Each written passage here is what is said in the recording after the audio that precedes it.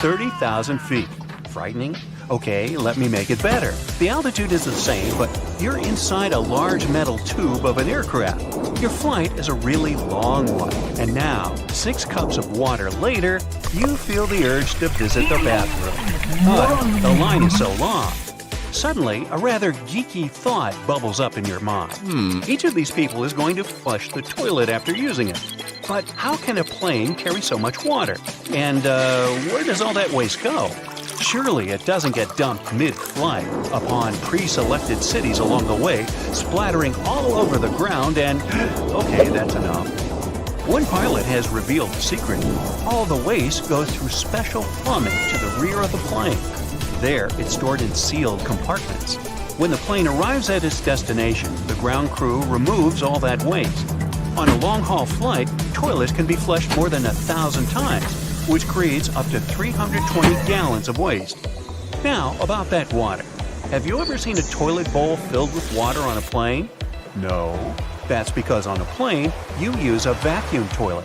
It's not your regular home toilet bowl filled with water. When you flush this good old toilet, a siphon drains the bowl and gravity then carries the water further into the sewer system. But this approach won't work on an aircraft because it's moving.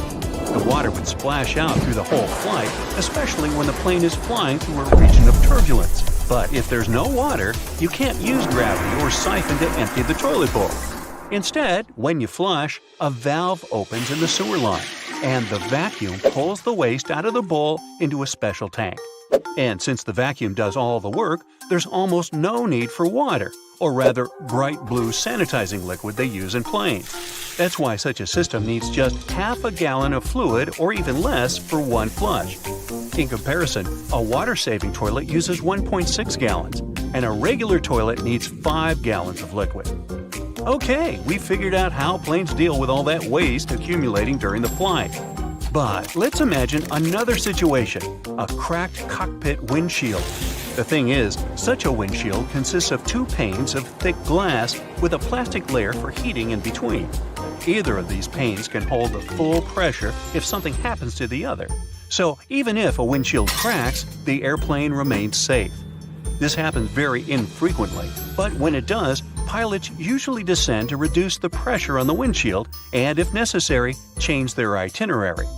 Okay, now let's speak about what we can do if there's a dangerous snake in the cockpit. Now, you might say I'm making this up, or I saw it in that Samuel L. Jackson movie, but it was a real situation.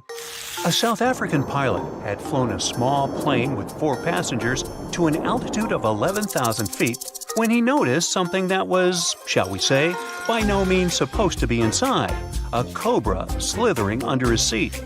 For a second, he was just staring at the reptile. Then, not wanting to cause panic, the pilot very calmly told his companions about the unticketed stowaway. The plane had to make an emergency landing.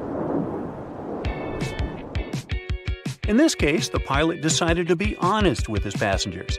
But sometimes, pilots choose to replace the words that make certain people nervous, like turbulence, with other, much more innocent expressions. And if you want to be in the know, pay attention to the following signs. If a pilot tells the cabin crew to sit down, a patch of bumpy road is ahead. Another expression you should be on the lookout for is, "We're flying through an air pocket." This air pocket is just another word for the winds jostling your plane from different directions. But here's the thing, the term air pocket causes way less panic than turbulence. And there's also the area of weather. This phrase usually means heavy rain or a thunderstorm not far from a flying plane. So don't be surprised if your captain says, "There's an area of weather ahead, we're going to fly around it." Oh, and since we started on the mysterious language pilots use, here are some more examples. You can overhear a pilot saying, "George is flying the plane." And no, they don't mean their colleague. That's how the plane's autopilot system is called. George is programmed to follow a certain route, taking into consideration the weather conditions, turbulence, and altitude. Pilots normally use the autopilot after reaching cruising altitude or after flying for more than 10 hours. That's when they're expected to rest. Sometimes you may overhear that there's a pilot in the jump seat. It's not a rare occasion when an off-duty pilot or other flight personnel takes a jump seat when flying back to their home base. Federal Aviation Administration inspectors can also travel in fold-up seats. Some airlines may even offer jump seats to pilots working for other companies. Also, if you were wondering, there's no connection between the jump seat and actually jumping out of the plane itself. Now, if your first flight has arrived late and you're in a mad rush to catch your connecting flight, you're called a runner. You might overhear crew members or ground staff saying, "Runners are on the way." It means you're waiting for some transfer passengers. Unfortunately, if a flight has a strict departure time, it may leave without runners. Now, if you hear a pilot saying "pan, pan," it's not a great sign. Trouble is on the way. Pilots use this term in their communication with air traffic controllers.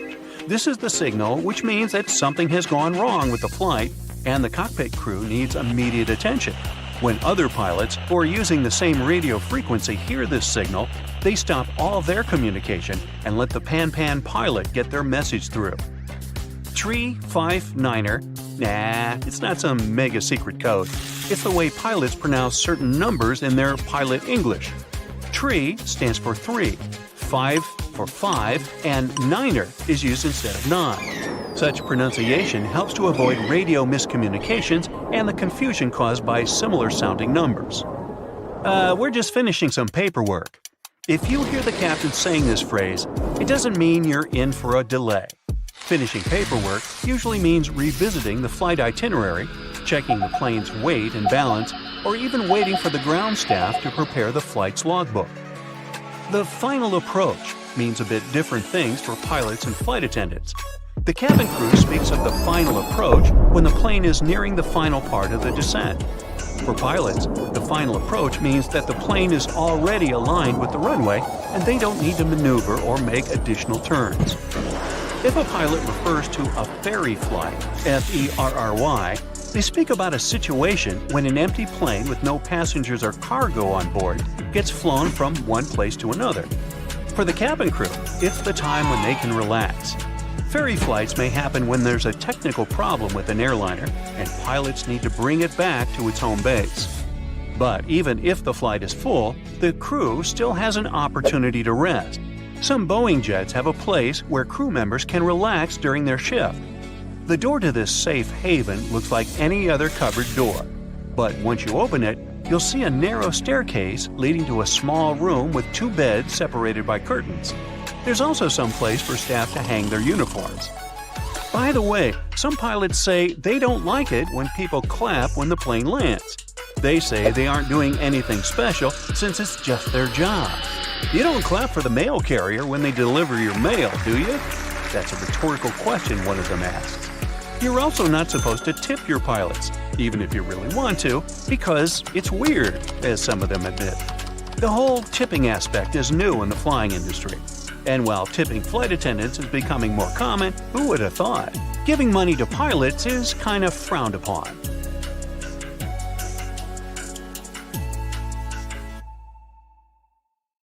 Let's face it, airports can be pretty annoying. But the most annoying thing about them is probably having to take the laptop out of your backpack and put it in a separate bin while going through the security check. But, of course, they wouldn't make us do those extra moves if there wasn't a good reason for it. Laptops are dense, and X-rays can't penetrate them, so it's easy to hide something dangerous there. If the device is out and on its own in a separate bin, it's easier for the scanners to capture something dangerous. Most airplanes are white. Is there a benefit to choosing this exact color? No, white paint doesn't make a place feel lighter. Neither does it save money on painting. Here are the actual reasons for the choice: safety, efficiency, and comfort. The first airplanes had a metallic color, but the problem with metal is that it's prone to corrosion, so painting it is a great way to protect an airplane from corrosion. White is favored for several reasons. First, planes fly high above the clouds and are exposed to sunlight a lot. White is the color that absorbs the least heat, and white planes get heated less. Also, sunlight makes the paint fade away. A colorful airplane will have its paint fade very fast and will require repainting. And repainting is costly, so painting aircraft white is a more lasting choice. Also, any damage is more easily noticed on a white surface. So that's one more point for the white color. We always board from the left side of the plane, every single time, no exceptions. For some reason, the right side just doesn't seem to be an option. Yes, that's done on purpose. First, the captain usually sits on the left. This way, it's easier for the pilot to align the plane with the terminal jet bridge. Also, aircraft are fueled and loaded with baggage on the right side. Since people board the plane from the left, the crew can do their job undisturbed, and there's no danger to passengers. Consistency with the choice of a side helps to make everything work more effectively. Since everyone always enters from the left, all jet bridges are designed to get attached to the left side of the airplane.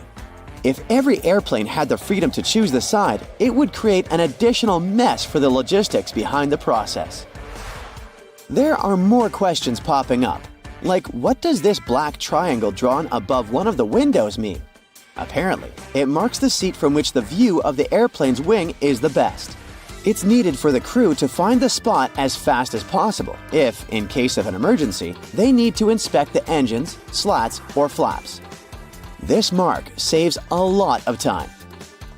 Next, the rows aren't well aligned with the windows.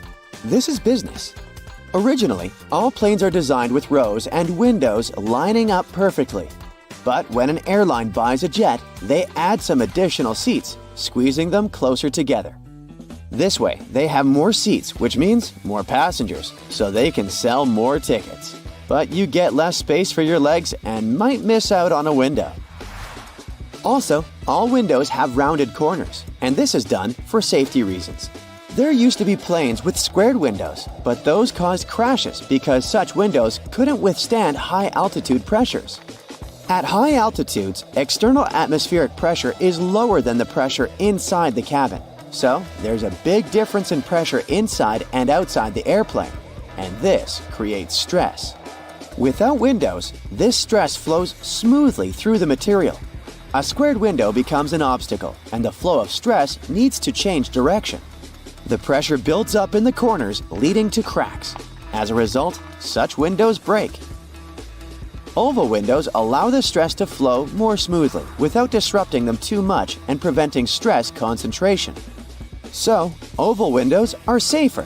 The glass used in production is stretched acrylic glass, and there are 3 separate panes of it. This is done as a security measure in case there is a breach. This way, at least one pane will remain intact at all times. Have you ever noticed those small holes in the windows? The tiny hole is actually only in the pane that's in the middle. Its task is to regulate the huge pressure difference inside and outside the cabin. This way, the outer pane can handle the load. If the outer pane breaks, the middle one, even though there's a hole in it, will be able to keep the window intact. Also, that hole prevents the windows from fogging up. Now, let's say you want to relax and watch a movie. Luckily, there's a pair of headphones, but they're weird. They have a 2-pronged plug. No, this is not some kind of advanced technology. This is a witty move to prevent theft. If you can't use them anywhere else but on the airplane, no one will have the urge to snatch them away. Outside the airplane, they're basically useless. And then they bring food. There are people who love airplane food and people who aren't very fond of it. But most will agree that food does taste different in the air. Turns out, it's actually a thing. Low air pressure, lack of humidity, and background noise that we have at high altitudes change the functioning of our taste buds. They become less sensitive to sweet and salty foods, so airlines have to use more seasoning. Have you ever wondered what would happen if someone opened an airplane door accidentally? This wouldn't end well. It would be very dangerous to say the least. More specifically, soon there would be a lack of oxygen in the cabin. But gladly, no one can open that door accidentally. The pressure difference between inside and outside makes it almost impossible. It would take some immense strength to open it. The doors are designed to open on their own in case of an emergency. Speaking of safety, during takeoff and landing, the crew dims the light in the cabin. This is done for a good reason. This way, in case of emergency, you will see everything more clearly. your eyes will get used to the darkness and you'll have an easier time evacuating. Now, about pilots. They always wear those cool sunglasses, but the purpose is not to look cooler. They're used to protect the eyes. Throughout their career, pilots have to take care of their vision, but the problem is that it's not an easy task when you're a pilot. The damaging solar radiation that our sun emits is filtered out by the Earth's atmosphere, so the sunlight isn't very damaging to you if you spend most of your time on the ground. But it's different up in the sky. There's less air there, and the brightness is way higher. And with every 1,000 feet of elevation, the solar radiation is around 5% stronger. On average, aircraft fly at an altitude of 35,000 feet. This means that the amount of UV radiation is 175% greater than on the ground. This is very damaging to any person's vision. The large amount of time pilots spend in the air makes them vulnerable to different eye problems. And having eye problems can cost a pilot their career. So, wearing sunglasses is a crucial thing for them, and these sunglasses must be of the best quality. They should minimize the impact of sunlight and withstand UV rays, providing 100% protection for the eyes. Also, they can't be polarized, since polarization can mess with the perception of the cockpit displays. They should provide the best clarity, decrease eye fatigue, and minimize color deformation, so that pilots can see just like they would without their sunglasses on. You unbuckle your seatbelt and stand up, stretching your legs after a long flight. You head towards the restroom and think about freshening up. Suddenly, you're in the air. Luggage flies around you. It feels like the world is ending. You're 30,000 feet above the ground, and you're heading for a crash landing. Before you have any more time to think, everything goes black. In early 2001, a massive Boeing 747 carrying over 400 people took off from Tokyo Haneda International Airport. The flight progressed like normal until it reached 39,000 feet and coasting speed. Food was being served, and passengers were up and about like they would be on any other journey. Slightly earlier in the day, a Japanese airline flight between Busan, South Korea, and Tokyo, Japan, had begun in a similar fashion. This one was smaller, with about 250 people on board. It had also started coasting at around 37,000 feet. Both of these planes were on a similar flight path, only 2,000 feet apart, and due to meet over the Japanese island of Honshu. They were both close to this intersection when the pilot of the Boeing 747 noticed his anti-collision indicator going off. This was when he first knew something was wrong. One of the critical aspects of modern air travel is the coordination of air traffic control. Every flight is monitored, and pilots are advised if anything goes wrong. The entire point of air traffic control is to organize flights so well that collisions are impossible. Every modern plane is built with collision monitors, but they are never supposed to be used because of this. While the anti-collision indicators buzzed, 26-year-old trainee Hideki Hachitani was sitting behind the radars at the control tower, monitoring both flights. The stress of having to oversee more than 10 planes was overwhelming him. This isn't surprising, given that he wasn't even certified to operate by himself without supervision. When he noticed the potential collision, he rushed to prevent a disaster. He quickly contacted the flight from Busan that was cruising at 37,000 feet and told them to dip lower, trying to create a bigger gap between the planes. In his rush, though, Hachitani had made a terrible mistake. He had contacted the wrong plane. Instead of telling the Boeing 747 to reduce its altitude, the pilot of the other plane followed Hachitani's instructions and lowered from 39,000 feet to 37,000 feet, the exact same height as the 747. Both planes sped toward each other at 500 miles per hour on a collision course. Hachitani was beginning to panic now. When he noticed that the flight from Busan hadn't descended, he quickly instructed it to turn right. The pilot had, of course, failed to follow the instructions given. because they'd been sent to the wrong plane. For an unknown reason, the instruction to turn right failed to reach anyone at all this time. The communications from air traffic control were failing, and the pilots didn't have any idea of how much danger they were in. When seeing Hachitani panicking behind the control panel, his supervisor rushed to the scene and took control of the situation. She contacted the flight from Busan and now told it to climb up. Amazingly, when she did this, she gave the order to a flight that wasn't even operating that day. Both of the flights ignored her because they didn't know that the message was intended for them. The Boeing pilot was at least aware that there was another plane close by, but his faith in air traffic control would have comforted him. Surely, if anything was badly wrong, someone would send him more instructions? At this point, the crash was beginning to look inevitable. For the passengers on the flights, though, everything would have seemed to be normal. They might have been eating some snacks, stretching their legs, or maybe waiting in line for the toilet, completely unaware that they were on course to fly straight into another plane. Luckily for all of the 600-plus people involved, the pilot was well-trained and confident in a situation that would cause most people to freeze up. Through his windscreen, he saw something that no pilot should ever see: another plane heading directly for him. With cat-like reflexes and remarkable composure, the Boeing pilot gripped the throttle and steered the plane down as low as he could for the seconds he had before the collision. The Boeing flew straight underneath the other flight. Imagine being a pilot and seeing the ground in front of you instead of the sky. They both made it out intact. This man had saved the lives of more than 600 people. That isn't to say that everyone got out without a scratch. The passengers were completely unaware of the entire incident, so barely any were buckled in. They were powerless as the change in direction threw them against the inside of the plane. Out of nowhere, with the plane's sudden movement, many hit the roof with the force of a car crash. Every unsecured object and person were thrown through the air. Some might have even felt like the plane had just hit the ground. Miraculously, only 7 passengers and 2 crew members were seriously injured, and the rest only received minor injuries.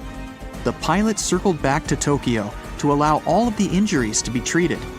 Thanks to the quick response of medical teams and unbelievable decision-making and skill shown by the pilot, everyone on the flight survived. Every time you travel on a plane, you're signing up to shoot through the sky at speeds of up to 500 miles per hour in a fragile metal shell. You're surrounded by enormous, dangerous motors, 6 or 7 miles above the ground. Surely there's no way you'd survive if the plane itself started to fail. The Hudson Bay landing shows that skilled pilots can overcome seemingly insurmountable odds. On January 15, 2009, Flight 1549 was set to fly from New York to North Carolina. The pilot, Chesley Sullenberger, was a former jet pilot who converted to commercial flights in the 1980s. The sky was clear and the conditions were favorable. It was a typical flight for all of the 155 passengers on board, until the worst happened just a minute and a half in. As the plane climbed to 3,000 feet, they hit a flock of Canada geese.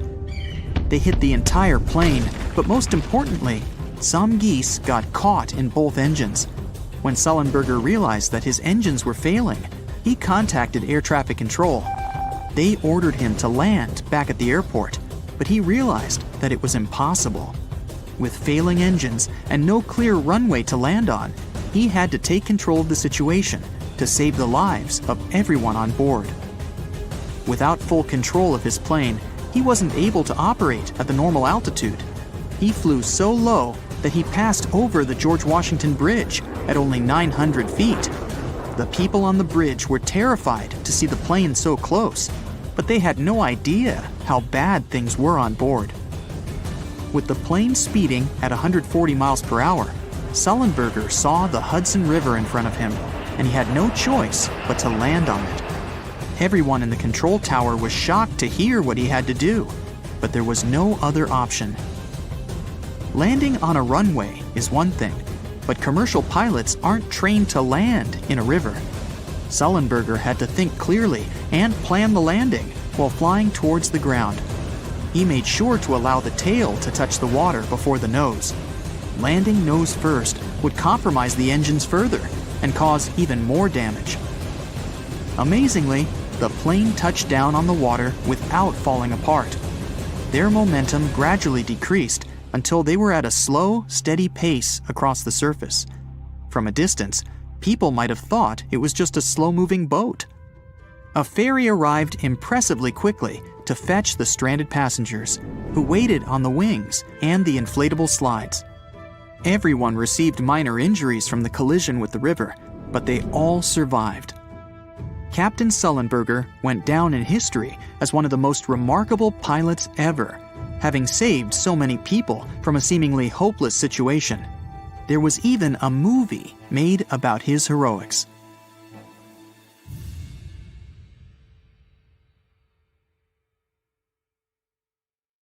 There are so many ways to make airplanes safer. For example, they could have ejector seats so that every passenger could be rescued. In reality, though, it's way more difficult than it sounds.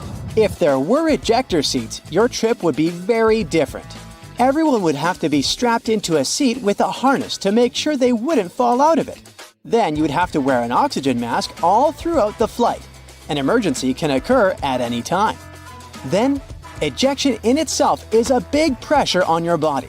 Even fighter pilots who are physically prepared can still suffer severe injuries. For an average person, this process wouldn't be safe. So, however cool it sounds, ejection seats aren't very practical and are actually quite dangerous. Okay, well, at least they could have a parachute for each passenger. But this wouldn't be very useful either. Parachutes only sound like they can save many lives. First, having them isn't efficient. They're very costly and heavy. So a plane would need to burn more fuel while flying if there were parachutes on board. It would all be worth it, though, if parachutes could make an actual difference to the safety of people, but they can't. Commercial planes aren't designed in a way that would make it safe to jump out of them, especially with a couple hundred people on board. Next, passengers aren't trained to use them. Imagine there's an emergency. The plane is falling, and 200 people are trying to deal with a parachute for the first time in their lives. It would be an absolute mess. Lastly, it's not safe to jump from the high altitudes planes fly at. So, oxygen masks, life vests, and boats are the best life-saving equipment, and every plane has those. You know those huge engines that they have under the wings? Yeah, look at them. They don't look safe at all. Birds can get pulled in, and it actually happens. They could at least put a grate in front of the rotating parts to prevent birds from getting in there. Turns out those engines pull inside huge amounts of air, and this is crucial for them to work properly. The more air gets swallowed, the more air gets compressed, mixed with fuel, and burned. And then, more of it gets pushed out from the other side, keeping the plane going. A cover at the front would be a barrier, significantly reducing the air inflow that is crucial for the proper work of the engines. And this would endanger the passengers. But hey, don't be too upset. Birds fly way lower than planes do, so they're only in danger for a few minutes at the beginning of the flight while the plane is climbing altitude, and at the very end when the plane is landing. So very few of them ever get pulled in, and if they do, it's never a threat to the engines or passenger safety. Planes also don't change up the gears like cars do, so technically they can't go backwards. The reason for this is that planes don't need to go backward. They can just turn around and move in the opposite direction, but face first. The only time when they need to move backward is when they have to get to the gate. And for those times, there's help. Pushback tractors. Those are small vehicles that can connect to airplanes and move them in the required direction. Watch out for those next time you fly. But technically speaking, planes can go backward if the engines start pushing the air forward instead of backward. But this is very dangerous for everyone around. One of the very few cases when they do it is during landing, to help slow the airplane down. There are cameras on the outside that let pilots navigate taxiways better. They come in especially handy during tricky maneuvering. But do you know there are also cameras in airplane cabins? You can relax, there are no cameras in the lavatories. But yes, they are there in the cabin, and for security reasons only. Flight attendants monitor them to see what's not visible from their own seats. Of course, flight attendants can check everything just by walking down the cabin, and that's exactly what they do most of the time.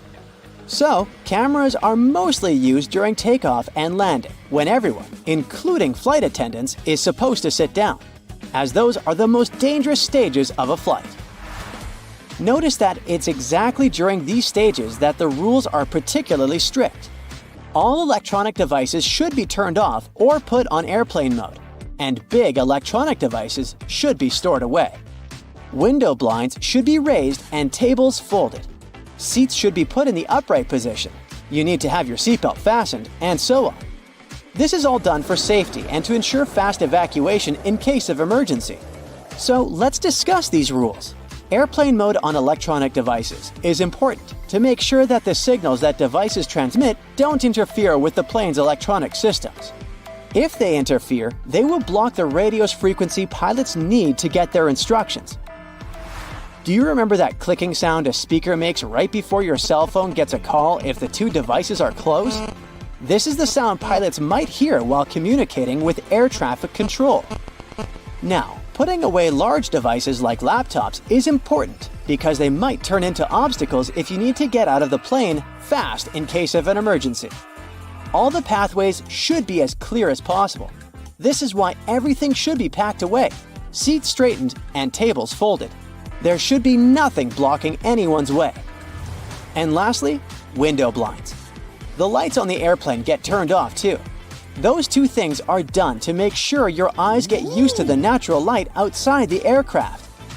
Imagine it's night, some emergency happens, and the lights that were left on suddenly go off. People need to evacuate as fast as possible, but their eyes aren't adjusted to the dark yet, and they can't see anything. This will slow everyone down. If the lights inside are out, people get used to the darkness and will be able to evacuate faster. The same goes for window blinds. If it's day and they are raised, people are used to the light outside and can evacuate faster. Another reason is that when blinds are raised during landing, people outside can see what's going on inside the plane. For example, if there's fire or smoke and where exactly. This way, they can plan the evacuation process better.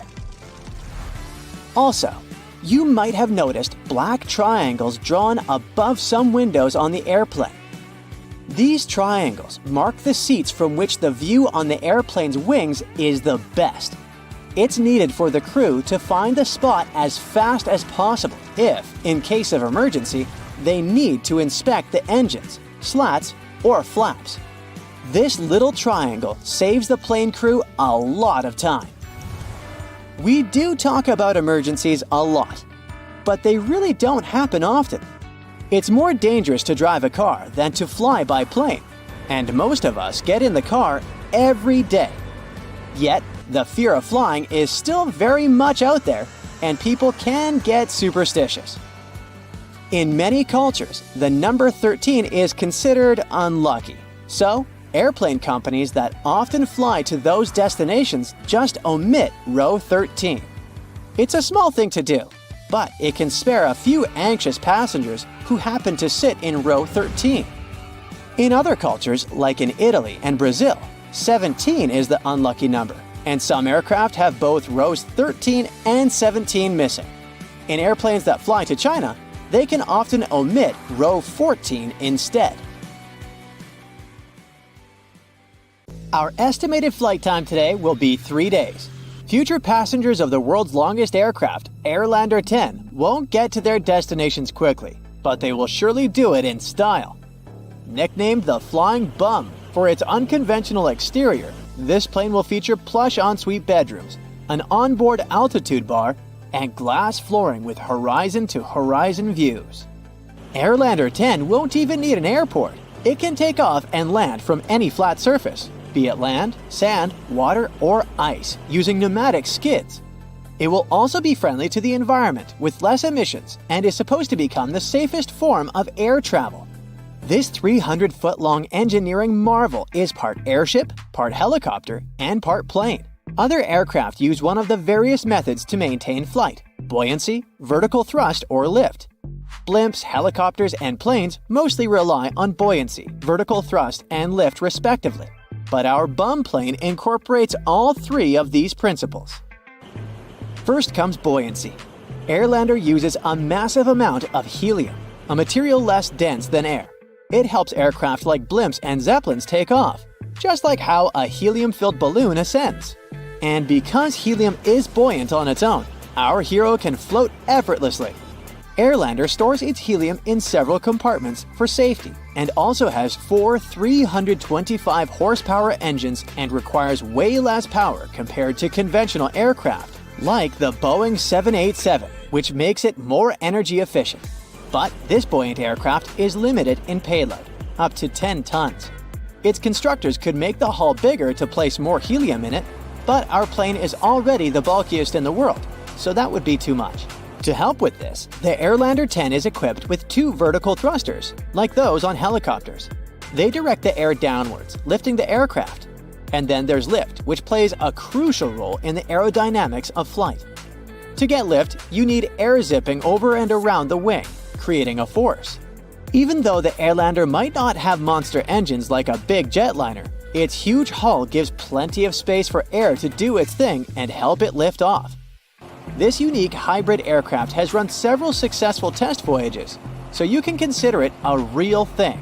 It will be a customizable transformer, good for passenger travel, cargo transport, extended flight operations, or scientific goals.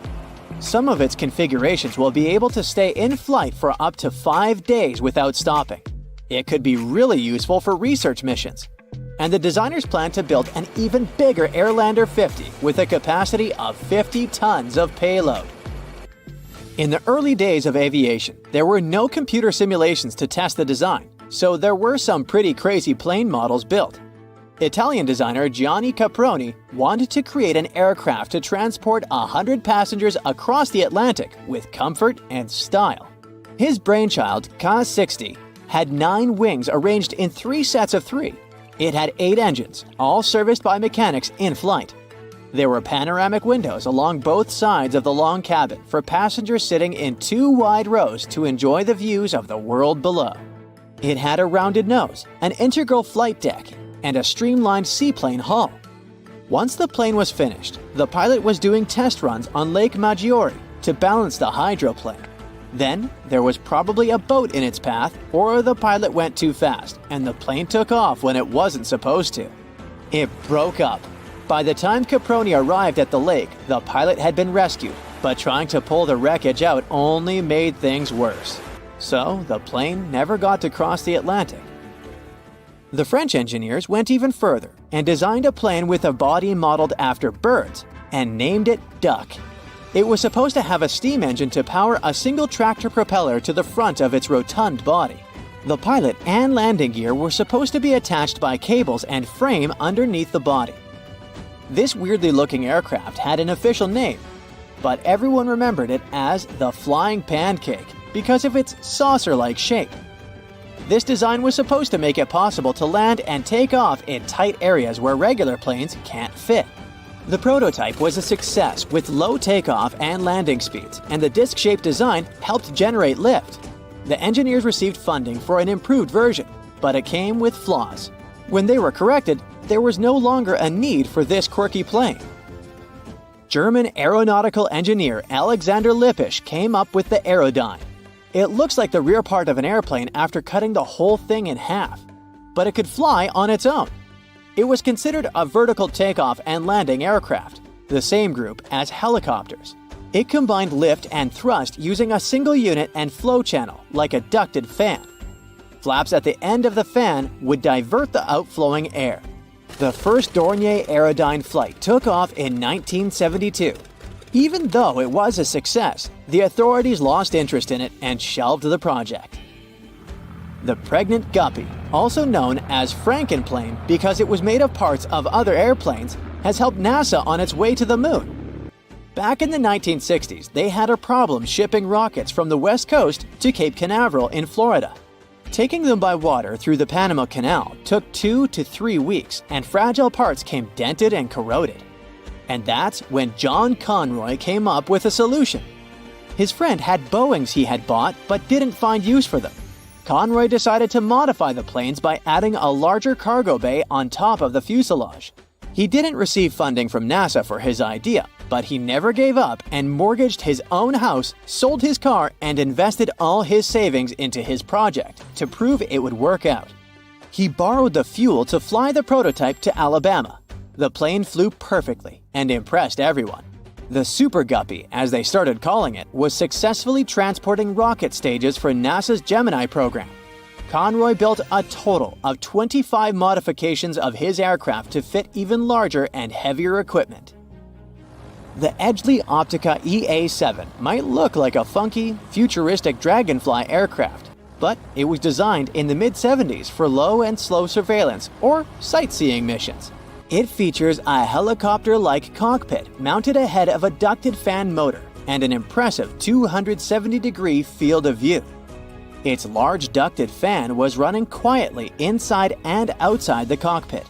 It gained renewed interest in the 21st century for border patrol, wildlife management, and fire spotting missions. But because of lack of funding, there were only 5 out of the 22 built aircraft remaining airworthy worldwide. Have you ever seen a plane with 2 fuselages of differing sizes? The Rutan Model 202 Boomerang stands out as a multi-engine aircraft built this way to minimize the risks of engine failure. Unlike conventional planes, even if one of its engines were to malfunction, the Boomerang remains easily controllable thanks to its innovative design, which effectively manages asymmetric thrust. This design makes the Boomerang faster and more efficient. This plane was never designed for commercial use, but as a private plane for up to 5 people. You can tell that this short Skyvan was built for practical purposes, without caring too much about aesthetics, just by looking at it. And that's how this general-purpose aircraft got its nicknames like Flying Shoebox and The Shed. Despite all the mocking, the Skyvan has served well over the years. It's been around since its first flight in the 1960s, still transferring cargo and passengers today. It can seat 19 people and has a van-like large rear door for loading and unloading freight. That's why it's perfect for short-haul flights, activities like skydiving, and much more. It only takes a moment for a routine flight to turn into a gripping survival story.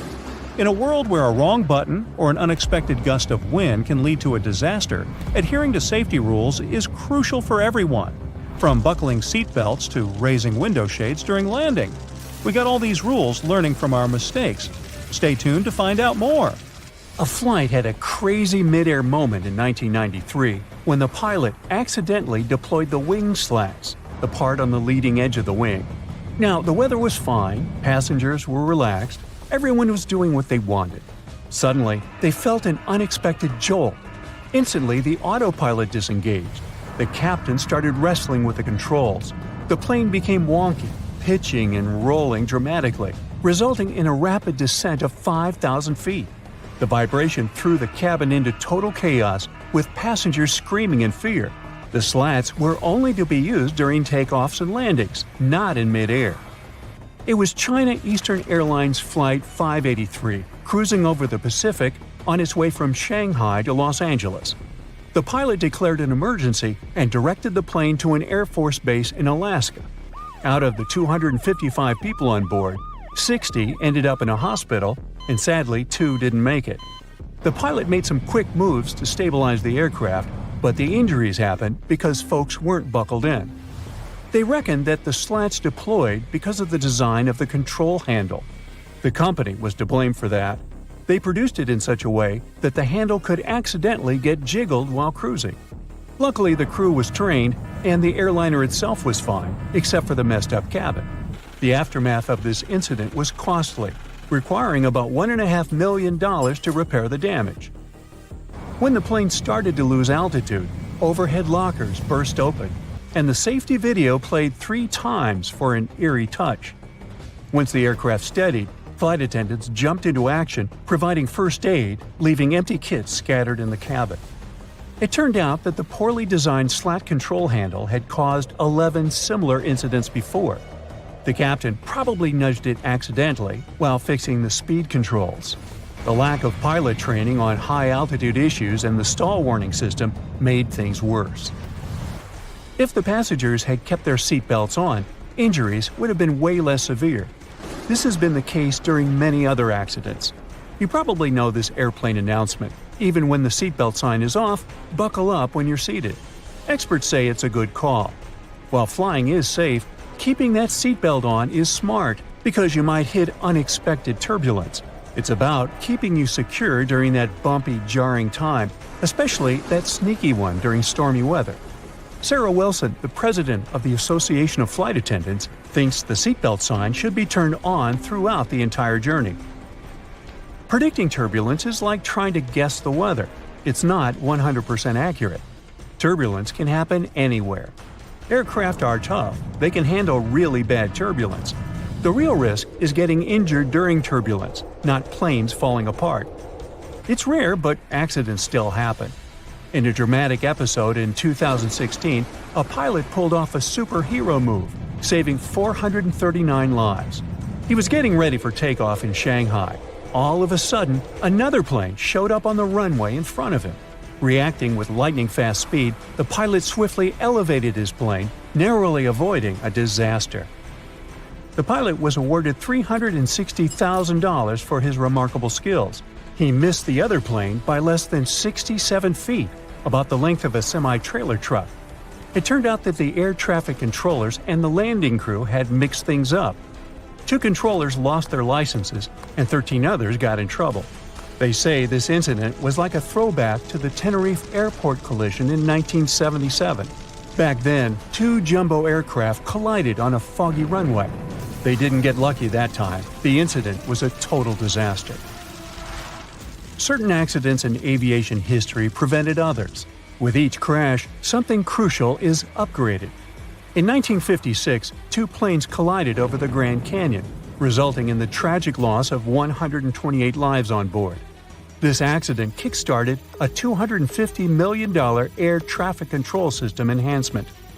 The Federal Aviation Agency also appeared in 1958 to keep an eye on air safety. Then in 1986, a private plane accidentally entered the Los Angeles control area, colliding with another aircraft. This tragedy took 86 people's lives. In response, collision avoidance systems were introduced. In 1978, United Flight 173 faced a landing gear problem. This led to a crash that claimed 10 lives.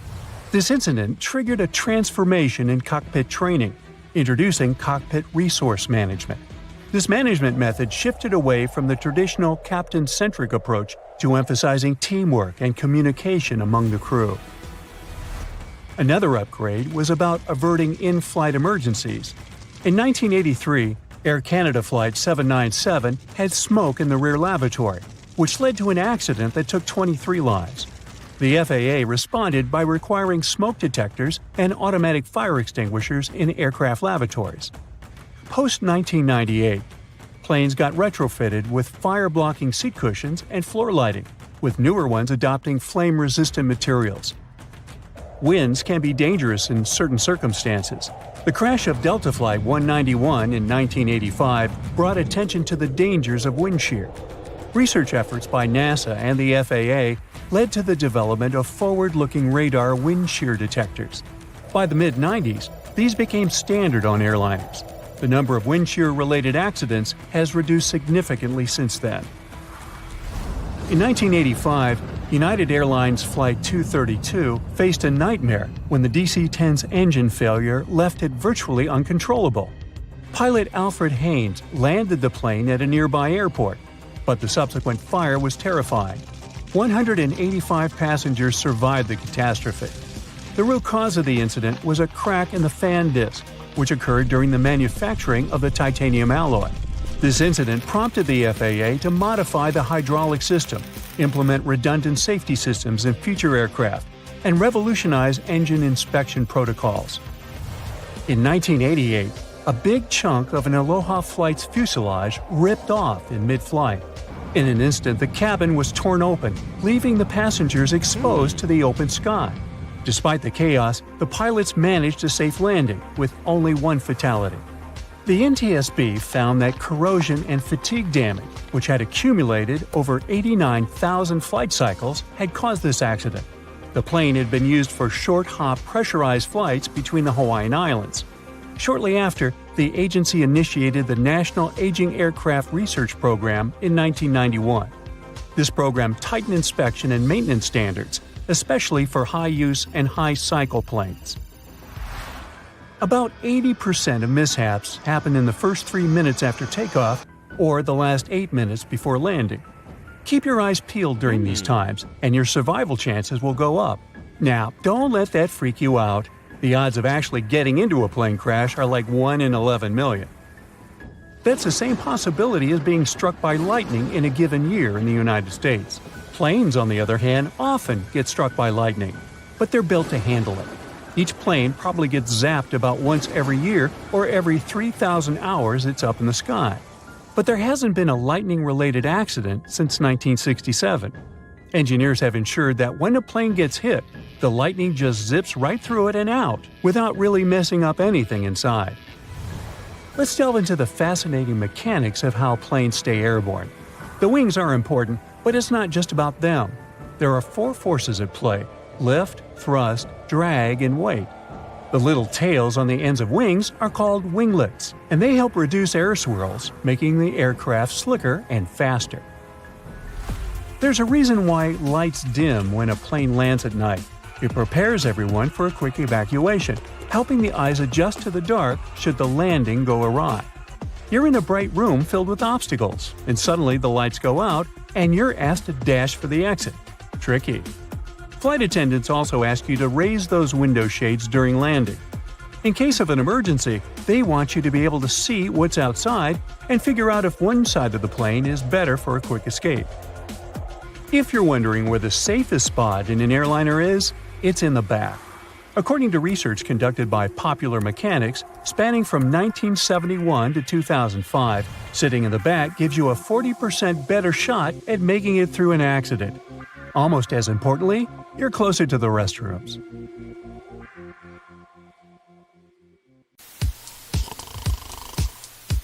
Have you ever watched an action-packed Hollywood film where an airplane gets a hole in its side, and everyone starts freaking out? Stuff starts flying all over the place and people are barely staying in their seats. Well, in real life, a small hole in the plane's body isn't going to cause that much drama.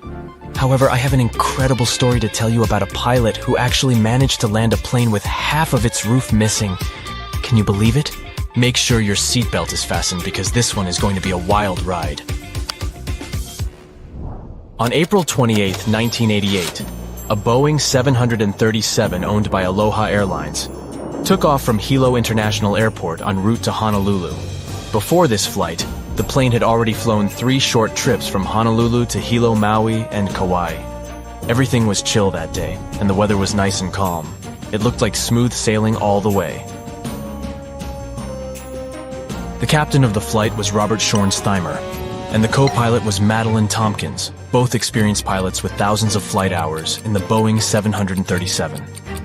Bright and early that morning, before taking off from Honolulu, Madeline did the regular pre-flight inspection and said that everything was good to go. At 11 a.m., they took off from Honolulu and went to Maui, then Hilo.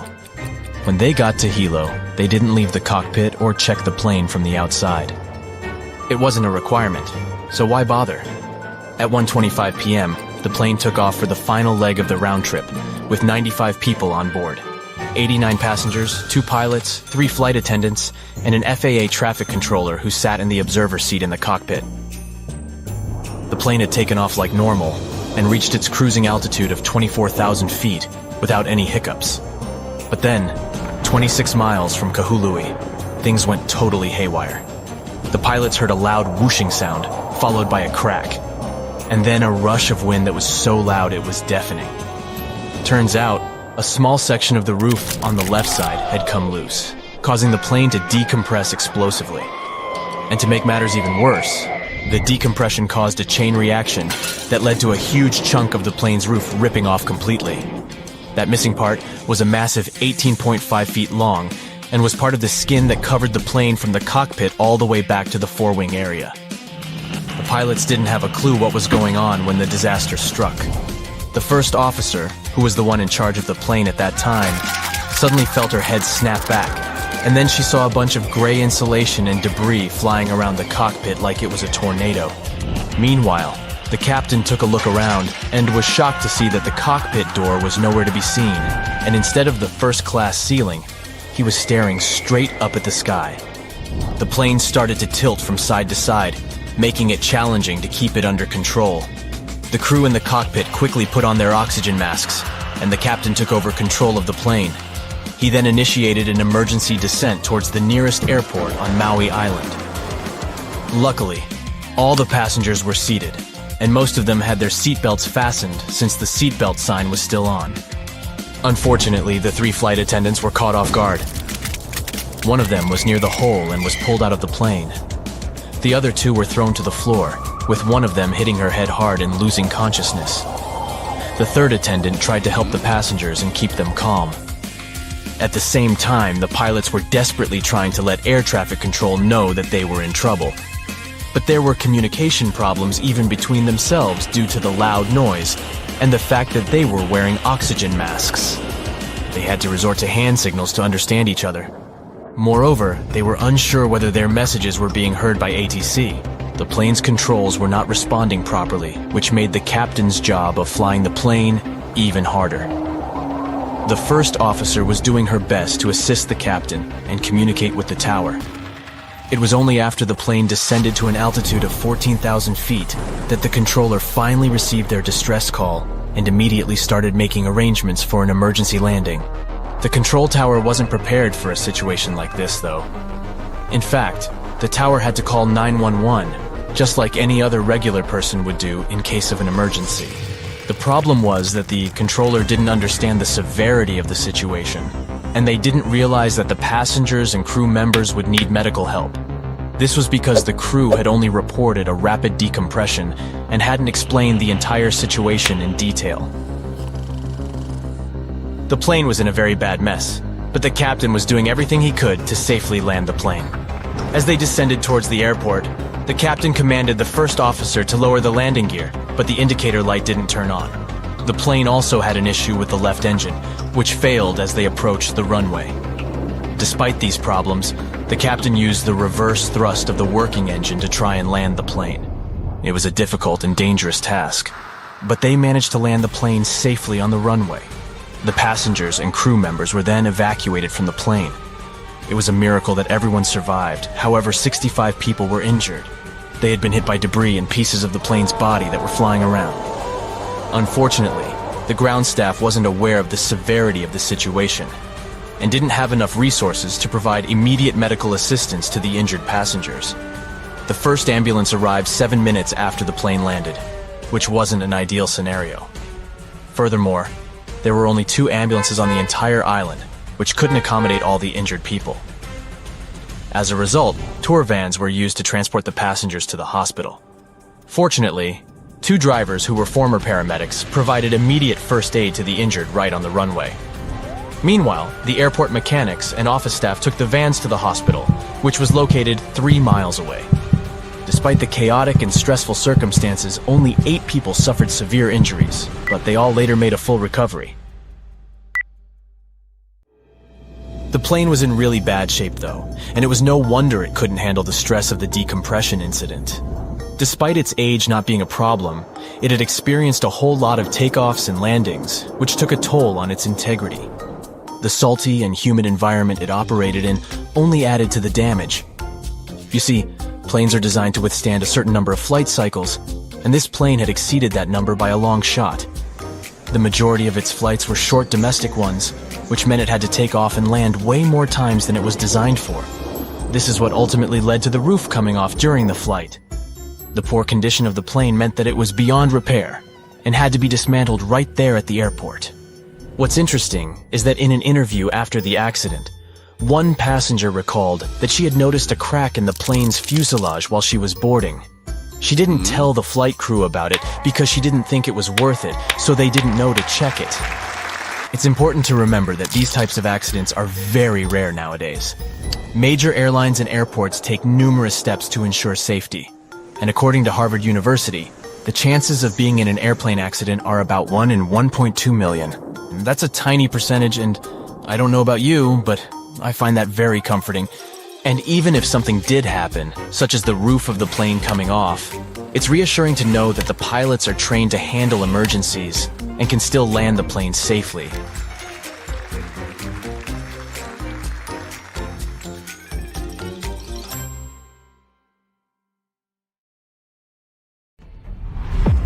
An engine explodes during takeoff. The water injection system is switched off, and communication is lost. Now, this doomed plane faces the imminent threat of crashing into Athens or a hill. Will the captain be able to defy all odds and save over 400 lives on board? Stay tuned. It's 2 in the afternoon. A Boeing 747 starts rolling down the runway, picking up speed. Just as Captain Sifis Migadis lifts the nose of the aircraft, he's surprised by a loud bang. He has no idea what's just happened, but he's left with no options. The fully loaded plane is moving too fast to stop on the short runway space still left. The airplane begins its risky takeoff, and it's now heading straight for downtown Athens, which is absolutely crowded on a hot summer evening in August 9th, 1978. After the loud explosion, a flight attendant in the back takes the intercom and warns the crew about the catastrophic failure of engine number 3 located on the right side of the airplane. The flight attendant says, "I think we're screwed." And here's an honest, "Yeah, I know." The original plan of the Olympic Airways Flight 411 was a direct shot from Athens to New York. But now, this massive 370-ton jumbo jet simply doesn't have enough power to keep going up. The stress is through the roof. The flight is fully loaded with 18 crew members and 400 passengers, who are mostly U.S. citizens returning from their Greek summer vacation. Little do they know that the pilot still has to face 4 major problems in a 93-second period to ensure everyone stays alive. The first issue has to do with water injection. You see, this Boeing has 4 engines. Engine number 3 has just exploded, and engine number 2 is operating with reduced power after maintenance. So the pilot needs the remaining engines to give their all to get this plane climbing. The thing is, pushing the engines to the max creates a ton of heat. So, Captain Migadis asks the onboard flight engineer to double-check if the cooling system is on, preventing the engines from getting too hot and maintaining a safe temperature. It's a bit tricky to explain what went wrong at this point, but experts think that in the heat of the moment, the flight engineer might have gotten a little mixed up. Instead of ensuring the water injection is on, he does the opposite and switches the system off just 9 seconds after takeoff. This mistake further reduces the power in the engines, limiting the plane's ability to climb by causing a loss of 4,500 pounds of thrust. So now, the plane finds itself in a seriously bad situation, barely cruising over the rooftops at below minimum speed. The second issue with this doomed aircraft involves the landing gear. The 55-year-old pilot had already had over 30 years of experience when he was assigned to command this flight. So he decides to make a bold move by telling his co-pilot to pull up the wheels at 35 feet above the runway. This move isn't just risky, it's straight up against Boeing rules in situations like this. Pilots usually have to wait until the aircraft gains a bit more altitude to pull up the wheels, because popping those landing gear doors open for 15 seconds adds more resistance against the plane's forward motion. In other words, it basically slows the plane down, and that's why the co-pilot hesitates for a second before agreeing to break the rule. Against all odds, the 411 flight stays in the air, but the problems are far from over. This leads us to the third issue. The plane is getting dangerously close to hitting one of the oldest capital cities in the world, Athens. The flight started from Ellinikon International Airport. This was the main airport for the Greek capital for decades, and it was known as one of the trickiest and riskiest airports in the world. Picture this: 2 short runways, side by side, squeezed between the Aegean Sea and large mountains. Even though there were 2 runways, they mostly used just one, the one pointing planes straight at the center of Athens. Because of that, pilots had to make an immediate left turn right after takeoff, changing the flight path over the sea. Now you might be wondering, why doesn't Migadi's just turn left already? Well, the speed of the 747 is way lower than it should be at this point. If he makes a turn, the plane might descend even more, upping the chances of crashing right into the city. So, the captain decides to keep climbing, following a straight path while he's figuring out Plan B. Do you remember that the airport is surrounded by mountains? Well, this is problem number 4. The pilot knows that in about a mile, the airplane will face a hill that's about 200 feet tall. As Migadi's watches Pawnee Hill getting closer and closer, he decides to give up a few knots of airspeed to gain the altitude he desperately needs to fly over the hill. Migadi's feels relief when he sees that his risky plan has worked. The airplane flies over the hill with only 9 feet to spare. Yet, the relief fades quickly. He still needs to come up with an emergency landing plan. Imagine the cockpit eerily silent. They don't have contact with the tower anymore. While the 2 pilots are doing everything they can to keep Flight 411 from crashing, the flight engineer is still focused on fixing the problems with the engines. The terrain gets lower after the plane flies over Pawnee Hill, so the captain decides to lower the nose of the plane to trade a bit of altitude for speed. But nothing happens. In fact, the airplane's speed just keeps dropping, and they're barely exceeding an altitude of 200 feet. The plane is so low that it's even taking down some television antennas. It's around the height of a 14-story building named the Inter-American Tower. The airplane gets so close to that building that some flight attendants can actually see people's faces inside. A happy ending seems unreal as the plane is approaching a catastrophic collision with Mount Aigaleo, which is over 1,500 feet high.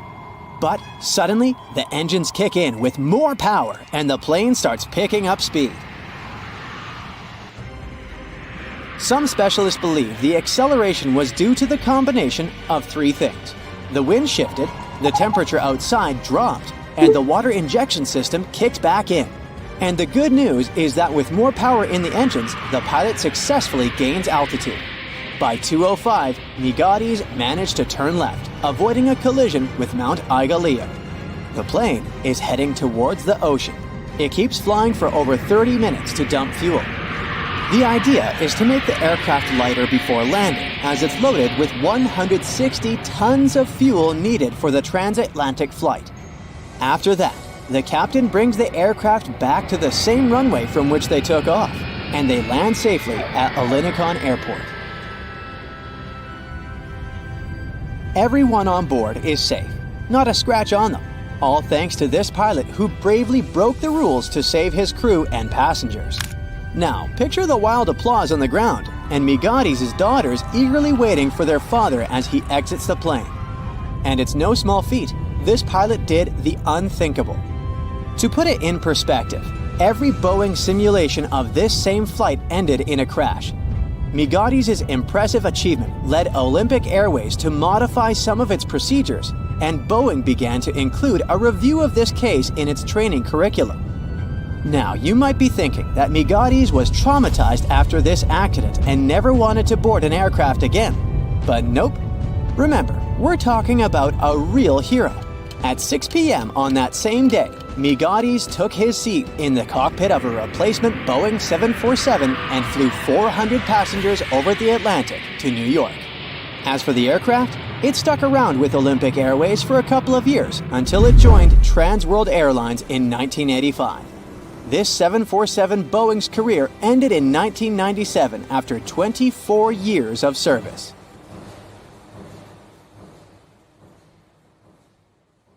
Want to catch a glimpse of what flying might look like in the future?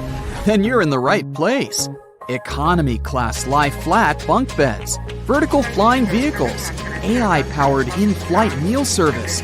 Buckle up and let's start our flight. But first, I need to ask you, have you ever heard of the Crystal Cabin Awards? Oh, those are like the Oscars of aviation interior design. And here are some of the most recent winners. Meet Skynest, a lie-flat bed for people traveling in economy class. These nests are supposed to be used on long-haul flights. The design is based on a sleep pod island located in the middle of the plane. And you can book a 4-hour time slot if you want to take a real nap during your flight. The best news is that this design is likely to be introduced next year. While traveling in premium economy on long routes, you'll be able to use smarter seating design. It includes wider seats and twin armrests, which means no more fighting for space with your neighbors. Plus, there will be fully flexible rows with cushions that can be elevated, creating lie-flat beds. Lufthansa Group has promised that premium passengers will be able to book suites with double beds and travel on temperature-controllable heated or cooled seats. As you see, these days, airline companies are working hard on new designs of aircraft cabins, and it might impact the entire future of air travel. At the moment, they focus on travelers' experience within the walls of the plane. As a result, we have some mind-boggling products. Check out Singapore Airlines first-class suites, or Air France's La Première cabin, which is believed to become one of the best first-class cabins in the skies. It's going to feature suites equipped with separate sofas and chairs, and each suite will have 5 windows along the cabin wall. This will make it the longest first-class suite in the world. But then, Airbus went and patented the idea of a more interactive flight experience, especially for those lucky passengers occupying window seats.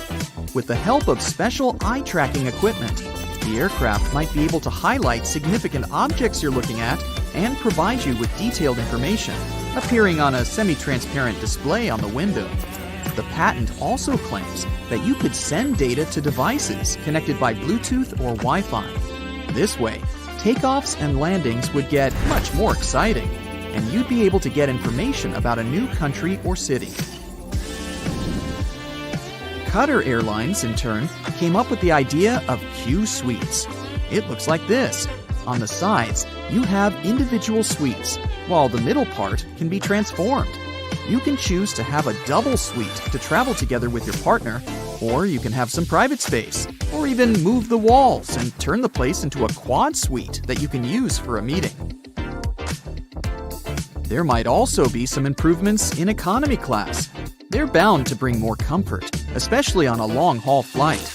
A company called Zodiac Seats filed a patent based on a zigzag configuration of seats. Look at this aisle, which contains 3 and 4 seats, with each of them facing in the opposite direction. This allows for way more shoulder space than regular seating. Plus, passengers have a lot of leg space.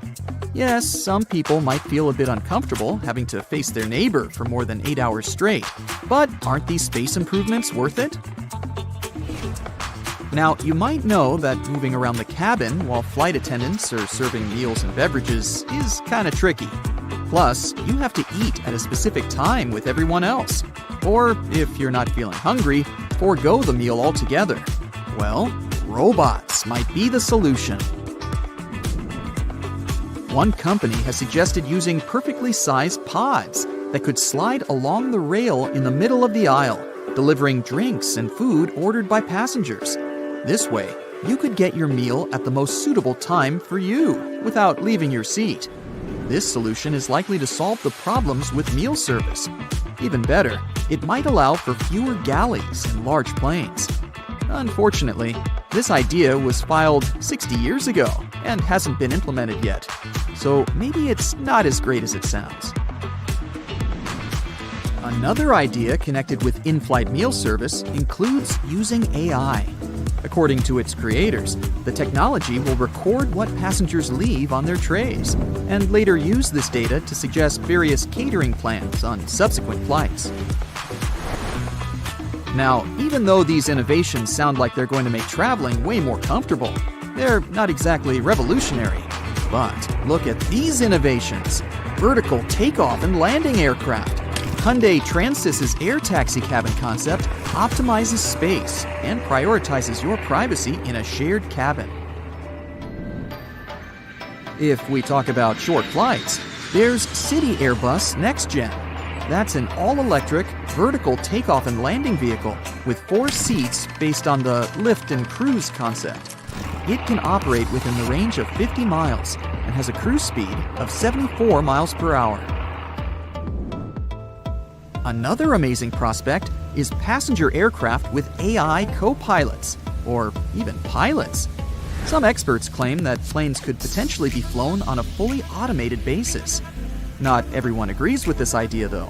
A skilled pilot is part of a complicated safety system that reduces risks and keeps passengers safe. Pilots have to be navigators, technicians, engineers, and weather experts. On a regular working day, a pilot needs to deal with ground crew, other air crew, cabin crew, air traffic control, and passengers. That's a lot. And don't forget that they need to communicate well, not only in aviation terms, but also on an interpersonal level. Will AI be able to do the same? Time will tell. But let's get back to the boldest ideas about the future of air travel. Some experts think that sometime around 2040, you'll be able to catch a hypersonic plane ride. Lots of people believe that the era of supersonic planes finished in 2003 when the Concorde commercial airplane was decommissioned after decades of being unprofitable. But it seems the situation might change soon. New supersonic aircraft will fly at incredible heights, and their speed is likely to be at least 6 times the speed of any other passenger plane. Traveling from New York to London, in this case, will take less than 2 hours. By comparison, these days, it takes a conventional airplane 8 hours to fly from one of these cities to the other. There is one problem, though. The supersonic plane tickets will cost a lot, and statistically, people tend to prioritize price over speed. So, experts don't think that a lot of people will be eager to pay a few $1,000s to get from London to Sydney in 4 hours. Plus, such planes will need a lot of liquid hydrogen fuel, and at the moment, it's not cheap. By the way, you might not recognize a plane from 2050. These flying machines will keep changing for the next several decades, and the chances are high that, at some moment, windows will start to disappear from airplanes altogether. This way, aircraft will become stronger and better suited for high speeds. Windows make planes heavier, which results in larger fuel consumption. No wonder cargo planes don't have windows. Planes will also become sleeker and will likely be covered with solar panels. There's also a concept of a plane with its cabin made out of transparent polymers. I don't know about you, but I don't think I'd ever board such a plane. Talk about aerophobia. The chances are that in a few decades, we'll see a hypersonic plane with a jet engine that can turn into a rocket, that can fly into space. Liquid oxygen would get injected into the exhaust, turning the engine into a rocket.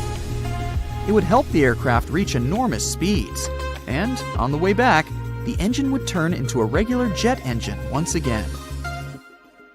Pilots can't eat similar meals when they're working. Imagine that you're on a transoceanic flight. The airplane is flying over the Pacific Ocean. Flight attendants deliver the dinner meals. Everyone is enjoying the pasta. The sauce tastes a bit funny though. That's probably okay. After all, you are eating an aircraft meal. It can't taste like a 5-star chef plate. Time goes by. Oh no! You were right! Something was indeed wrong with the food.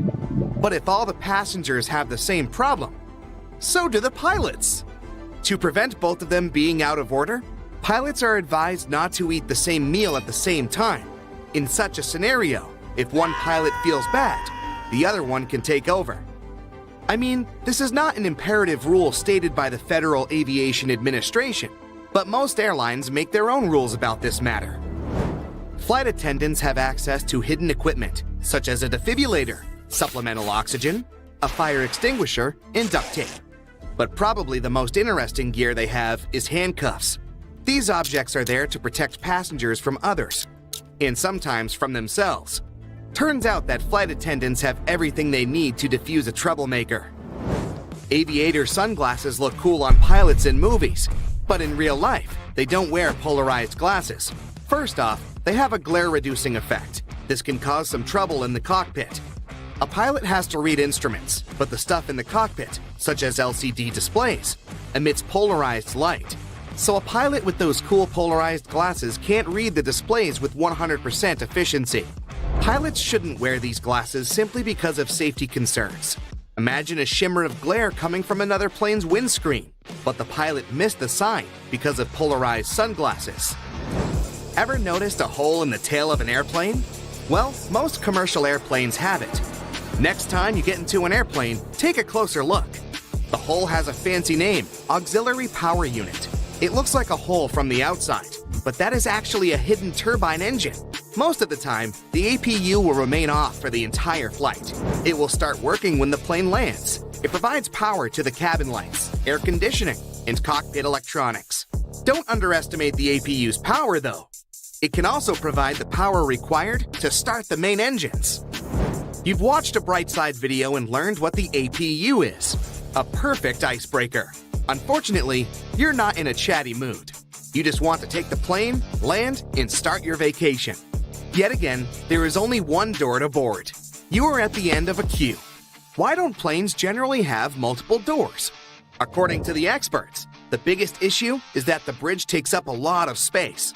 When an aircraft is loaded from the front and the rear, it takes up 2 slots. This is not ideal for the administrators. Newly remodeled or constructed terminals tend to have dual boarding compared to the older terminals. Change of scenery, let's jump into a cruise ship. There are hidden passageways and secret doors in ships. These secrets are from an insider. Staff on the ship mostly work in their designated area. How does a worker get from one place to another without using the stairs and doors that the passengers use? There is a network of corridors and stairs all around the ship, used only by the crew. I mean it when I say secret doors. They blend with the walls, so they go undetected by those who don't know where the door is. Maybe you can stumble by accident. Here is a clue. Pay attention to the walls near the guest stairs. Try to think of those gigantic cruise ships as floating metals. This leads me to a cruise cabin fun fact. The walls of the cruise ship cabin are magnetic. Imagine you're traveling to multiple countries on board a cruise ship, a single-month voyage. You collect destination-themed magnets and decorate your cabin. True cruise fans know this magnet magic, so they put a couple of magnetic hooks into their luggage. Neat tip, use magnetic hooks to add extra storage in your cabin. Hang clothes and accessories, postcards, or hats. Speaking of ships, why do some ships and boats have small holes constantly releasing water? To keep the bilge free of water. Water builds up over time inside the bilge, and the bilge pump automatically pumps the water out again. Ships don't have headlights. Using a headlight could prevent accidents. If they work for cars, why not for ships? Headlights are the source of light, but the light that comes out of them bounces back at the light source at some point. With cars, for instance, headlights work because the area you want lit is narrow, and you can easily take action if you see an obstacle on the road.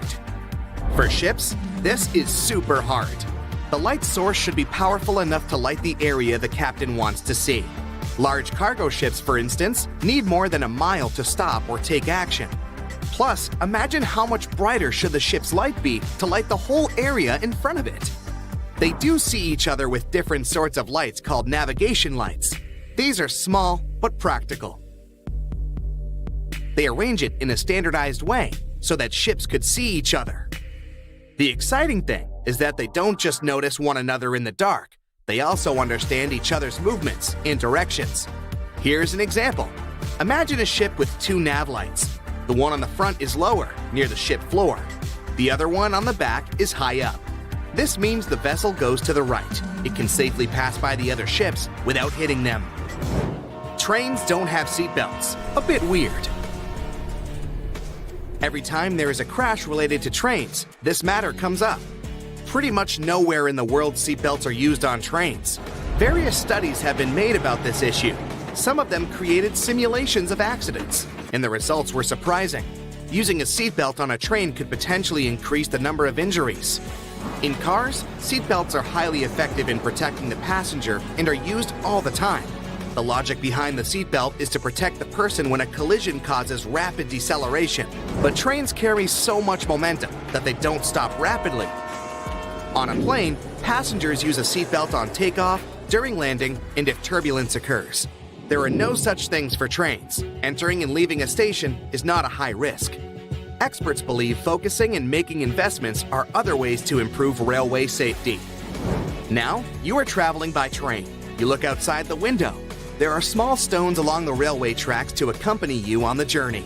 Those stones are formerly known as track ballast. They do a very important job. They provide support to and maintain the tracks. They're not there by mere coincidence, though. Now look at the stones closer. You can notice that there is no single smoothly cut stone on the tracks, because they're not regular stones randomly poured at the rails. Each rock has sharp and abrupt edges. Sharp edges hold on to each other. They protect the railroad from harsh concussions. They facilitate water drainage in heavy rain and keep down the grass and other weeds. Now imagine replacing those with round pebbles. They will slide down. Eventually, the ballast will spread out and tracks will fall apart. The last thing you would want, especially if you were a passenger on that train. The plane had been in the air for a mere 25 seconds when the pilots noticed weird noises and bizarre vibrations. They tried several ways to improve the situation, but nothing worked. The engine surges continued, and just over a minute into the flight, when the plane reached 3,000 feet, both engines failed. First the right one, 2 seconds later the left one. The pilots decided to return to the airport they had just left. At the same time, they tried to restart the engines. Nothing seemed to work. The flight crew made a decision to pitch the plane down and then level it off. Perhaps it could help them gain some speed for the glide. But soon, they realized they wouldn't make it to the airport. Was the plane going to crash? That's when the miracle at Gotrura occurred. The morning before the flight started as usual. Regular pre-flight procedures, good weather. The members of the flight crew were experienced pilots. A 44-year-old Danish captain with over 8,000 flight hours under his belt, and a 34-year-old first officer from Sweden with 3,000 hours. So, what could go wrong? The plane itself was almost brand new. It was a McDonnell Douglas MD-81 nicknamed Dana Viking. It made its first flight on March 16, 1991. By that fateful day, the aircraft had been in service for a mere 9 months. There were 122 passengers and 7 crew members on board. Flight 751 Scandinavian Airlines was a scheduled flight from Stockholm, Sweden to Warsaw, Poland. On the way, the plane was supposed to make a stop in Copenhagen, Denmark. The aircraft took off from Stockholm according to its schedule at 8:47 a.m. local time. But by that point, the people inside had already been doomed, all because of a terrible sequence of events before the departure. It started the night before. The plane arrived at Stockholm Airport after a flight from Zurich. It was 10:09 p.m. The aircraft spent the night at the gate outside. It was cold. The temperature dropped to 34 degrees Fahrenheit, just above freezing. What made the situation even worse was that almost 6,000 pounds of freezing cold fuel, chilled during the night, still remained in the tanks located in the wings. The fuel was so cold because the plane had been flying at the cruising altitude, where the air temperature outside the cabin varied from minus 61 to minus 80 degrees. The flight from Zurich lasted around 1 hour and 40 minutes. Soon after midnight, a flight technician came to check on the aircraft. The man had to remove some slush from the landing gear. Otherwise, he wouldn't be able to examine it. At around 2 a.m., when he was leaving, he noticed some ice covering the upper part of the wings. By the morning, the situation had become even dire. A layer of clear, almost invisible ice had formed on the tops of the wings. The plane had to leave the gate at around 8:30 a.m. An hour before the departure, the mechanic responsible for the plane noticed that some ice covered the underside of the wings. He decided to make sure there was no ice on the tops of the wings. He climbed a ladder and put one knee on the wing. Then he bent forward to touch the front part of the wing. There was no ice, just some slush. The mechanic decided to make sure everything was fine with the air inlet of one of the engines. He didn't find anything abnormal. Soon after that, the personnel used more than 220 gallons of de-icing fuel to remove ice from the plane. The mechanic consulted with the captain of the aircraft and ordered the staff to de-ice the underside of the wings as well. After all, he had seen some ice there. But no one thought to double-check if there was clear ice on the tops of the wings. After they had finished the procedure, the mechanic reported to the captain, "We're done here. De-icing finished. There was a lot of snow and ice, but everything's clear now." The captain thanked the mechanic and carried on with the pre-flight procedures. The plane taxied to the runway. Its engine's anti-ice systems were switched on and didn't show any malfunction. But several passengers later claimed they had seen ice sliding off the upper side of the wings while the plane had been taking off. And still, the plane left the ground and headed for Stockholm as usual. But shortly after the takeoff, several pieces of the overlooked ice broke off. At full speed, they slammed into the fans of the engines near the tail on both sides of the plane, ruining the blades. It led to a series of surges, and the rest is history. Meanwhile, somewhere in the cabin, Scandinavian Airlines flight captain Per Holmberg, who was on board as a passenger, noticed something was amiss. At first, he informed the flight attendant sitting in the rear jump seat that the right engine was surging. She tried to contact the flight crew, unsuccessfully. Then, the ununiformed captain rushed to the cockpit and asked if he could help the pilots. The first officer gave him the emergency checklist, and the captain asked him to start the auxiliary power unit, a small gas turbine in the tail of the plane. Holmberg's advice and help were invaluable, but was it enough to save the plane and the people inside? When the plane emerged from the cloud cover at an altitude of 890 feet, the pilots realized they wouldn't have enough time to make it back to the airport. An immediate emergency landing was unavoidable. The assisting captain passed the order to the cabin crew, and they started preparing the passengers. There was a large field to the north of the plane, but the captain realized they didn't have enough time to reach it. So he chose a much smaller field in a forested area in the direction of flight. It was not far from the village of Gotrura in Uppland, Sweden. The plane was just 1,300 feet above the ground when the assisting captain started extending the flaps. At a height of 183 feet, the captain reported to Stockholm Control, "We're crashing to the ground." 7 seconds later, the plane hit several trees and lost a huge chunk of its right wing. By that time, the landing gear had already been extended and the speed had decreased to 139 miles per hour. Moments later, the plane's tail struck the ground and broke off. The aircraft kept sliding across the field, still at high speed.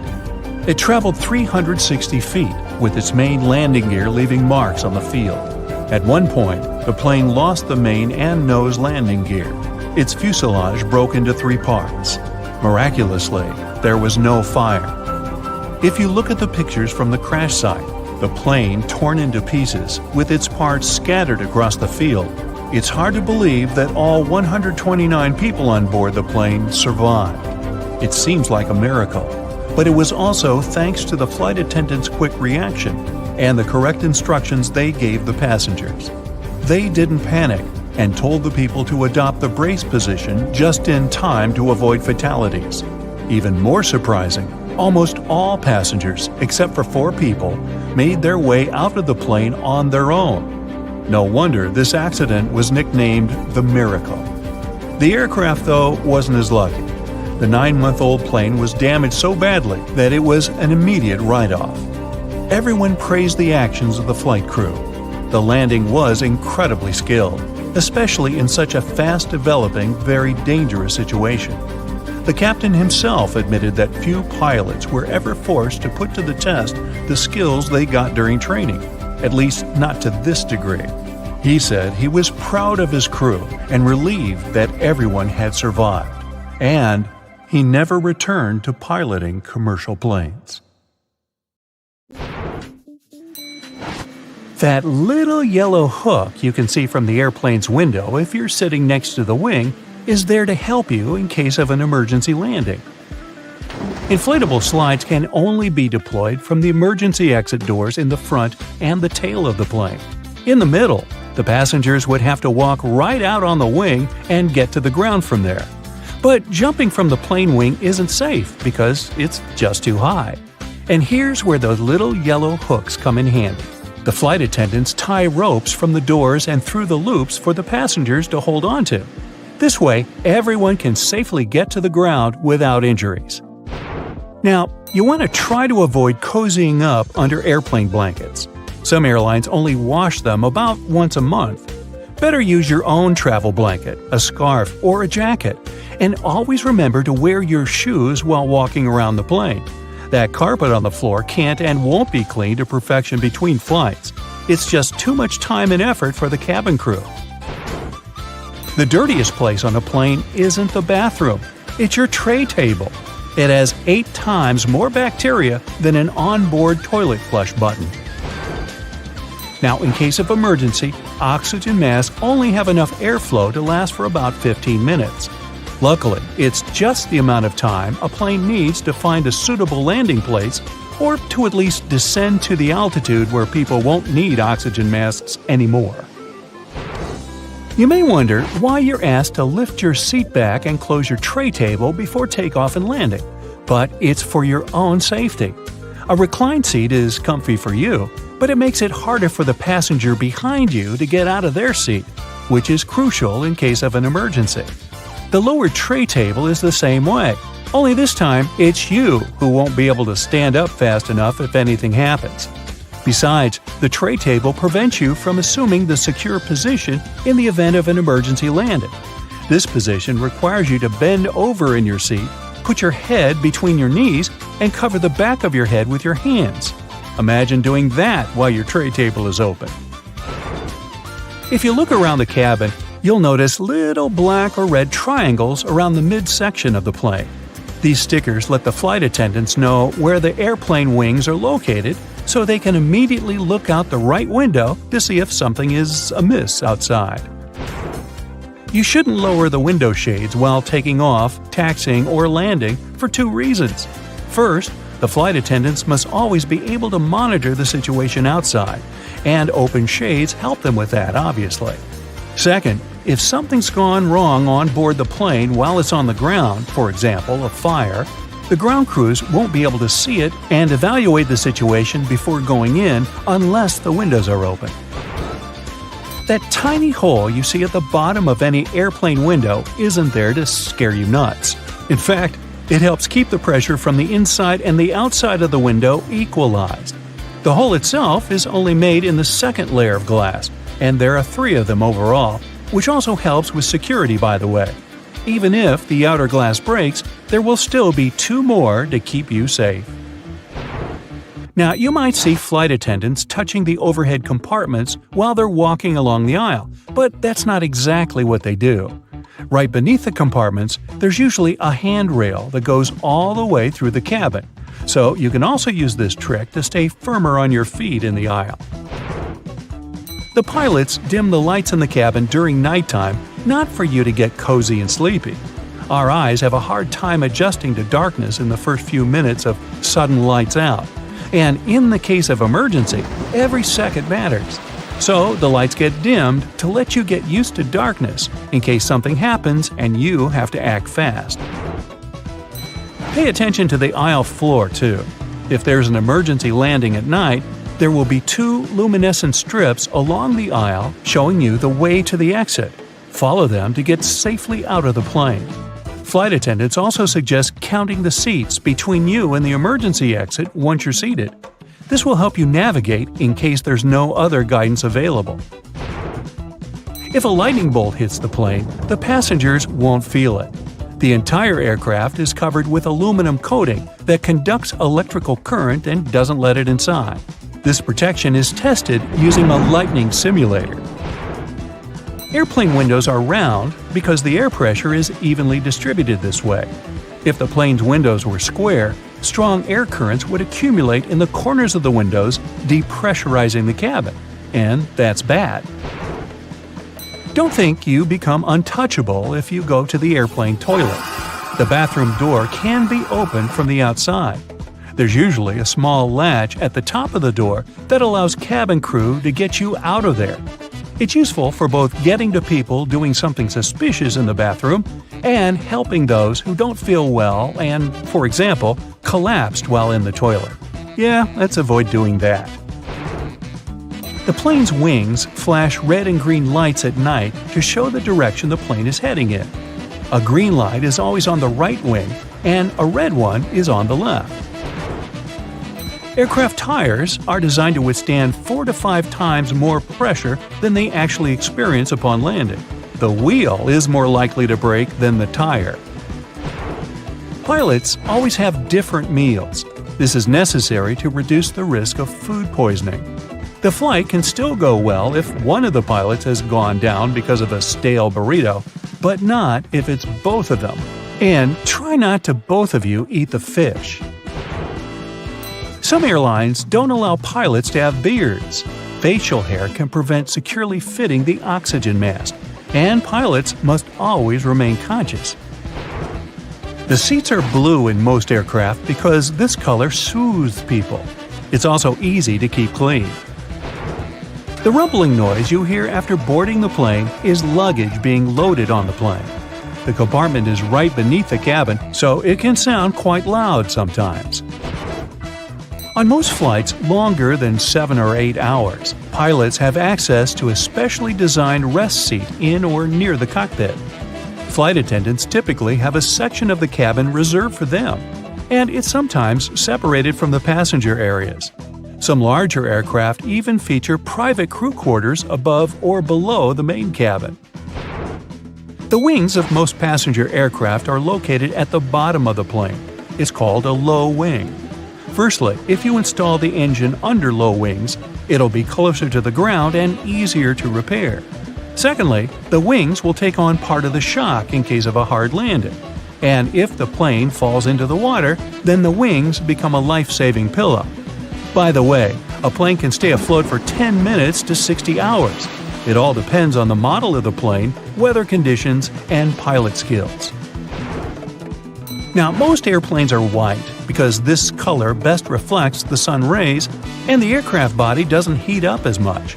Also, the damage is best seen on white, and white paint is simply cheaper. Shoulder straps seem more secure than just a waist belt, but not in the case of planes. When the plane gets into turbulence, it's tossed a bit in the air. The waist belt will simply hold you in place in case of a more severe shake. Shoulder straps would require more space between the seats, and this is not justified on a plane. In a car, the impact is usually much stronger, so you need that shoulder strap not to whoosh through the windshield. Flight attendant seats do have passenger straps, but that's because they are much less comfortable than passenger ones. They're narrower and positioned facing the passengers. Flight attendants need extra protection simply not to fall off their seats if the plane shakes hard enough. Also, they have to help and direct people during potential evacuation, and for that, they need to be in top shape. Now maybe you've noticed that you always enter the plane from its left side. Firstly, the captain usually sits on that side. This way, it's easier for the captain to align the plane with the terminal jet bridge. Also, the aircraft is fueled and loaded with the baggage on the right side. If passengers come from the left, the crew can do their job undisturbed. Is the sky like a desert? Can a commercial aircraft fly faster than the speed of sound? Can you fix a plane with a piece of tape? Let's check your intuition with this cool truth or myth airplane quiz. Make sure to note down your correct answers and share your score in the comments. So, the first one for you. Commercial airplanes are more fuel efficient than your car. True or false? That's actually true. Commercial flights have been more fuel efficient per person per mile than cars for more than a decade. Better technologies and a larger number of people that fit in one plane have decreased the energy intensity of traveling by air by almost 74%.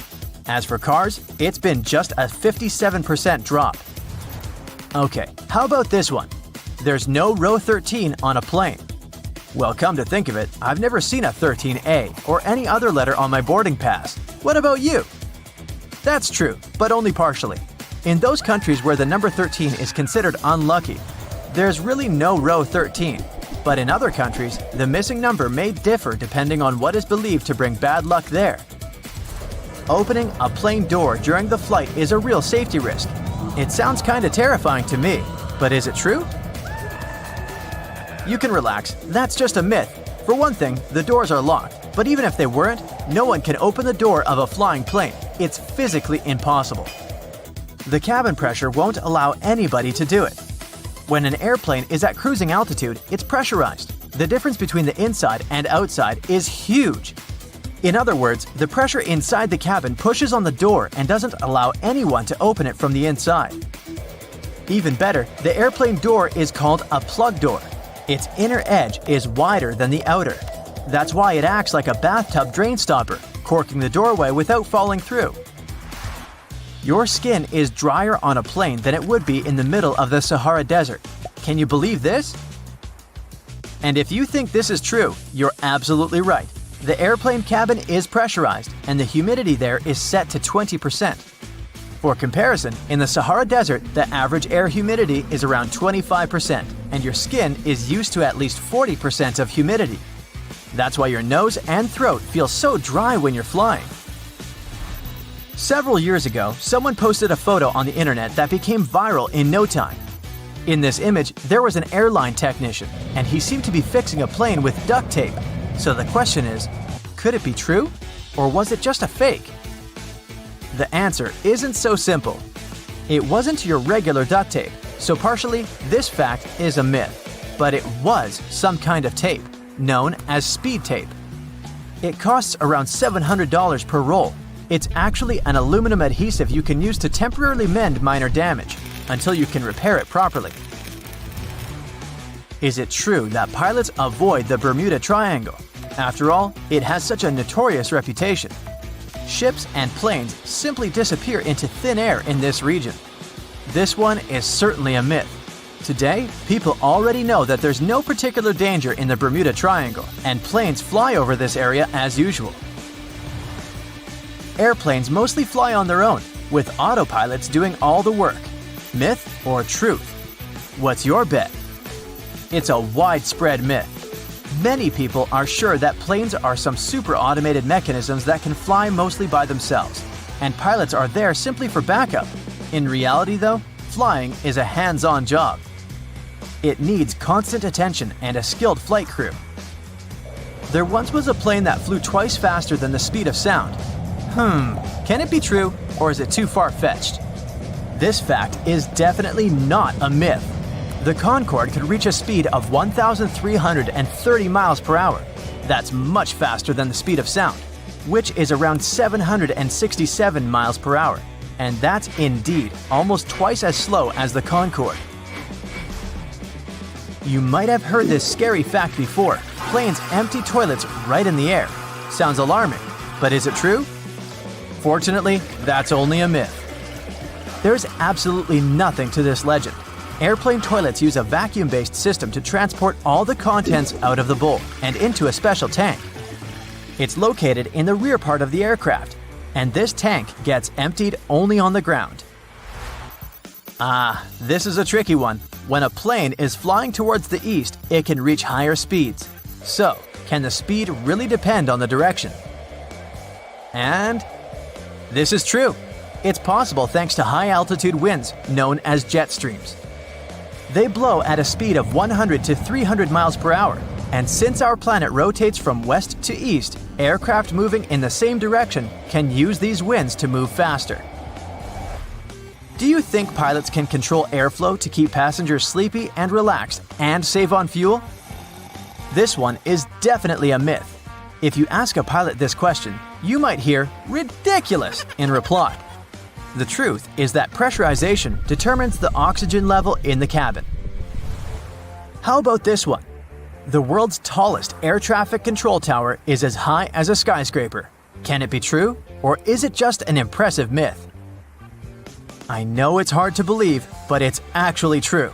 When an airplane lands, it needs the assistance of runway lights and airport beacons. It's part of the responsibilities of the air traffic control tower.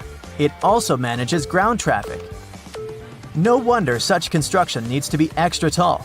The new Bangkok International Airport in Thailand has a 430-foot tall tower. Its height is almost the same as the height of a 40-story building.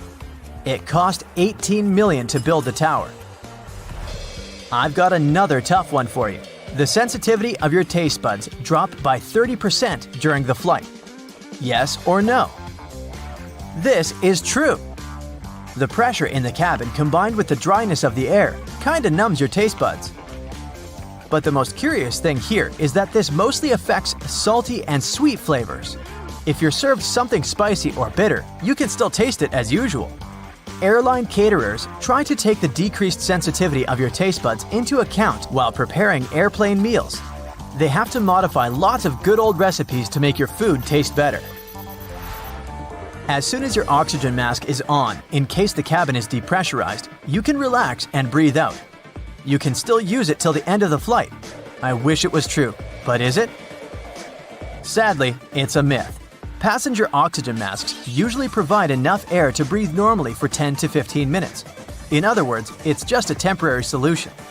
But in most cases, this time is enough for the plane to go down to the altitude of 10,000 feet. That's where people can breathe without using oxygen masks.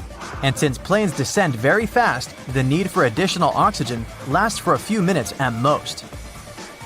By the way, the oxygen system gets tested regularly during special maintenance checks. Plus, both passengers' and pilots' oxygen flow doesn't depend on electricity. Masks use individual oxygen generators, so even if there's some electrical problem on board, the oxygen doesn't get cut off. Many people say that the plane is the safest means of travel, but do you believe in it? That's a myth. Flying is the second safest. Studies show that the elevator is safer. Unfortunately, it won't be able to take you to the Bahamas. Okay, this last one was kind of a joke. Statistically, planes are indeed the safest way to get to your destination. So, how many correct answers did you have? Tell me in the comments below. Me, 8. Duh. Why do cats like to like people? Whoops, that's supposed to read lick people. Sorry. There are a few potential reasons for this. First, they're collecting biochemical information from your skin. They could also be marking you as one of their possessions. Admit it, this totally sounds like cats. And it could be that they're just letting you know they trust you, or at least showing you they don't find you to be some serious threat or competition. How come bananas get sweeter as they ripen? Fruits don't disperse their seeds randomly. They do it when animals eat them. At a certain stage, they suddenly increase their sugar content, which is how they try to encourage animals to eat them at that stage, specifically when their seeds are mature. Mature seeds have developed special coatings that protect them when passing through the animal's digestive system. Do I have to paint you a picture? Why does our skin get wrinkly after we spend time in water? After 5 to 10 minutes in the bathtub, you will notice there are small wrinkles forming on your feet and hands. Scientists speculate that it could be the way our body gets a better grip when immersed in a slippery environment. Our wrinkly fingers improve our grip on submerged or wet objects. Also, they channel water away in a similar way to the rain treads on car tires. When you eat something really sour, you just don't feel it on your tongue. Sometimes your entire face contracts, so everyone around can see that you don't like the food you're eating. That specific sour flavor that causes this reaction is the result of the hydrogen ions that acids release when they mix with saliva. Yes, that's a mouthful of science. At the moment when your mouth detects this sign of an acid, it sends you a message in a pretty dramatic way, so you can't ignore it. It's an evolutionary response that made sense in the old times, because many of the plants that our ancestors found in nature and later wanted to consume were poisonous, especially plants with sour flavors. So even today, your taste receptors light up and your face twists in a way that is out of your control when you taste something like that. Like this. A lighter color on an airplane is actually heavier than darker paint. The color white requires a higher solid content than black to get the necessary saturation. And the higher the solid content is, the heavier the paint is going to be, which is why white paint is one of the heaviest. But white planes are more efficient than black ones, although this also depends on how you define efficient. The white paint reflects more sunlight than the dark one. Different colors absorb different wavelengths of light, and white objects heat up more slowly compared to darker ones. This results in a cooler interior, which is why it's easier for the entire plane to remain cool. If your hot tea tastes odd when you drink it out of a plastic cup, don't worry, it's not just you. You might imagine that the tea is dissolving something from the plastic, but this most likely isn't the case. The taste you perceive is not just the action of your taste buds. All senses are contributing here. That's why strawberry mousse has a sweeter taste on a white plate than on a black one. And you get the feeling chips are crunchier when you hear those specific higher frequency sounds as you eat them. Also, hot chocolate has a better taste when you drink it from an orange cup. We are kind of conditioned to drink hot tea from ceramic cups, which is why seeing it in a plastic cup subconsciously makes us expect vending machine tea that won't taste good. Flamingos often stand on one leg, and one theory says that's because it helps them conserve body heat. One piece of evidence for that is that they tuck one leg up more often in water than on land. Others believe this is how they save energy, not heat. These birds are definitely more stable on one leg when it comes to standing for long periods of time. That's because they can lock the tendons and ligaments in their legs in a stable position, which means their muscles don't have to work hard to stay in one place. Plus, it's actually a classic look, don't you think? Why do repetitive noises annoy us so much? It's simple. They're constantly attracting our attention so we can't focus on other things. We stop reacting to certain repetitive sounds like ticking clocks really quickly. But some are just too annoying, like a slowly dripping faucet. The reason why this bothers us so much is the lack of control. When you know you can stop the noise anytime you want, you won't find it that annoying. Why do all planets make circles around the sun in the same direction? It would be cool to go back 4.6 billion years. You'd be able to see that space wasn't empty back then, even though our solar system wasn't formed yet. There was a cloud of dust and gas in a place where, today, our sun and the planets are. This cloud was like a solar nebula, and it molded our solar system. Generally speaking, a nebula is a huge cloud of gas and dust that occupies the space between stars and helps form new ones, together with the planets that orbit them. When this nebula collapsed, its center became our sun, while the rest of the matter got together and created the planets we know today, together with their moons and the rest of the rocky bodies like asteroids. The matter was quickly rotating, and the process looked a bit like cheese dough flattening into a disk that was getting bigger and bigger. Since the cloud was moving in a certain direction to begin with, all of the planets retain the same orbital plane too. Something massive needs to happen to alter a planet's orbit and force it to go in the opposite direction around the sun. Why do some people have such a good singing range? There are 3 things that can affect the general range of sounds coming out of your mouth: the strength of your diaphragm, the size of your vocal folds, and the shape of the chambers in your sinuses. But making the sound beautiful is largely a question of practice. Practice? Yep. At the basic level, you hear a note and reproduce it with your voice. But the true difference between being able to just hold a tune and having a lovely singing voice is related to the thousands of small muscle contractions that are mostly unconscious. They adjust your muscle mechanism where you produce a voice with the emotions you have while singing. Like with other musical instruments, a wider finger span can help you while playing the piano. But the rest is learning those subtle things like pressure on the keys and timing. Now, why do dogs hear higher pitches than us? Humans hear frequencies up to approximately 20 kHz and dogs up to 45 kHz. Nearly all mammals can hear higher frequencies than other vertebrates.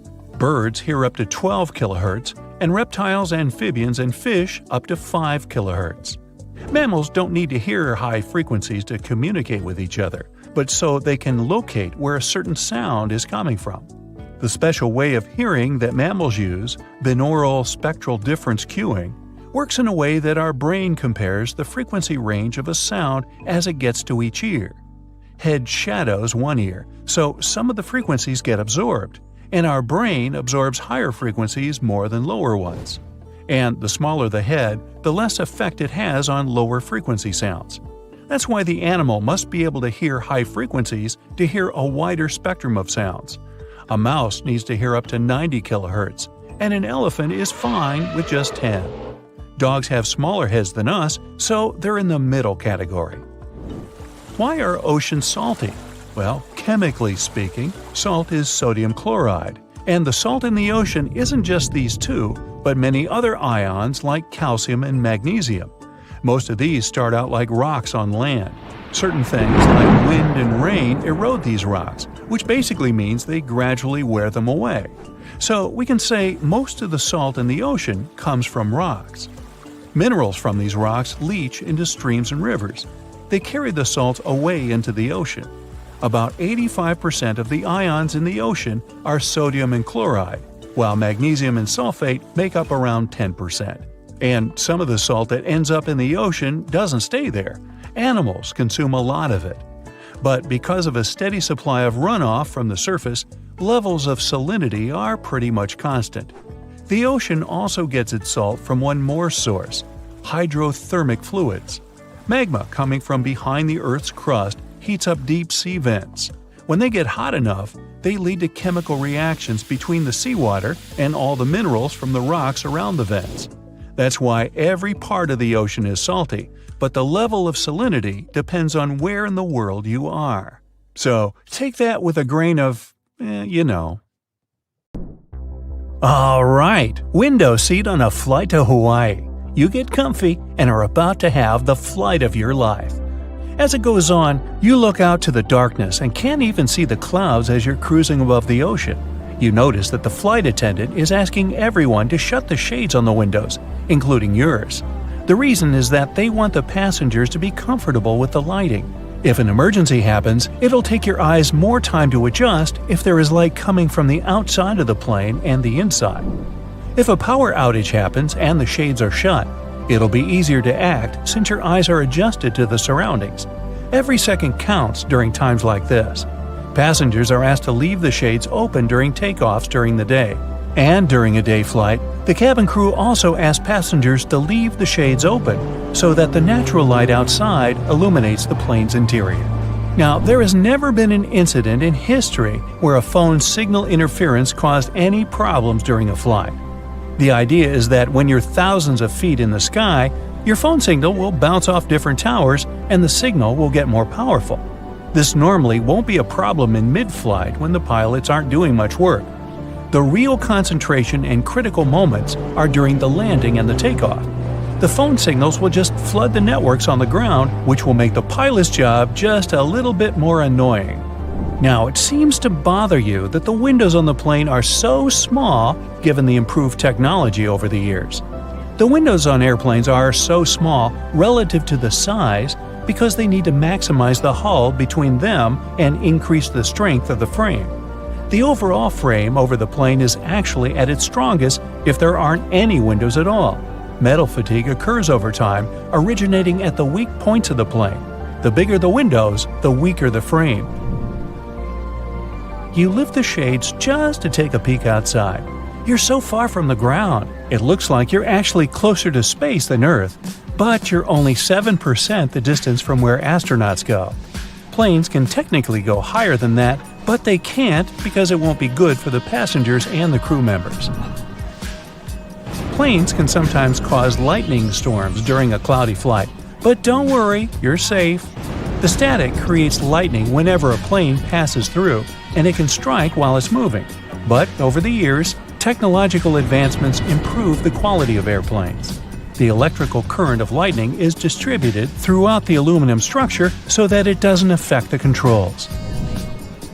Some people start panicking on the flight. All the windows are shut because the flash of lightning is disturbing for many people who are trying to sleep. One person panics a little too much and tries to open the exterior door in mid-flight. Well, this is almost impossible to do because of internal pressure. You'd have to be a superhero to open it up. The plane exits the cloud cluster back into normal sky. The flight attendants are bringing out some dinner. You pull out your tray and wipe it clean. It's reported that this is the dirtiest part of the plane. Nope, not even the toilet. After cleaning it, they serve some chicken and little veggies on the side. The smell is incredible, but when you take a bite, it somehow doesn't taste as good. It's because the difference in air pressure and the low humidity alters your taste buds, especially the sweet tooth part and the salty buds. Only a few hours left until you arrive at your destination. You wake up and the flight attendants ask you to put on your seatbelt and tuck in your tray. The plane lands and parks. You're the last one out and make your way to the baggage claim. The conveyor belt rotates, but you don't see your bags. When flights lose your baggage, there's a pretty good chance that they're still in the location where you traveled from. Occasionally, they can end up on other flights due to human error. The flight agencies can recover your luggage if you file that they're missing. You read the signs on the flight destination screen showing the arrivals and departures. These signs are written in 3 specific fonts so that people can read them from afar while walking. As you continue walking, you stare out into the large window panels. These windows are made of special material. It makes you feel like you're closer to your plane than when you look through regular ones. You notice they're driving the bags to the planes for loading and refueling them before takeoff. They fill up the planes with just enough fuel to take them to their destination, rather than pumping them with a little extra. That's because they need the planes to be as light as possible since fuel is heavy. You head outside and feel the hot wind of Hawaii in your hair. It's only a matter of time before you're dipping your feet in the ocean water. You try to find a taxi, but they're all taken. Taxis are yellow because a salesman in 1907 had a lot of cars in his lot and didn't know what to do with them. He decided to start a taxi business to make use of those idle cars. To make them stand out from the rest of the cars, he decided to color them yellow. According to a survey, yellow cars are the easiest to spot on the street. School buses also use yellow to stick out from the crowd.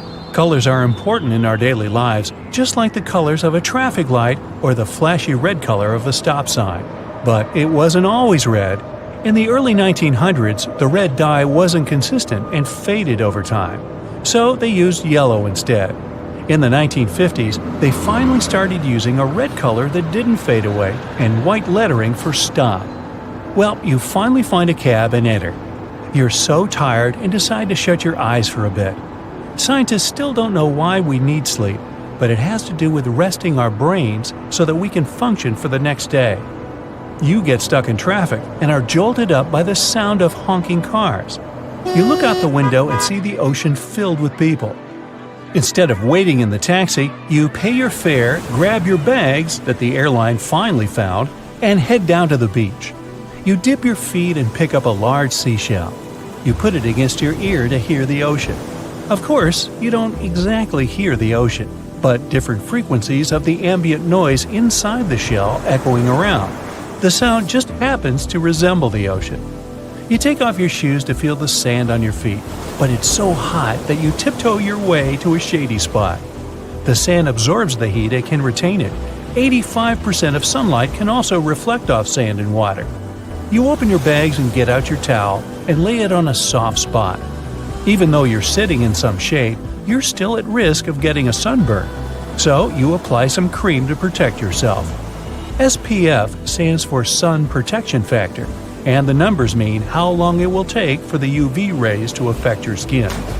After applying it, you dip in the water for a bit and see a large volcano in the distance. The sand around is somewhat black. This is because Hawaii is located in a volcanic range. The color of the sand is determined by the location, environment, and source. Most of the sand in the world is made up of quartz and trillions of particles that used to be rock. The deserts of the world used to be forests millions of years ago, but due to climate changes, everything turned to sand. Some parts of the Sahara Desert still have some geological formations suggesting that there used to be large rivers in the region. Not to mention the discovery of aquatic dinosaurs found in those ancient dry rivers. You're finally settled and sipping on a punchy drink. You see some people surfing the large ocean waves. Surfing was technically invented in Hawaii and later became a popular water sport worldwide. You hang out for a bit until sunset and then head to your hotel to take a long shower. Water was not invented in Hawaii, although it is surrounded by it. It's, an island.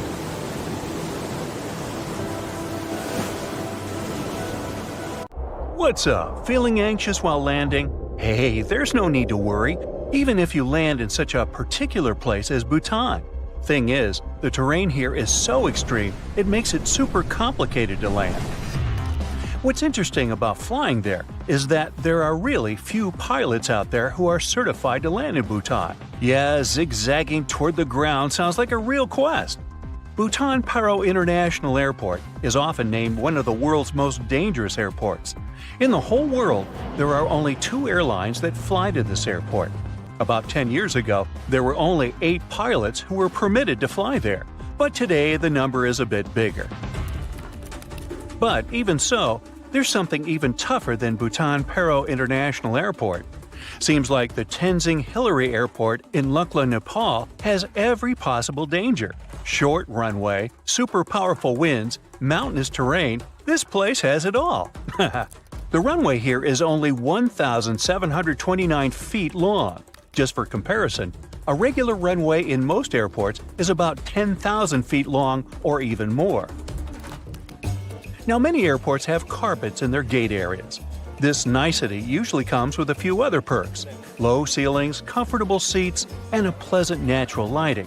Needless to say that all those decorations cost airports a pretty penny, and carpets are not as easy to clean as hard floors are. But the key thing here is that they create a cozy feeling for passengers waiting for their flight, making them feel more relaxed. Well, sorry to break it to you, but it's not only meant to make you feel good. According to social research, calm passengers are about 7 to 10% more likely to go window shopping and actually buy something in the lounge area or duty-free zone. So, by investing in the passenger's comfort, airports are likely to increase their own income. Hey, as for spending money in the airport, there's an actual term for the first 60 minutes after you clear check-in: the golden hour. It's the time when passengers statistically spend more money in retail and duty-free areas of the airport. And having the most comfortable seats in those areas right in front of the shops is a clever trick to lure you in for shopping. Let's admit it, sitting in a comfy chair while looking at a flashing sign or shopping window can be tempting, and that's exactly what the airports want you to feel. You know how it sometimes goes? You get to the security checkpoint, and suddenly, it turns out you have something prohibited to take on board in your carry-on. Bye-bye water bottle. Actually, you have an opportunity to mail them to any address inside the country. As for the unclaimed baggage, it's usually stored for about 60 days. Things taken away by security and not claimed can also get sold at special auctions and are delivered worldwide. Most airports have specific experts called profilers. These people practice what's called SPOT, or the screening passengers by observation technique. They carefully analyze facial expressions, gestures, and behavior to detect suspicious people. Their job is to notice the nonverbal signs of anxiety, such as people licking their lips, itching, or looking around a lot. If a profiler notices a person acting in a weird or off way, they can invite them for an inspection, where they will talk to the person to try to find out more about them. Profilers work in both the main terminals and passport control. The typical question they ask is, "What's the purpose of your visit?" They then check the person's reaction to this inquiry. No matter how reserved a passenger is, if they have something to hide, TSA officers will find out, thanks to the tiniest clues in people's behavior. So, you arrive at the airport already anticipating a couple of weeks away from work and all your daily troubles, park your car in the lot, and then find out that it's going to cost you a small fortune to leave your car there. Why so much? Well, airport parking lots are a business just like any other. The land on which they're built, the construction of the lot itself, the maintenance of the whole thing once it's already in operation, all that costs a handsome amount of money. And somebody has to pay for it, of course. In addition, parking right next to an airport is simply convenient, which adds to the final cost. If you're not ready to dip into your pocket for a piece of extra comfort, better take a cab or have a friend drop you off. Contrails, those white trails airplanes often leave behind them at high altitudes, are easily mistaken for engine exhaust, but most are nothing more than water vapor. During a flight, moisture in the air collects in the engines before being vented with the exhaust. The hot, wet air leaving the engines mixes with the cool, dry air found at high altitudes, resulting in long, thin lines of vapor. Humidity determines when contrails form and how long they remain visible. If it's already humid up there, then there's more water and the contrail is more prominent. And if it's cold, the droplets may turn into ice, staying behind for a much longer time.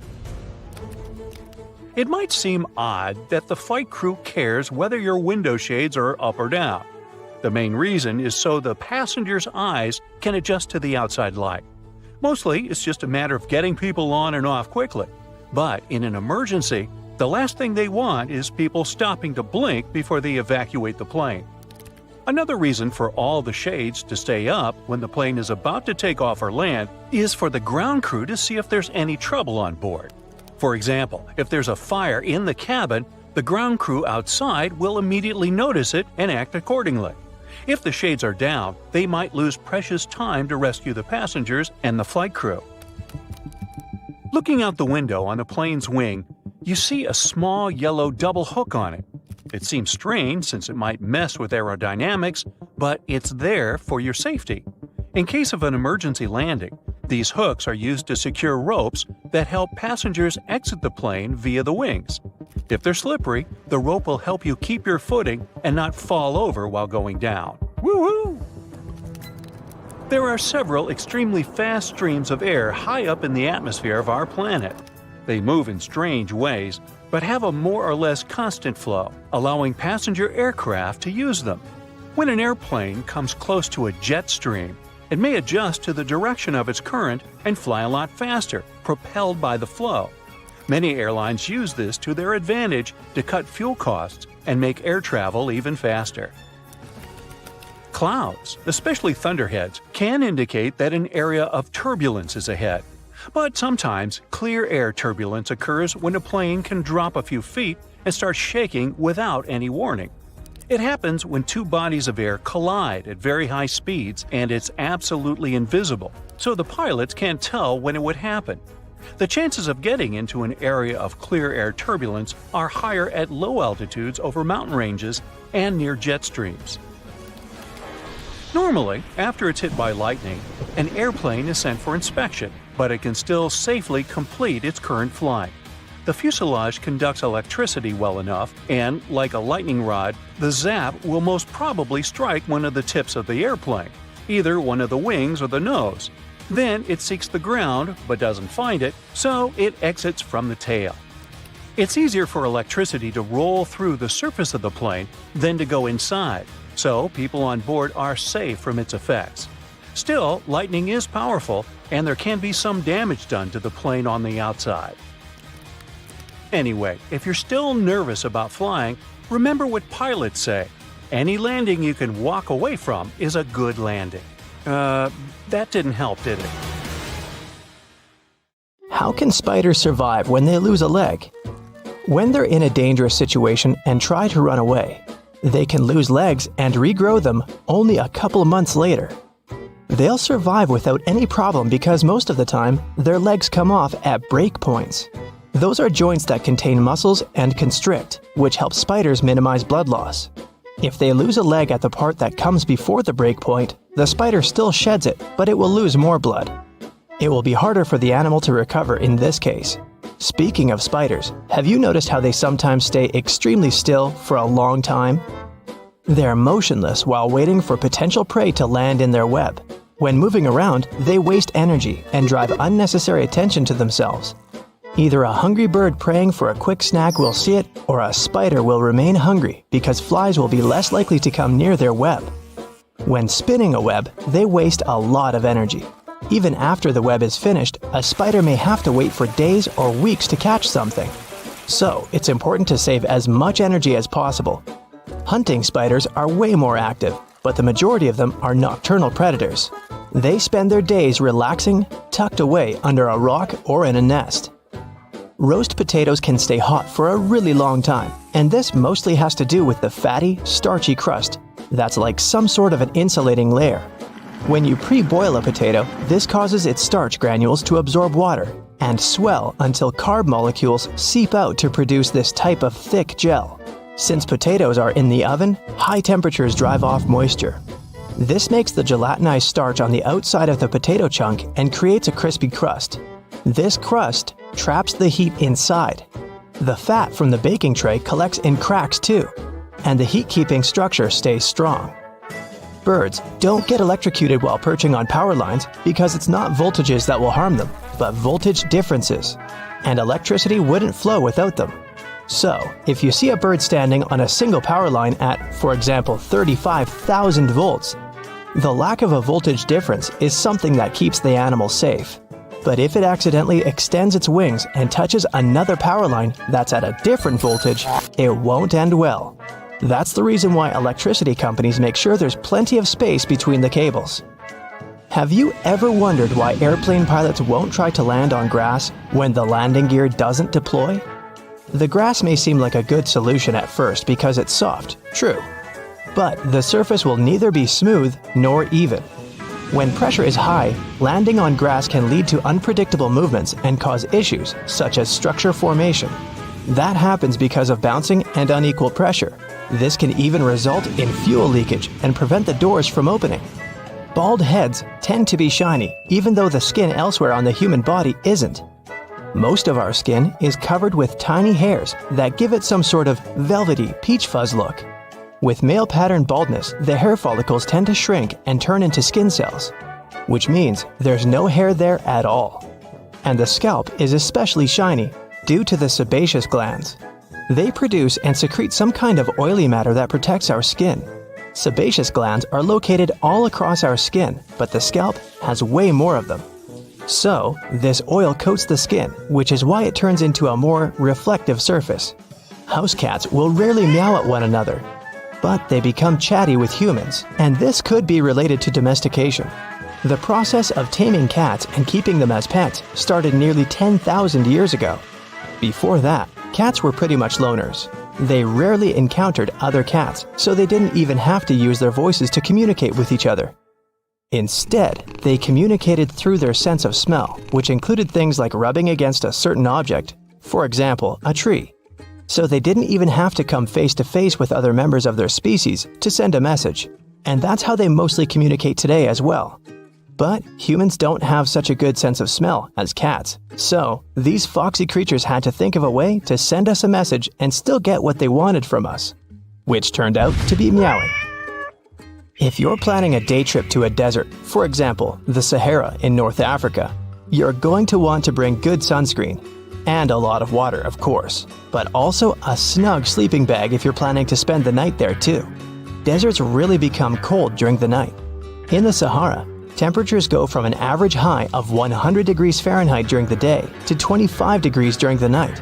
Such dramatic change happens because of two main factors: humidity and sand. Sand doesn't retain heat that well. When light and heat from the sun reach a desert, sand grains from the top layer absorb heat. But they release it back into the air relatively quickly. So during the day, the sand radiates the energy coming from the sun, which eventually heats the air and leads to extremely high temperatures. And during the night, the sand is quickly losing heat once again. But this time, there's no sunlight that would reheat the desert. That leaves the sand colder than before and leads to such low temperatures. In arid deserts such as the Atacama Desert in Chile and the Sahara, the humidity is extremely low. That means the amount of water vapor in the air is almost zero. Unlike sand, water does well to store heat. Water vapor in the air traps heat close to the ground. It's like you cover the ground with a huge blanket. That way, you stop it from dissipating into the atmosphere. Also, when the air has a high level of humidity, it requires more energy to heat up. That means it takes more time for that same energy to disappear and for the surroundings to get colder. Since there's almost no humidity in deserts, such areas can both quickly heat up and cool down. If you microwave water for tea, it will taste worse than when it's made with a kettle. That's because the temperature of the liquid is the main factor for a good tea. Water should reach a rolling boil before you pour it over tea leaves, whether they're loose or bagged. It's an easy thing to do with tea kettles, both the electric and stovetop varieties. When the burner or the electric heating element is on, the water at the bottom of the vessel warms up. As it's getting hotter, water through the rest of the kettle comes to the boiling point. A microwave doesn't heat from the bottom up. It creates electromagnetic waves that randomly jump around the box. You probably notice when you try to reheat leftovers. They end up partially frozen in some spots and extremely hot in others. The same will happen with water because it's hard to control microwave energy. Overheated liquid won't be good for tea either. When water goes above 212 degrees Fahrenheit, which is the boiling point for water, it can destroy the compounds that give a tea its specific flavor. Have you ever wondered why those electrical plugs most Americans use have holes in the prongs? The story dates back to the early 20th century when Harvey Hubble Jr. invented different types of electrical plugs. He started with the detachable electric plug, which was the first ever of that type. Some of his designs had prongs with indents, those aligned with tiny bumps inside the electrical sockets. Such an indent and bump system secured the prongs in place after people would insert a plug into a socket. At some point, these indents gave way to holes, which worked in the same way. But that's just part of the story. Most of the modern outlets don't even have bumps anymore. They keep plugs from falling out of the wall by using friction and pressure. Today, some manufacturers insert a rod through all the holes in a line of prongs. That's how they lock them in place while encasing them in plastic. Some also say the holes save metal, which cuts costs of manufacturing in the long term. You get on any airliner and notice the captain always sits in the left seat and the co-pilot on the right. And that's not by accident. The reasons could be historical. One theory goes that the first air forces were recruited from cavalry officers. They used to wear swords on their left side, so it was more comfortable for them to mount horses from the animal's left. When we eventually went from horses to metal birds, the tradition stuck. Another theory involves trains. The first international air route connected London and Paris. During this flight, pilots navigated by following the railroad. History has it that once, when the weather was especially bad, two planes collided because both were flying over the tracks. After that, it was agreed that the aircraft would fly on the right side of the track. Pilots had to sit on the left side of the plane to see how much clearance they had with oncoming aircraft on their left. As for helicopter pilots in command, they usually, but not always, sit on the right. Copters are more unstable than airplanes. That's why pilots prefer not to let go of the cyclic stick. This stick controls the helicopter's direction and altitude. The cyclic stick sits between the pilot's knees, and they use their right hand to hold onto it. The pilot's left hand moves the lever that changes the blade's pitch and presses other buttons on the central console. By the way, both seats have full control of an airplane. There are no regulations specifying which seat the captain and co-pilot should occupy. The co-pilot is just as experienced and capable of flying a plane as the captain. The captain often flies the plane to its destination, and the co-pilot operates it on the way back. Pilots are tested every 6 to 8 months. They use flight simulators and practice all kinds of emergencies. After that, examiners assess them. Safety and technical tests and medical examination also take place regularly. An extra seat in the cockpit behind the pilots is for inspectors who monitor the flight. This seat is also called a jump seat because when you get up from it, it folds up right away. Yep, a lot like movie theater seats. If you're a nervous flyer, pick a seat in the middle of the cabin if possible. Turbulence mostly affects the front and rear parts of the cabin. The middle section, which is over the wings, doesn't get shaken that much. Imagine the plane like a big teeter-totter. Similar principle when it comes to turbulence. Choosing a window seat, you get an opportunity to see how the airplane wings flex and flap. They're designed to move this way. If the wings were stiff, they would snap off once turbulence hit the plane. Well, that's comforting. In most cases, turbulence only drops you a couple of feet down, even though it might feel as if you're falling from the top of the Empire State Building. Woohoo! If the turbulence is strong enough for pilots to ask flight attendants to sit down, the plane can go 10 to 20 feet down. The most extreme white-knuckled turbulence is super rare, but it can make the plane drop 100 feet. Pilots always wear sunglasses, and it's not just to look cooler.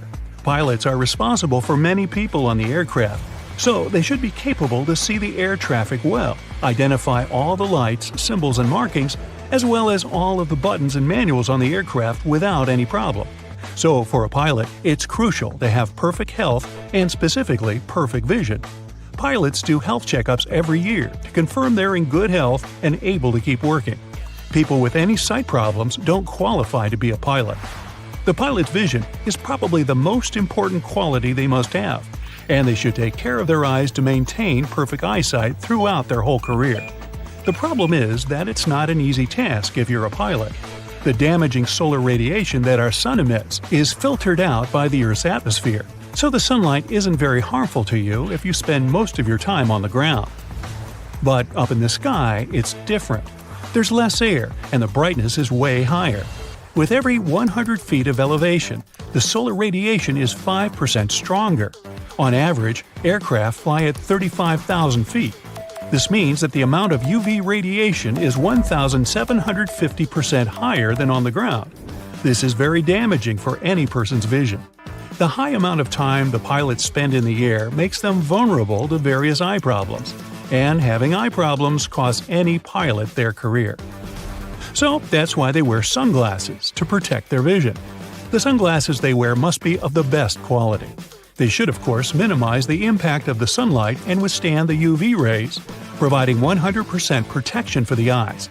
Also, they can't be polarized, since polarization can hinder seeing cockpit displays. They should provide the best clarity, decrease eye fatigue, and even minimize the color deformation, so they can see just like they would without sunglasses on. Takeoff and landing are the most crucial and dangerous stages of a flight. To ensure everyone's safety, the rules are especially strict. One of the rules is to turn on the airplane mode on your devices. The reason behind it is to make sure that the signals that gadgets transmit don't interfere with the plane's electronic systems and don't block the radio's frequency. You've probably heard that clicking sound a speaker makes right before your cell phone gets a call if it's right next to the speakers. These sounds are what the pilot might hear while communicating with air traffic control. Even 1 second of interference can cause a lot of confusion between the pilots and air traffic control who closely monitor the plane.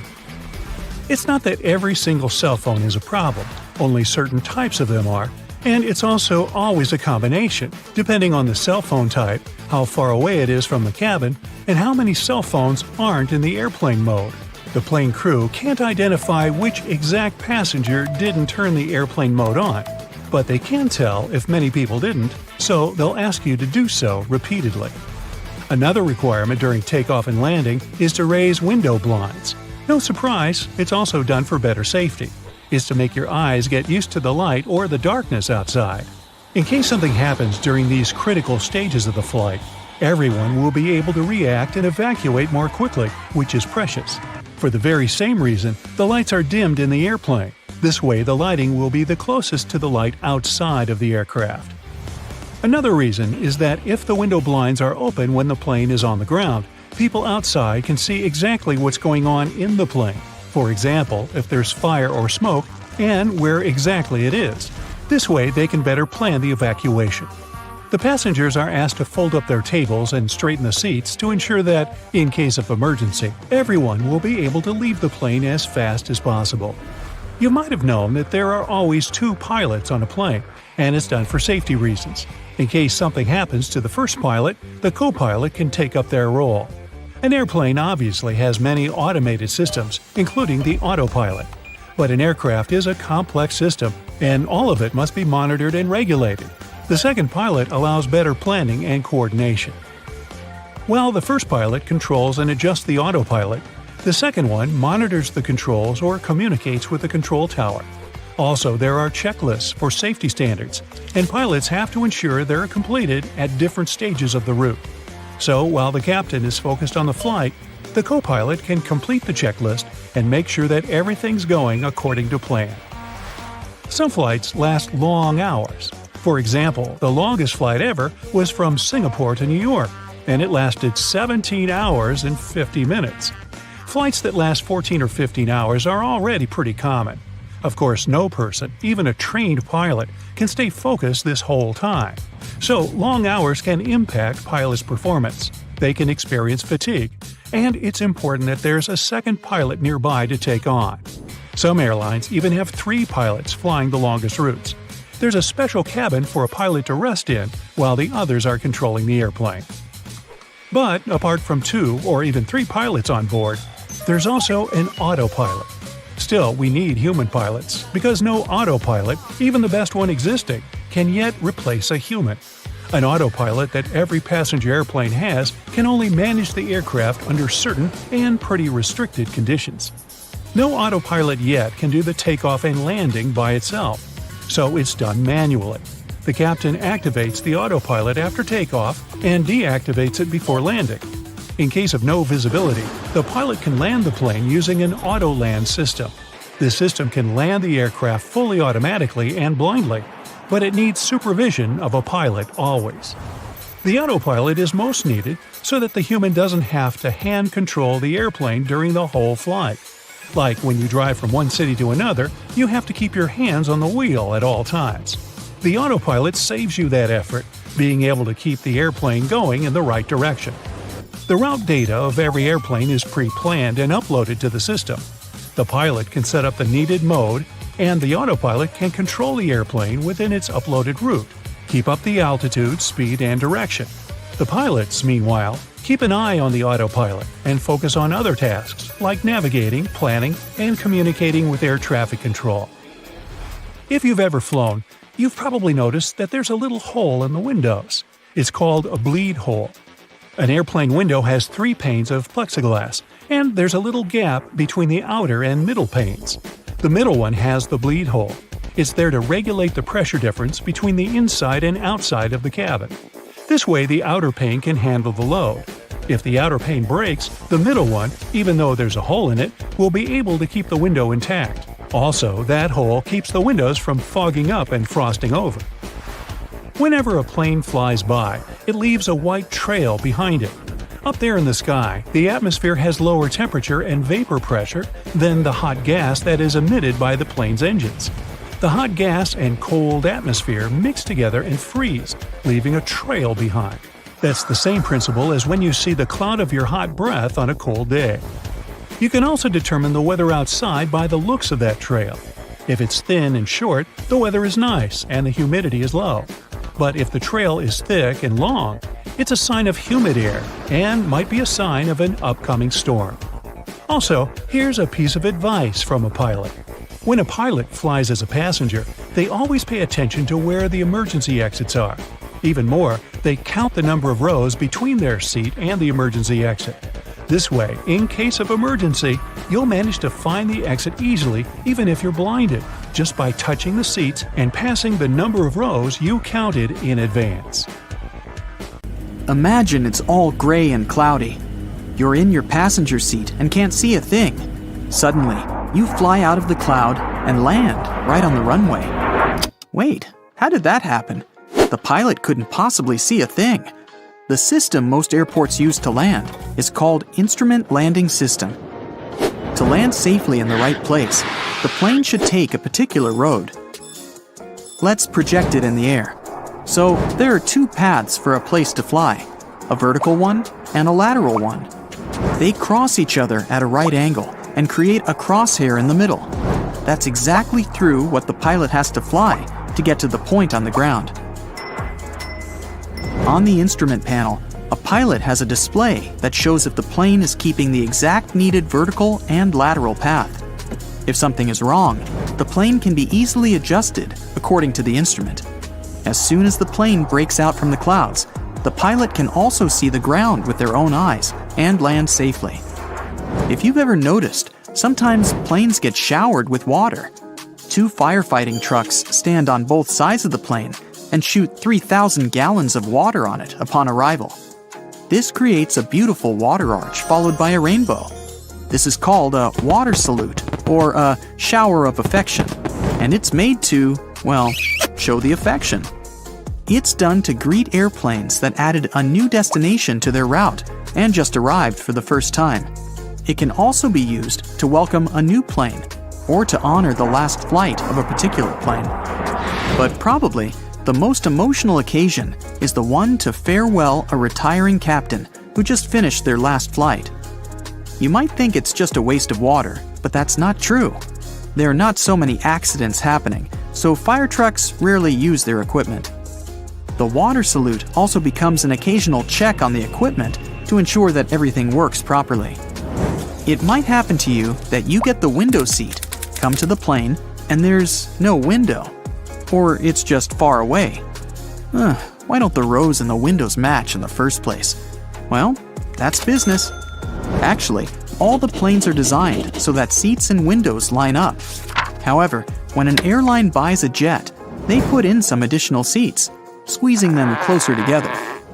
This way, they have more seats, more passengers, and sell more tickets. But you get less space for your legs and probably miss out on a window. If you've ever flown, you've probably noticed those little holes on windows. An airplane window has 3 panes of plexiglass. That tiny hole is only in the one that's in the middle. It exists to regulate the huge pressure difference inside and outside the cabin. This way, the outer pane can handle the load. If the outer pane breaks, the middle one, even though there's a hole in it, will be able to keep the window intact. Also, that hole keeps the windows from fogging up. Maybe you've noticed that you always enter the plane from its left side. Firstly, the captain usually sits on that side. This way, it's easier for the captain to align the plane with the terminal jet bridge. Also, the aircraft is fueled and loaded with the baggage on the right side. If passengers come from the left, the crew can do their job undisturbed. If you've ever flown at night, you might have noticed that a plane has flashing lights on its wings. Well, in total, there's even more types of lights, so let's see what all of them are for. At the front of the plane, at mid-height of the nose wheel shrub, there are taxi and takeoff lights. Taxi lights are used when the plane is on the ground. They point in a straight line and illuminate the taxiway. The takeoff light is brighter and turns on when the plane is about to take off. Below, there are also runway turn-off lights. They light up the way at a wider angle so that the pilot can also see runway exits and turns. On either side of the plane, there are wing and engine scan lights. They're used to check if there are any damage to the wings or some ice after flying through clouds. On the bottom of the plane, there's a bright flashing red light that's called an anti-collision beacon. It's used to show that the plane is moving and it's dangerous to approach it. It should be turned on right before starting the engine and turned off only once the engine stops working. Under the wings, there are the landing lights. They're kept on until the plane reaches the height of 10,000 feet. Then, when approaching the ground, they're turned on at 10,000 feet again to make the plane more visible. Finally, the red and green lights on the wingtips are called navigation lights. There are actually 3 of them. There's another one, white, at the tail of the plane. From the pilot's perspective, the light on the right side is green, and the light on the left is red. They each have a 110-degree opening angle. The white light at the tail has the opening angle of 140 degrees. So together, they make the whole circle of 360 degrees. These lights are used so that pilots or other planes could determine in which direction the plane is flying. There are also high-intensity strobe lights. There are 3 white flashing lights, one on each wing and one at the back of the plane. They're turned on when the plane is on the runway, so that the plane is visible to other planes that might use the same runway. Finally, there are lights that illuminate the company's logo on the plane. There are 2 possible ways to descend for an airplane, the direct and the indirect descent. The instruments on the panel show the plane's altitude. Let's say it's 27,000 feet. The pilot also knows the speed, which is 300 knots. Now they have to figure out how much of the distance they have to lose to arrive. If the airport is close to sea level, they need to go down exactly 27,000 feet. If we divide 27,000 by 300, we get 90 nautical miles. This is the minimum distance needed to descend, which is a straight line from the plane to the runway. Well, imagine now that we're flying to the airport of Sucre, Bolivia. It's located 10,000 feet above sea level. Therefore, 27,000 minus 10,000 equals 17,000 feet. So, the pilot will only have to go 17,000 feet down instead of 27,000 feet. In this case, the minimum distance is smaller as well and is equal to 17,000 divided by 300, which is equal to about 57 miles instead of 90 miles. But more math comes into place because you can't descend with this speed at all times. Some of that must be lost. On average, pilots reduce their speed to 200 knots. They lose about 10 knots in 1 nautical mile. Therefore, if the speed is 300 knots and we need 200, we have to lose 100 knots. If we divide the 100 by 10 knots, we get 10 nautical miles that we'll need to reduce the speed. Well, they also account for the wind, but let's leave it behind so it doesn't get too complicated. We're not in a math class after all. So, these additional miles that are needed to lose speed are added up to the direct distance calculated. Therefore, 90 miles plus 10 miles gives you 100 miles. If we accounted for the wind, which pilots normally do, this distance also adds up to the total one. Therefore, the pilot should start the descent at 100 track miles. Every 10,000 feet, the pilot should check if they're on the right track and adjust the vertical speed accordingly until they finally land. But it might happen that the controller doesn't give permission to descend when it's already needed to start because of the traffic. This means that the pilot must keep moving forward without descending, shifting away from the descending profile. When they finally get the permission, they're already off. So, you can't reach the airport if they don't adjust. There are 2 things to do in this case. First, the plane can be pitched down. The pilot takes the plane below the descending profile as fast as possible. This way, there still might be enough space and time to slow down the airplane again before landing. Another way is to ask for more track miles. If the pilot realizes there's no way to lose enough altitude and speed to arrive, they don't fly directly to the airport. They can take some turns to increase the distance to have more time to reduce altitude and speed. And then, finally, they land.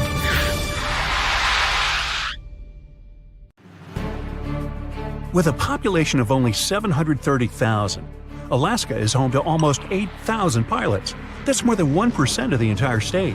There are 6 times more pilots and 16 times more aircraft per person than in the rest of the country.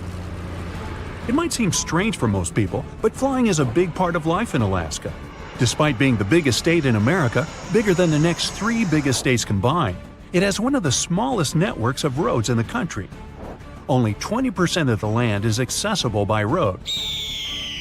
So, having a boat or a plane makes it a lot easier to get from point A to point B. Being less built up has its advantages as well, though. Alaska has 16 national parks, more than 12,000 rivers, and around 100,000 glaciers. If you want to get closer to nature, Alaska would be an incredible place to visit. You can even see the aurora borealis there. When most people think of the coast, they imagine golden beaches and palm trees, but Alaska actually has the most coastline in America. No other state even comes close, with Alaska having 5 times as much coastline as second-place Florida. Alaska has the lowest population density. It has such a small population relative to its size that if Manhattan had the same density of people, only 16 people would live there. Now, New York City is far smaller than Alaska in terms of geographical size, but more people live there than in almost 40 other states. There are more than 27,000 people in 1 square mile of the city. Hey, speaking of other states, only 1 letter doesn't appear in any state name: Q. Really? Arizona produces so much cotton every year, they can make 2 t-shirts for every American out there. Get equipped for any season with brand new Brightside merch. Click the link and grab your print. The Empire State Building is so big, it even has its own zip code, 10118. It's like a city of its own. If you're on the street and somebody drops a penny from the top of the Empire State Building, no worries. The faster it falls, the more air resistance increases, so it won't reach a speed high enough to cause much harm. It still might sting a little though. Scientists discovered a unique species of ant that only live in New York City. They were found in just one 14-block strip. They've been nicknamed Manhattans. Sounds like one of my puns, but no, I can't claim credit. The United States' first ever commercial passenger flight happened in 1914. It took just 23 minutes and only traveled a short distance within Florida, from St. Petersburg to Tampa. Yet people paid $400 for the luxury, which would be $8,500 today. The oldest city in the U.S. that has been continuously inhabited is St. Augustine, Florida. It was founded in 1565. Mount Everest is famous for being the tallest mountain in the world, but that's only true if you consider mountains that are above sea level. There's a volcano in Hawaii called Mauna Kea that's actually taller if you measure from its bottom at the seafloor. It is 33,500 feet tall from base to peak, while Mount Everest measures in at a little bit more than 29,000 feet. When in Hawaii, try not to get too close to Kilauea. It's one of the most active volcanoes on our planet. It's been constantly erupting for over 35 years now. The longest it's been inactive was around 18 years, all the way back to the middle of the 20th century. The United States, China, and Argentina are home to the most dinosaur fossils in the world. They have the most individual fossils and the widest variety of species. Speaking of fossils, Hollywood has been around making movies for more than 100 years, from 1910 to be precise. The wild Mustang is an iconic animal and likely one of the main things that comes to your mind when you picture the old American West. But Mustangs are not native to the States. They were actually imported during the 16th century. In 2019, farmers in the U.S. produced over 13.5 billion bushels of corn. Wow! That amount could fill almost 70 million football fields. Hey, what would happen if we popped all that corn? The Statue of Liberty was gifted to the United States by France.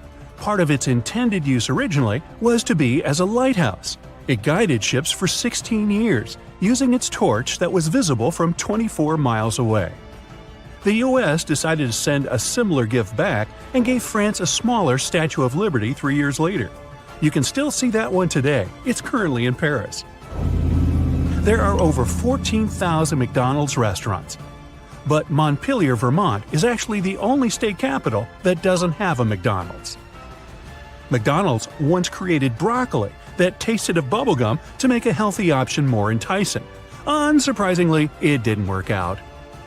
The microwave was designed by an inventor named Percy Spencer. His amazing creation was only rewarded with a $2 bonus, $29 accounting for inflation. The USA prints 26 million bills a day. Each note can cost up to 11 cents to produce, mostly in ink and materials. They go through 9 tons of ink per day. The paper money in the US also isn't made of paper at all. It's actually 75% cotton and 25% linen. In Montana, there are more cows than people. Humans are outnumbered almost 3 to 1. An average American spends 4.4 years at every job. If you take an elevator to the top of Chicago's Willis Tower during a clear day, you can see up to 40 to 50 miles away, which means you'll see 4 states: Michigan, Wisconsin, Indiana, and Illinois. In Arkansas, you're not allowed to honk your horn when in front of a sandwich shop. True. This one probably tops all these strange laws. In Georgia, it's illegal for a chicken to cross the road. Well, so much for that joke. Meanwhile, in Connecticut, you can't cross the street walking on your hands. When you're in Baltimore, Maryland, you can't bring your lion to the movies with you. If you're tired of seeing giant billboards on the side of the road, you should go to Hawaii. They banned billboards in 1920. The U.S. is in the top 10 countries in the world when it comes to biodiversity. 3/4 of the world's tornadoes happen in the U.S. Gee, aren't we lucky? The Florida Everglades is the only place on the planet where crocodiles and alligators coexist. Alligators have shorter and more rounded snouts, while crocodiles have long, pointy snouts. When an alligator shuts its mouth, you won't see its teeth. But when a crocodile does it, its back teeth stick up over its top lip. Frankly, I don't want to get close enough to confirm that's true. Lake Superior is the world's largest freshwater lake. It's so big that if you emptied it out, you could cover the entire landmass of North and South America under a foot of water. Americans built the Hoover Dam to control floods, produce hydroelectric energy, and for irrigation water. Its construction used so much concrete that it could be stretched across the entire country or used to build a 2-lane highway from New York City to San Francisco. Americans love pizza so much, they eat around 100 acres of it every day. If we took water from all the rivers on Earth and poured it into the Grand Canyon, the canyon would only be half full. The entire area could hold 2 quadrillion gallons of water. That's 2 with 15 zeros. The title for the fastest speaking state goes to Oregon. Some scientists studied more than 4 million phone calls and found that Oregon, Massachusetts, and the upper Midwest states have the fastest speech patterns. You can find the word Peachtree in the names of over 70 streets in Atlanta, Georgia. Peachtree Circle, Peachtree Street, Peachtree Center Avenue, and so on. How peachy! Crater Lake in Oregon is the deepest lake in the U.S. at almost 2,000 feet deep. The lake is technically an active volcano, but it hasn't erupted recently, so it's safe to swim in at certain times. But boy is it cold! Uh-oh, the power just went out again. In a lot of cases in the U.S., this is caused by animals. More than 1,000 outages are caused by animals per year, and squirrels contribute to about 10% of those. Yellowstone National Park is more than 11,000 years old and bigger than Delaware and Rhode Island combined. It has over 10,000 geysers, hot springs, mud pots, and other hydrothermal features, which is half of the total number you can find in the entire world. Just don't go swimming in them. It'll, cook you. Airports are some of the most visited and, at the same time, mysterious places out there. So, let's see what's going on behind the scenes and what secrets airports hide. At some airports, there are special people called profilers. Such people bring to life a special program called SPOT, Screening Passengers by Observation Technique. They analyze your mimics, gestures, and behavior in order to detect suspicious people. Their job is to notice nonverbal signs of anxiety, people licking their lips, itching, or looking around a lot. If a profiler notices a person acting in an unusual way, they can invite them for an inspection. There, they talk to this person, trying to find out more about them and confirm, or not, their suspicions. Airport agents might also be watching you all the way from the security check to your gate. Some airports have facial recognition scanners that can easily track you. They're equipped with special software that compares passengers' faces with their IDs. Keep in mind that if you don't charge your laptop before the flight, it may be confiscated. It's not uncommon for an airport security officer to ask you to power your device up. If you fail to do it, your gadget can be taken away for an additional check. For safety reasons, it's crucial to make sure that it hasn't been tampered with or modified in a way that can cause harm during the flight. Packing an electric brush in your check-in luggage may land you in trouble. Brushes produced by some brands have lithium batteries inside, and those can potentially lead to serious problems in the air. That's why leaving your electric brush in your checked suitcase isn't an option. But you're allowed to store them in your carry-on bag. At the same time, if your device runs on AA batteries, you can put it wherever you want. Anyone who's ever traveled by plane knows about the no liquids rule, but not everybody knows that this rule also applies to peanut butter, toothpaste, creams, lotions, liquid makeup, lava lamps, snow globes, some kinds of medications, deodorant, and even gel shoe inserts. Now, let's go outside for a while and look at those landing spots. Airports charge airline companies huge fees for landing on their runways on certain days and at particular times. But the most interesting thing is that the landing spots can be bought and sold.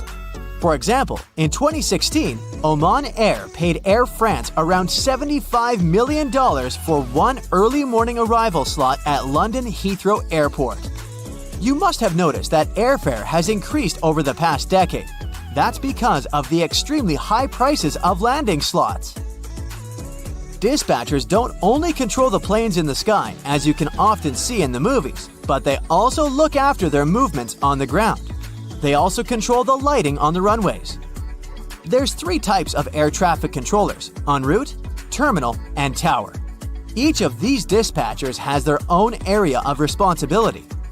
One dispatcher has about 5 monitors, and the information on them is constantly changing since the monitors show weather conditions and information about other planes. You know how it sometimes goes. You come to a security checkpoint, and all of a sudden, it turns out you have something prohibited in your carry-on. But worry not, you still have a chance to save your favorite penknife. At some airports, there are on-site postal services, and you might have an opportunity to mail your belongings to any address you provide. But the mailing fees are pretty high. Plus, certain items are prohibited, and the postal service won't deliver them. Airports can be selling your lost luggage right now. Of course, I don't say that there's no chance for you to get back your suitcases that's traveled to a different destination, but just as likely, you might not see it again. In this case, an airport has the right to sell your misplaced belongings at an auction. Most airports have an annual lost luggage sale. After paying an entry fee, you can bid on electronics, clothes, bags, and other stuff. While flying, you might have a celebrity on board, but you won't know it. Large airports have separate check-in and security procedures for celebrities. They often board the plane directly through a hidden door located beside the jet bridge. Some airlines also use cool cars to transfer VIP passengers from the terminal building to the plane. At the same time, most people come to the airport well ahead of time. And the most popular activity while waiting for a flight is wandering through the duty-free zone.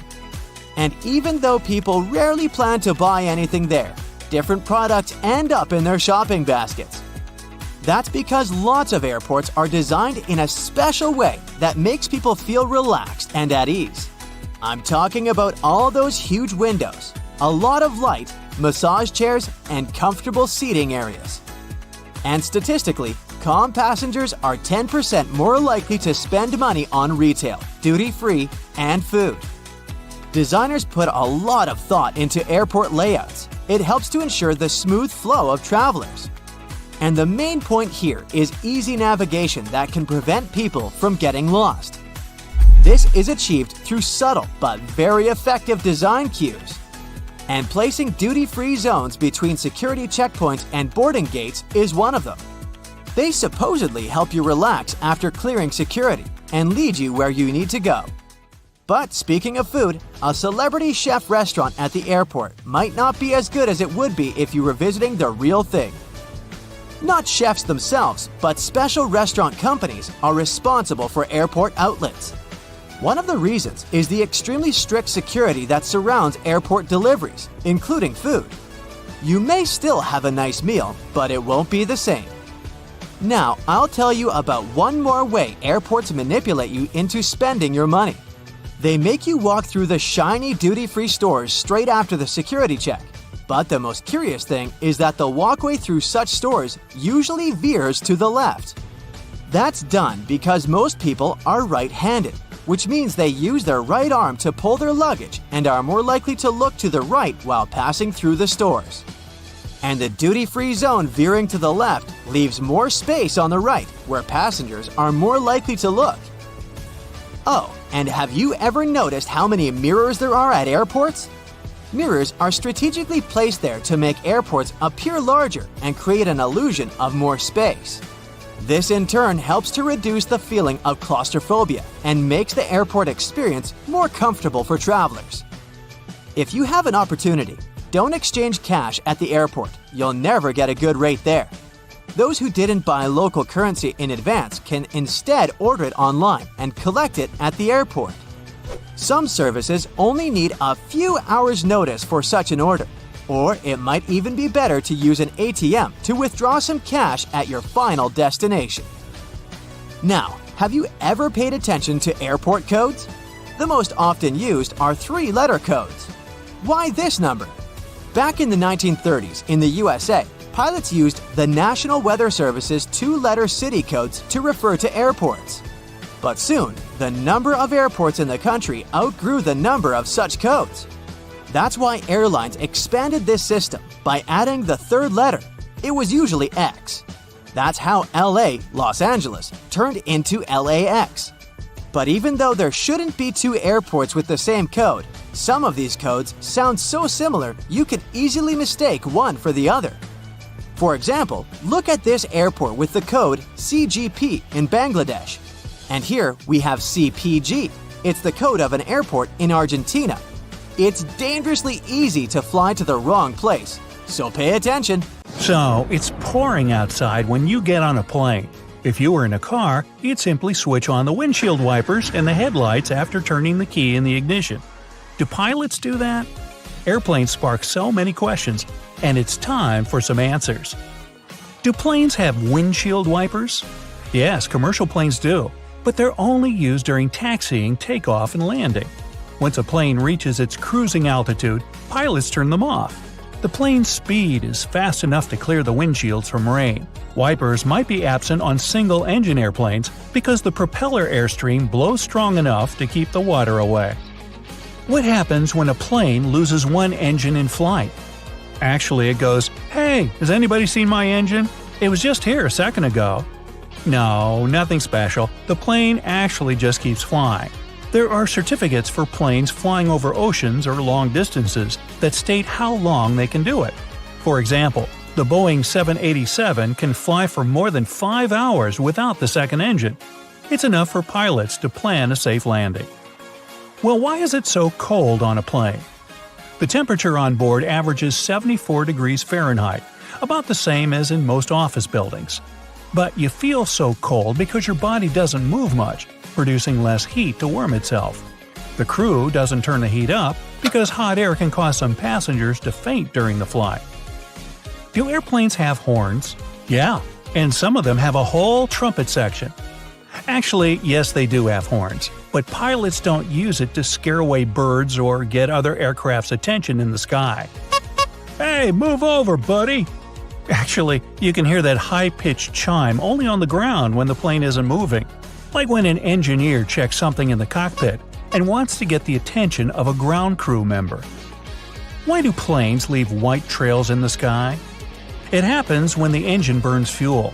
It ejects water and carbon dioxide that gets mixed with the atmosphere, and since the air is cold at high altitude and this exhaust is hot, the water condenses and may freeze, creating those white tails.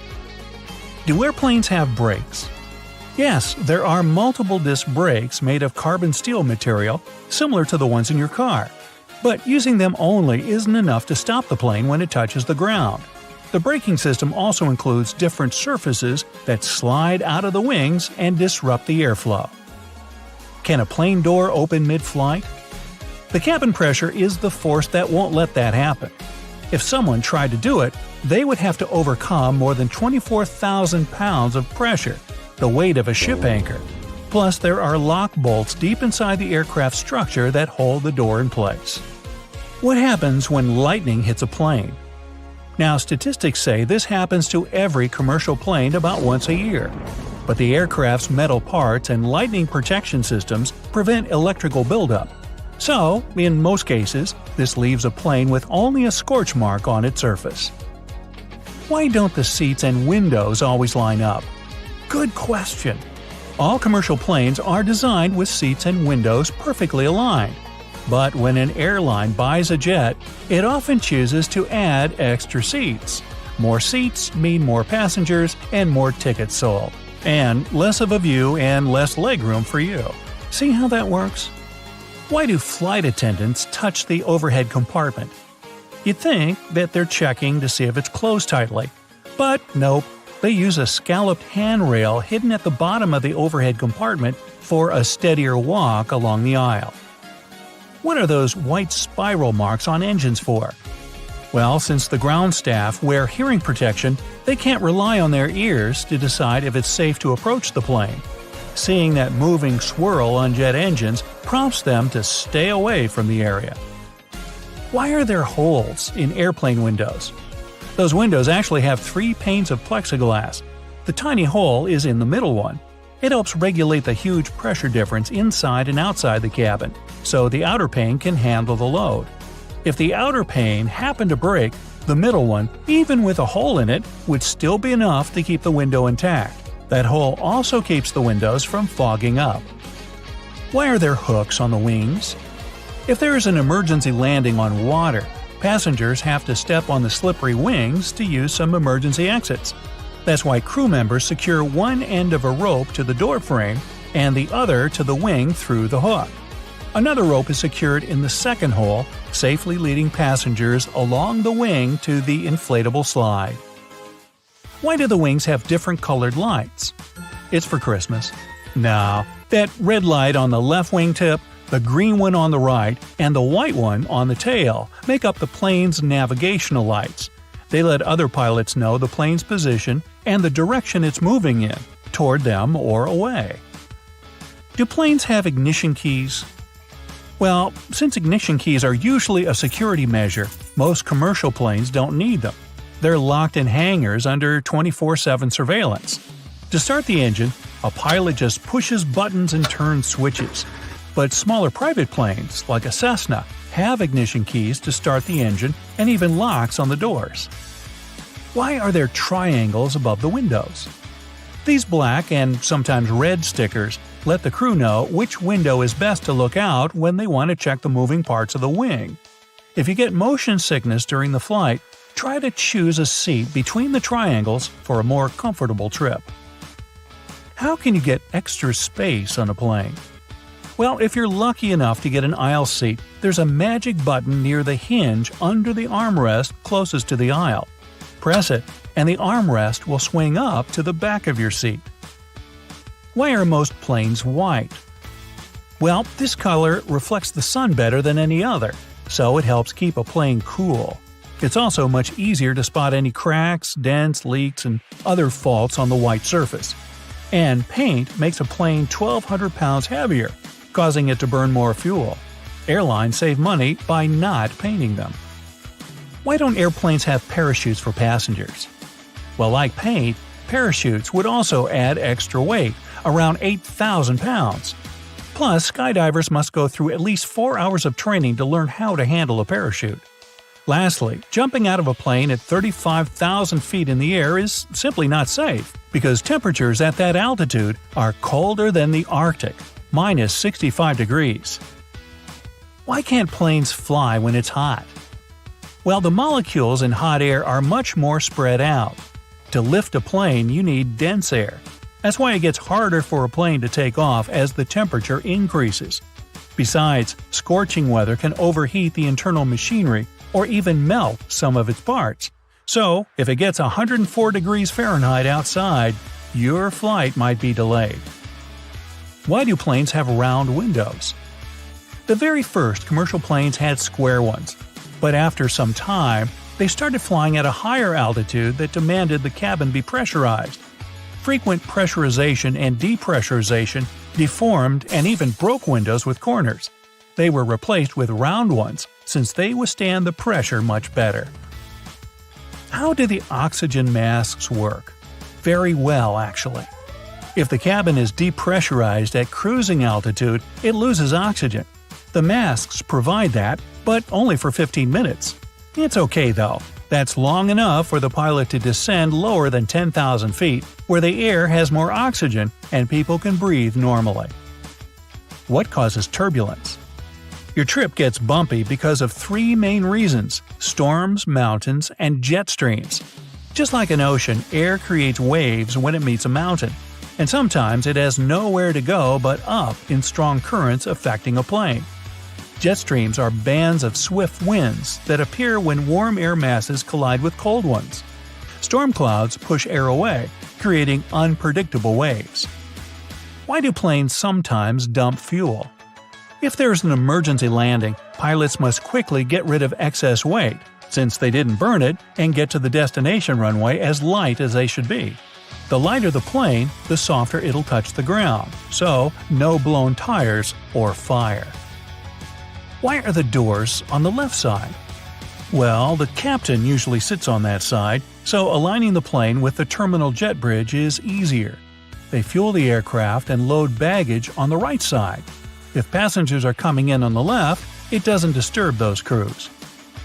Why do they dim the lights during takeoff and landing? It takes your eyes up to 30 minutes to fully adjust to a dark setting. Dimming the lights at night or dusk prepares them in case passengers need to make an emergency exit. They fade the lights during the day to save some engine power. Why are most plane seats blue? This color is psychologically associated with safety and reliability, so flight-weary passengers feel less anxious. Besides, stains and dirt are less visible on blue seats. Now we know! Many airports have carpets at their gate areas. This nicety usually comes with a few other perks: lower ceilings, comfortable seats, and pleasant natural lighting. All this costs more for airports, and carpets are not so easy to clean as hard floors are, but they create a cozy feeling for passengers waiting for their flight, making them more relaxed. Still, it isn't a gesture of goodwill on the part of airports.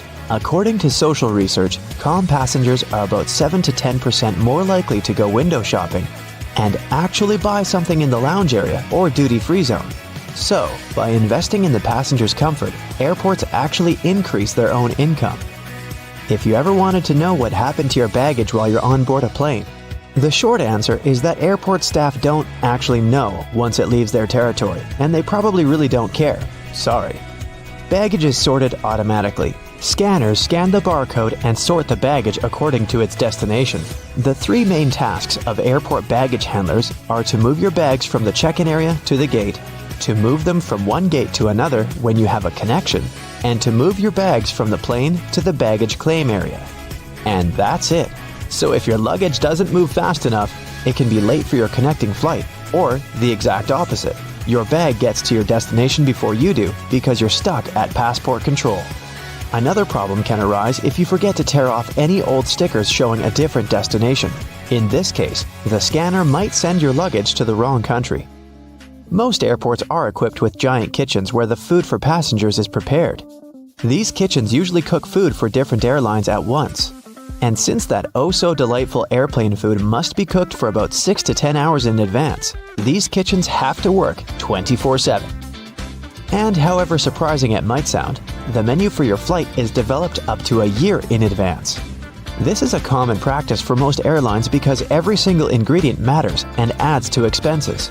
In fact, one airline managed to save $40,000 after they removed just one olive from every salad they served on their flights. Airport staff sometimes ask passengers to rub their hands on a piece of cloth before putting it into a special machine. It might seem kind of scary, but it's actually harmless. You're simply being checked by a machine called an atomizer. Before their working day starts, employees put samples of dangerous chemicals into the machine. The machine memorizes these smells, and in case a person's hand smells like those chemicals, it alerts airport staff to this danger. You know how it sometimes goes. You come to the security checkpoint, and suddenly, it turns out you have something prohibited to take on board in your carry-on. But don't worry, all the things seized during the pre-flight inspection can be stored at the airport for as long as 3 months. On top of that, you have an opportunity to mail them any address inside the country. Things taken away by security and weren't claimed can also get sold at special auctions and are delivered worldwide. If you have a long layover between flights, going to the nearest hotel to rest might not be the cheapest option. There's a much better trick. Check if the airport or airline sells 24-hour access to the VIP lounge zone. In most cases, you can have free snacks and drinks there and use free shower cabins and rooms for rest at a very affordable price. In multi-terminal airports, search for underground passageways connecting terminals that most people might not know about.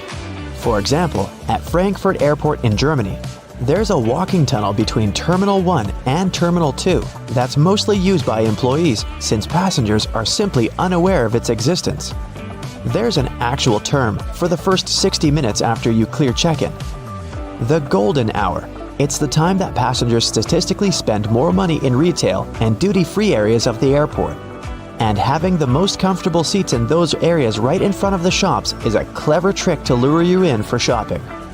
Let's admit, sitting in front of a comfy chair while looking at a flashy sign or shopping window can be tempting, and that's exactly what the airports want you to feel. If your flight is overbooked and you can't fly at the designated time, don't hurry to accept the first voucher you're offered as an apology. Normally, airlines keep raising the stakes until they have enough volunteers to give up their flight seats. And if they don't, and you've been bumped involuntarily, you can insist on a cash refund instead. Depending on your ticket price and the time of your delay, you might be entitled to as much as $1,300. Most airports have specific experts called profilers. These people practice what's called SPOT, or the screening passengers by observation technique. They carefully analyze facial expressions, gestures, and behavior in order to detect suspicious people.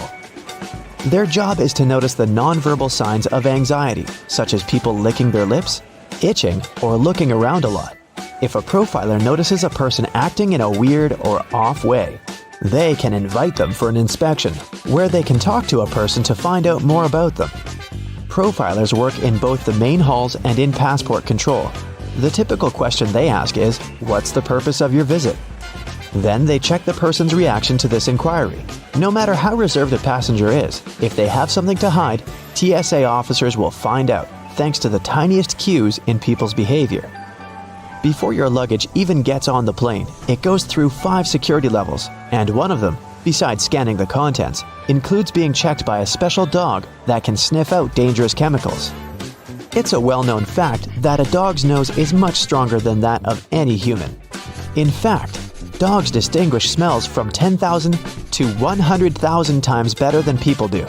No wonder airports take advantage of this super sense for security and regularly use these sniffer dogs to detect suspicious substances. What's really cool is that you can't even distinguish a detection dog from its civilian siblings. Unlike police dogs, the ones working at airports aren't trained to frighten or intimidate people. The most popular sniffer breeds are Golden Retrievers, Labs, and German short-haired pointers. Charging your phone at a specifically designated spot can look convenient, but it's not really safe. If the charging station only allows you to plug in your cord, you might get malware installed on your phone with you none the wiser. The only safe way to charge your phone or tablet is to find an electric socket and use it with your own charger. Same goes for free airport Wi-Fi, apart from the airports requiring you to authenticate yourself more often than not. Someone can easily access your data while you're using an unprotected Wi-Fi hotspot. It's safer to use your mobile data, but if you absolutely have to use the airport's Wi-Fi, best clear or encrypt all your important data on your device. It might be exasperating to take your laptop out of your carry-on at the security check every single time. But the airport staff need to have a clear look at your device to make sure nothing is concealed inside. On the screen of an X-ray scanner, a laptop looks like a semi-transparent object with a clearly visible hard drive, CD drive, and whatnot. But security officers can't see what's behind some of those parts. For example, a dense and rather large battery. People tend to choose the closest security line to them. If that line turns out to be super crowded, just look around after ID and ticket check. You may see another checkpoint with much fewer people. Some checkpoints at the airport are situated at the far edges of the terminal, and that's why passengers fail to notice them. Applying for a TSA pre-check can be a great time saver for traveling in and out of the US. Being a member of this program has some great perks. First, getting through security and passport control happens faster. If you're a pre-check traveler, you won't have to take off your shoes or remove your belt. And forget about placing your stuff like liquids and laptops in special bins. If you aren't flying to or from the US, then you can look up similar services available in your country. If you're flying economy class but don't like it, who does? Check in online and check out the seating options about 4 days before your flight. It's about that time that airlines typically start upgrading seats, and you might get an upgrade to business class for a small fee or even sometimes for free. You can also ask for an upgrade when you're already at the airport. Most people forget about this opportunity or simply don't care, so you might just get lucky.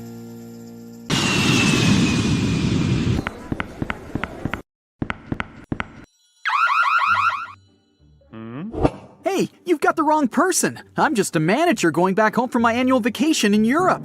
The TSA agent pulls out a massive chunk of delicious French cheese from your hand luggage. Turns out, you can only grab really small amounts of soft cheese on board, since it's considered to be liquid. Fun fact, you can bring a cheese grater on board without any problems, but you can grate no more than 3.4 ounces. That's the maximum cheese amount. Wait, you can't grate it. Cheese should be safely sealed in a plastic bag. Good news, hard cheese is fine to travel with. Okay, they took your cheese. A large bottle of water, you're bad. Some cream tubes and other fancy souvenirs. Look at that fine Swiss knife you grabbed in Geneva. It now risks ending up in an auction.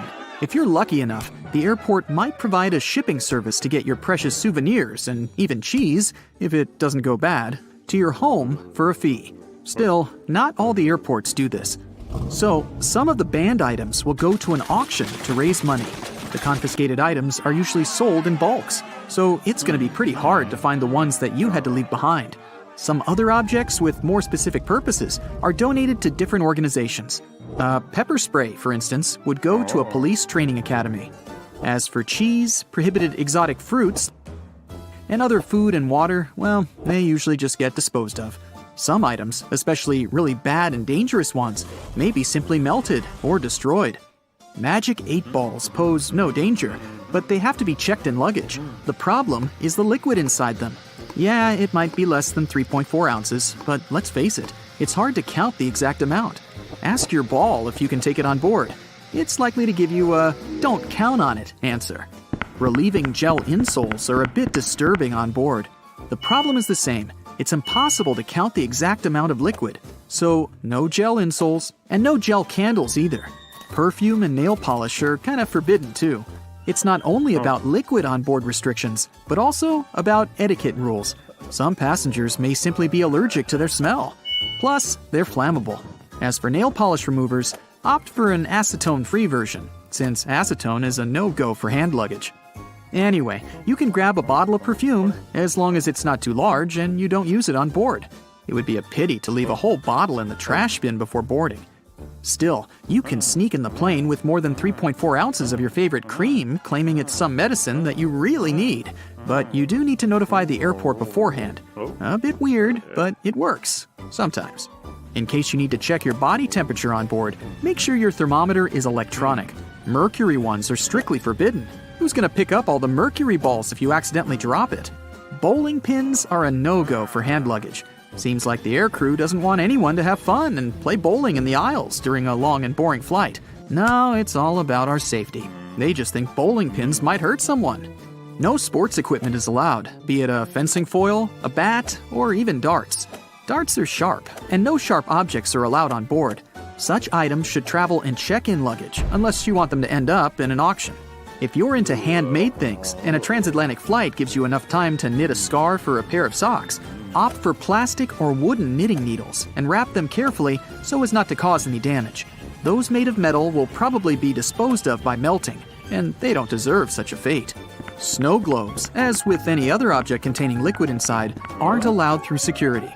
If your snow globe is as small as a tennis ball, you may be lucky to have it allowed, but it's better to play it safe and check the snow globe in.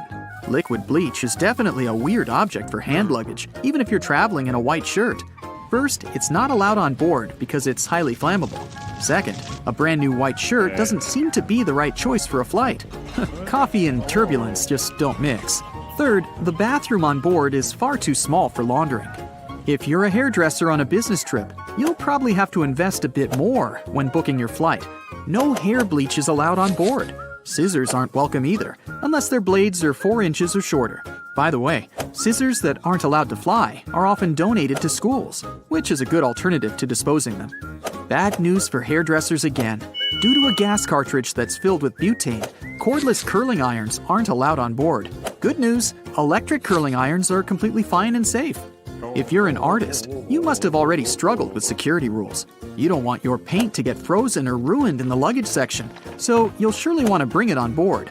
Security may be okay with your oil paints as long as they're under 3.4 ounces, but there's no way you can grab your extremely flammable turpentine. Now, in case you don't enjoy food on a plane and failed to order a meal on board beforehand, you can take any pan or pot on board and cook it yourself. No, you can't cook, and you can't grab a cast iron pan either. They're quite heavy. That's why they're likely to be dangerous. If a TSA agent confiscates it, it won't end up being donated to a local kitchen. It'll probably be melted.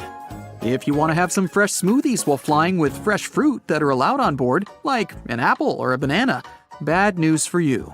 Blenders are allowed only in case you remove the blades, so technically it's not a blender anymore. Hey, here's when you need that cheese grater.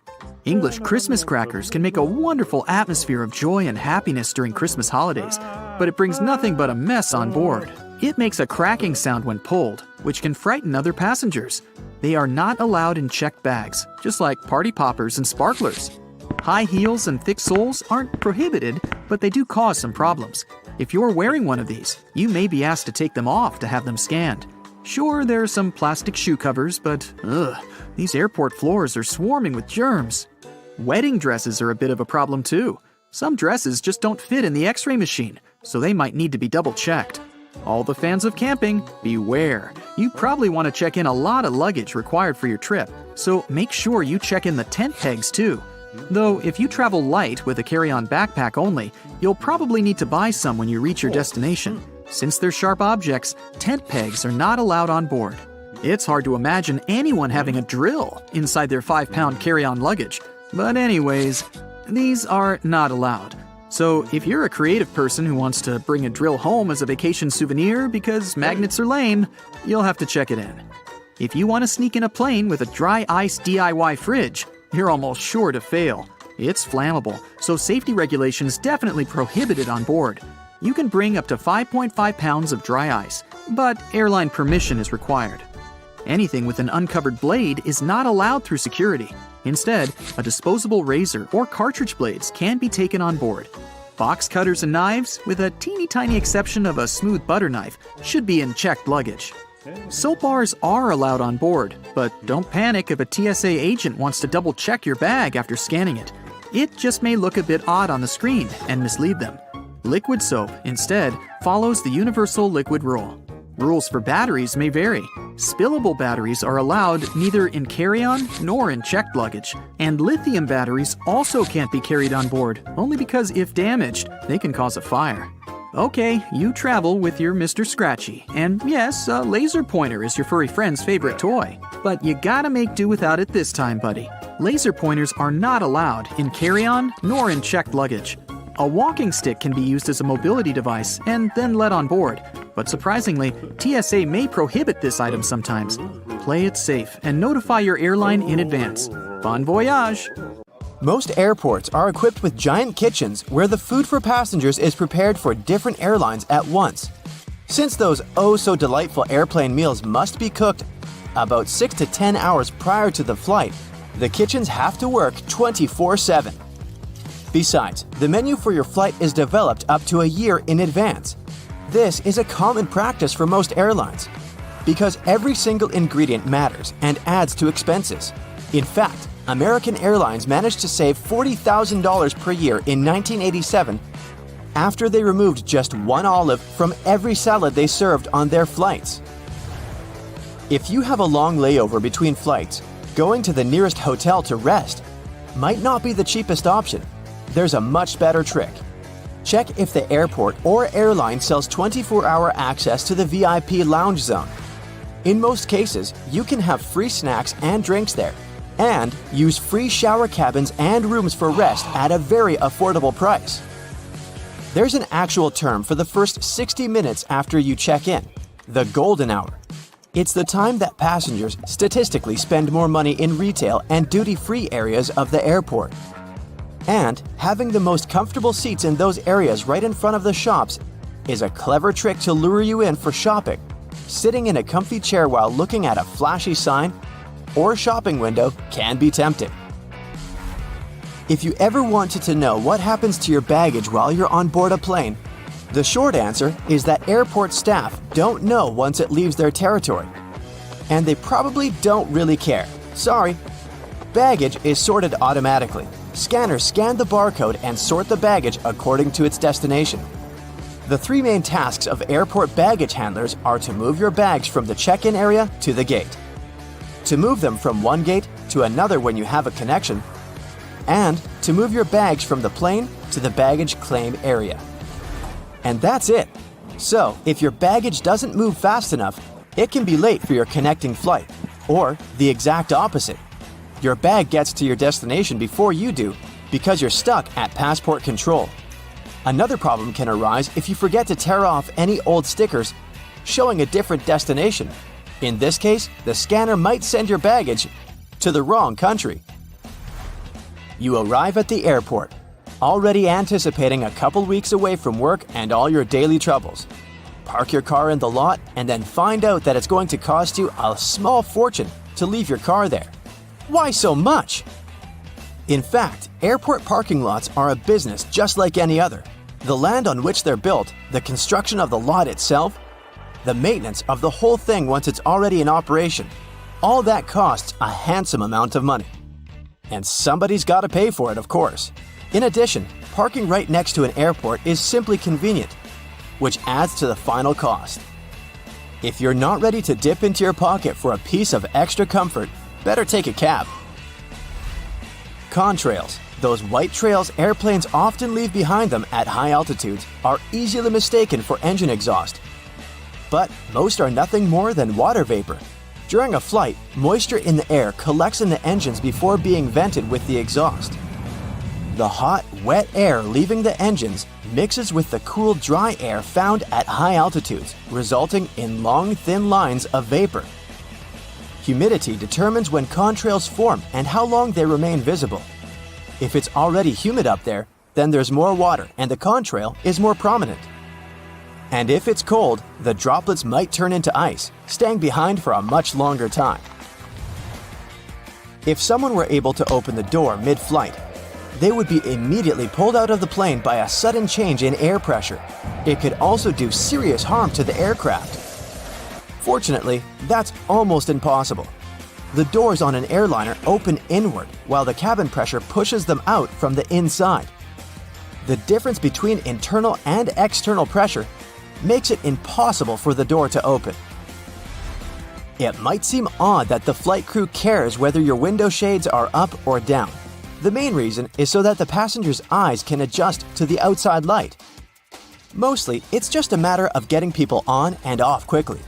But in an emergency, the last thing they want is people stopping to blink before they evacuate the plane. Another reason for all the shades to stay up when the airplane is about to take off or land is for the ground crew to see if there's any trouble on board. For example, if there's a fire in the cabin, the ground crew will immediately notice it and act accordingly. If the shades are down, they might lose precious time they would need to rescue the passengers and the airplane crew. Ever notice the numbers on the end of the runway? They're actually used to show the pilot which direction the plane is facing. For example, the number 36 is short for a heading of 360 degrees, or due north. Along with numbers, the letters R and L indicate if the nearest runway is to the right or left. Every commercial airplane you've been on has only one wing. That's right, the left and right wings are actually two parts of a single wing. The first airplanes were called biplanes because they had two wings, one on the top and the other going through the bottom of the fuselage. They were connected with struts and wires, which made a kind of box that basically allowed the aircraft not to fall apart in the air. It was necessary at lower speeds that early planes could only muster. But as the engines increased in power, the second wing became redundant. The single wing still serves as a support for the whole structure though. Looking out the window on the plane's wing, you can see a small yellow double hook on it. It seems strange since it might mess with aerodynamics, but it's there for your safety. In case of an emergency landing, these hooks are used to secure ropes that help passengers exit the plane via the wings. If they're slippery, the rope will help you keep your footing and not fall over while going down. There are several extremely fast streams of air high up in the atmosphere of our planet. Their paths are meandering, but they have a more or less constant flow, allowing passenger aircraft to use them. When an airplane comes close to a jet stream, it may adjust to the direction of its current and fly a lot faster, propelled by the flow. Many airlines use this to their advantage to cut the fuel costs and make air traveling even faster. Clouds, especially thunderheads, can indicate that an area of turbulence is ahead. But sometimes, clear air turbulence occurs when a plane can drop a few feet and start shaking without any warning. It happens when two bodies of air clash at very high speeds, and it's absolutely invisible, so the pilots can't tell when it would happen. The chances of getting into an area of clear air turbulence are higher at low altitudes, over mountain ranges, and near the jet streams. Normally, after it's hit by lightning, an airplane is sent for inspection right after landing, but it can still safely complete its current flight. The fuselage conducts electricity well enough, and like with a lightning rod, the zap will most probably strike one of the tips of the airplane, either one of the wings or the nose. Then it seeks the ground, but doesn't find it, exiting from the tail in the end. It's easier for electricity to roll through the surface of the plane than go inside, so people on board are safe from its effects. Still, lightning is powerful, and there can be some damage done to the airplane on the outside. Now, flying has long become routine for many people, but even frequent flyers sometimes don't know about things you should never do on a plane. Ooh. No bare feet on a plane. It's one of the biggest no-nos of air travel. Even if we omit the topic of unpleasant odors. The airplane floor is extremely filthy. People with contagious foot problems might have been walking the aisles barefoot before you. There's likely to be a lot of dirt left after previous passengers. And don't even get me started on the floor in the lavatories. Ew. If your feet need some freedom, take off your shoes, but at least wear your socks, or bring along a pair of light slippers. Keep in mind that the pressurized air in the passenger cabin is just as dry as it is in the Sahara Desert, with only about 20% humidity. That's why your skin may feel discomfort after a flight. But wouldn't it make more sense to install several humidifiers that could add some moisture? But this extra load would cost airlines lots of money. Plus, the plane's airframe is mostly made of aluminum and other metals, and humid air could lead to corrosion. So, don't forget to bring a moisturizer and use it during the flight. Always secure your tray table as soon as the plane starts moving on the tarmac, and never lower it during the takeoff and landing. It's a security measure, which ensures that you and the other passengers will have a clear pathway in case of an emergency evacuation. Also, keep your seat in an upright position during takeoff and landing. First of all, a reclined seat can seriously slow down an emergency evacuation, since it will block a person sitting behind. What's more, the more backward you're leaning, the harder it is to get into the brace position during an emergency landing. Now try to avoid snoozing during or right after takeoff and landing. For one thing, it's not the best thing for your health. The main problem is that the air pressure inside the cabin changes very quickly during these phases of the flight. This, in turn, affects the air pressure in your ears. It's important to be alert during this time to relax and open up your ears, for example by yawning or swallowing frequency. Chewing gum works for me. If you're sleeping, you can't do this, which can lead to permanent damage. And of course, there's a safety issue. Most accidents happen during takeoff and landing. If you're sleeping during these stages, you might not be alert and conscious enough if an emergency happens. Now, this next recommendation comes from the EPA, the Environmental Protection Agency. According to them, you might want to skip on hot drinks on a plane. The water used to make tea or coffee doesn't come from bottles, it's regular tap water. And water tanks on airplanes are often old and full of bacteria. In 2004, there was a study which found that more than 12% of water samples contained harmful bacteria. But if you still decide to have a cup of hot beverage on a plane, never pour coffee or tea on your own. Flight attendants are trained to handle this task in crowded aisles of a moving airplane and won't accidentally burn you or other passengers. Now, it's probably better if you don't order Coke on a plane. The cabin pressure, so low up in the air, causes a lot of foam. For apparent reasons, flight attendants don't want to serve you a cup filled with froth. That's why they'll fill only half the cup, then wait for the bubbles to settle, and then finish pouring. That can take ages. Keep your air vent open. This way you'll minimize the spread of germs. Planes have high-quality air filters. They'll catch up to 99% of all airborne germs, so you should be safe there. But make sure to wipe that tray table.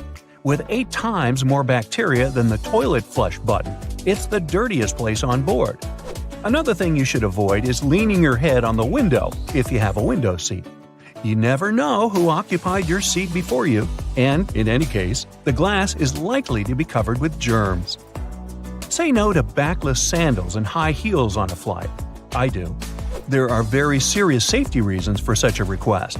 The first is that both these types of footwear make it very difficult to evacuate the aircraft fast. If you wear high heels, you will anyway have to leave them behind in case the crew is using emergency slides during an evacuation. The heels are very likely to damage the slide, so off they go. Now ask yourself, do you really fancy running away from the airplane barefoot? I'll answer that for you. Nope. Instead, wear sturdy shoes with a solid sole. In this case, you won't find yourself standing on the hot tarmac or in the weeds without any footwear at all. Don't stuff heavy objects into overhead compartments.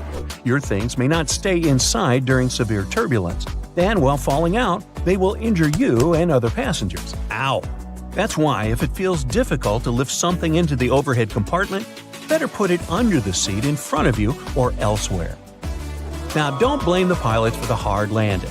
When you experience it in bad weather, it might be intentional. If the runway is covered with water or snow, the plane has to touch down hard in order to break the water layer and prevent aquaplaning. Otherwise, the water can perform the role of a lubricant, and the plane won't be able to brake or respond to any control. Deploying an emergency slide when there's no emergency is a very bad idea. It can cause hour-long delays and cost airlines thousands of dollars to pack the undamaged slide back into its container. Why would someone do it? Apparently, some think it'll help them get off the plane faster. Well, they're an idiot. Don't be one yourself. Just keep in mind that it doesn't work this way. Don't ignore the instructions of the cabin crew to open window shades during takeoff and landing. This way, flight attendants can see what's happening outside, assess the situation, and act fast, organizing the evacuation. For example, if there's a fire outside one exit, they will redirect passengers toward another door. Avoid carrying spray deodorants or shaving cream in your carry-on baggage. Both these things tend to explode mid-flight and therefore aren't allowed on board the airplane. A much better idea is to choose stick deodorants. You also mustn't keep power banks in your checked luggage, and if you want to bring one on board, its capacity shouldn't be more than 20,000 milliamps. Besides, you shouldn't use them during the flight since they might catch fire. In general, lithium batteries are safe to use, but since they're high energy, they can catch fire if they're not treated with care, misused, or if there's a manufacturing fault. Such batteries have been the cause of quite a few fires on board airplanes, as well as during ground handling. Do not worry about airport scanners, they won't harm your health. Otherwise, airport employees wouldn't be able to stay near them without special clothing. Even when you're passing by a baggage scanner, the risk is minimal. And the last one, don't act like a jerk on board. Behave yourself. I know you will. Also, never try to land a plane on your own. Nah, don't laugh, I'm not kidding. In movies, they often show us that something happens to the pilots and they can't land the plane. And that's when the main character, a very skillful person, starts their game. Unfortunately, it's close to impossible to do it in real life.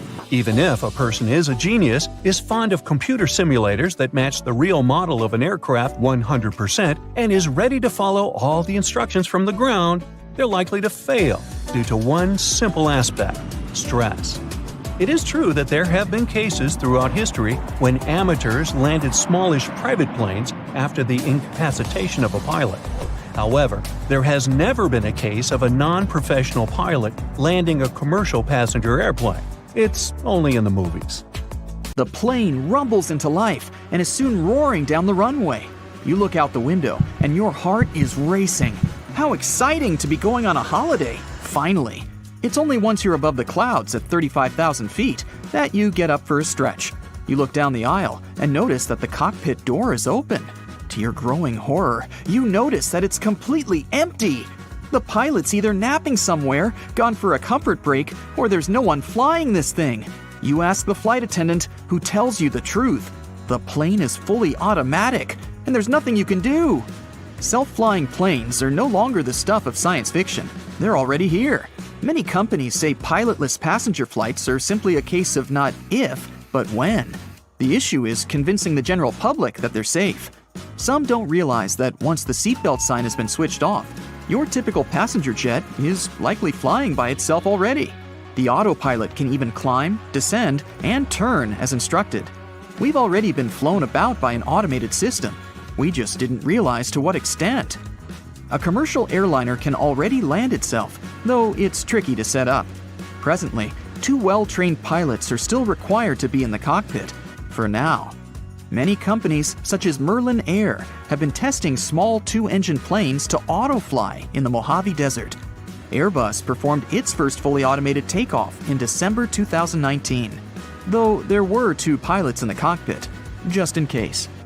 Some companies are developing hardware and software to retrofit older planes.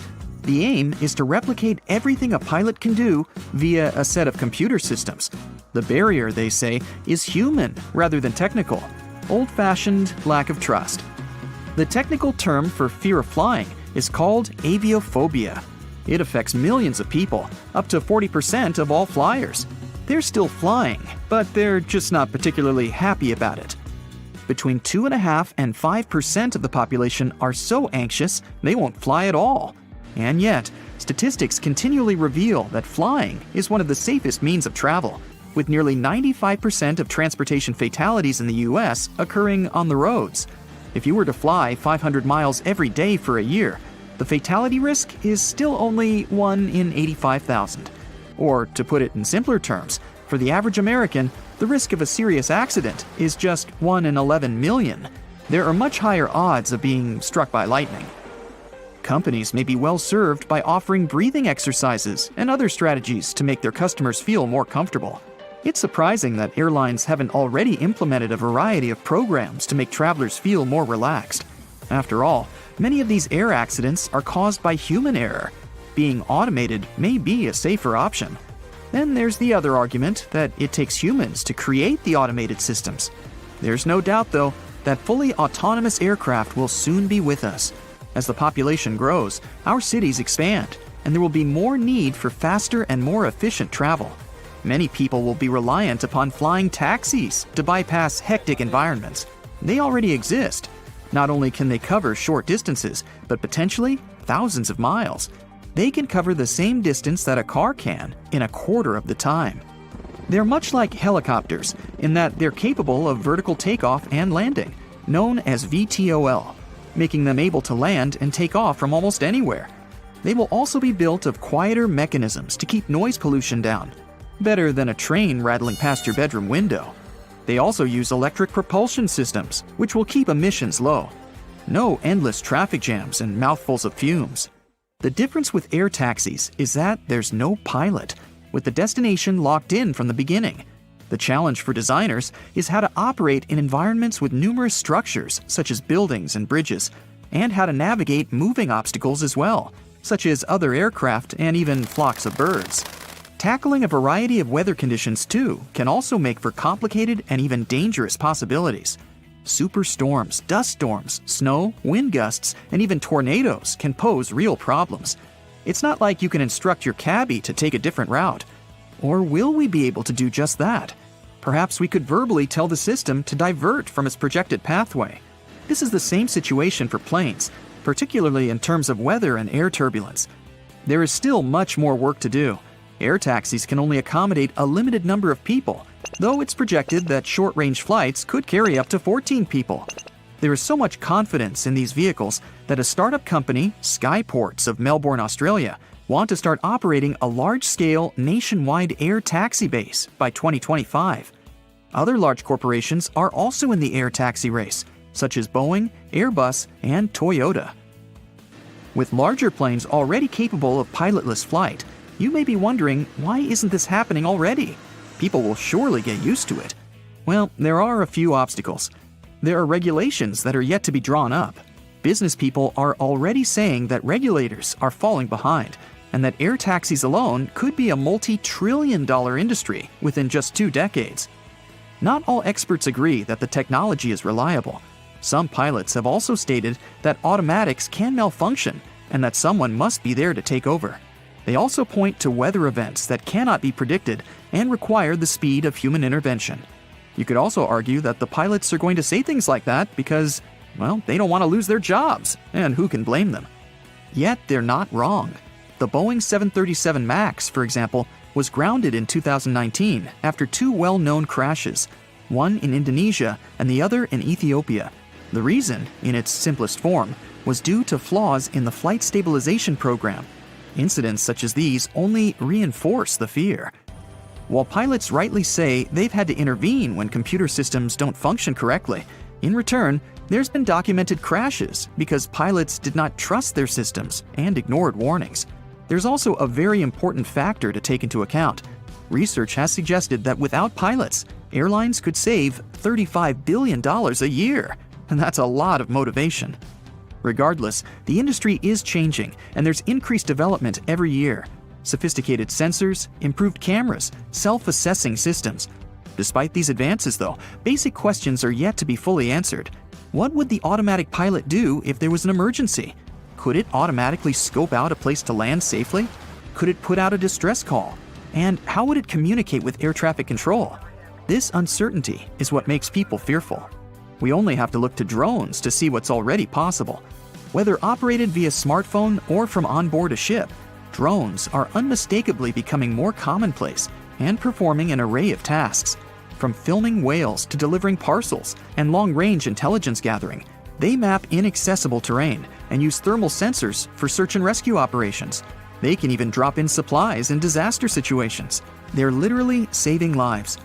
Their usage has tripled from 2019 to 2021 and is expected to do so again by the end of 2022. And yet, none of this is actually new.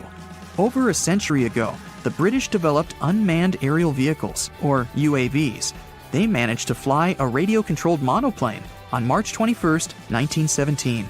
More prototypes were developed over the decades, and in the 1940s, thousands of pilotless drones, or OQ-2 radio planes as they were known, were built. Many variations have been used ever since. Model enthusiasts have been using radio-controlled toy planes for decades. Drones continue to grow in popularity due to their high level of convenience and effectiveness. For these reasons and more, the technological advancements continue at breakneck speed. And yet, their full potential has not been reached, not by a long shot. If drones can be used for such extraordinary means, imagine what pilotless planes could do. The sky is literally the limit. While many are still fearful, people have already been flying for well over 100 years. The technology is there. It's whether the public is ready, in a manner of speaking, to take the leap that counts. Are the letters SSSS on your boarding pass a reason to worry? What's much more dangerous than turbulence? Should you really be the first to board the plane? You're about to figure it out. You might have noticed that most planes have blue seats.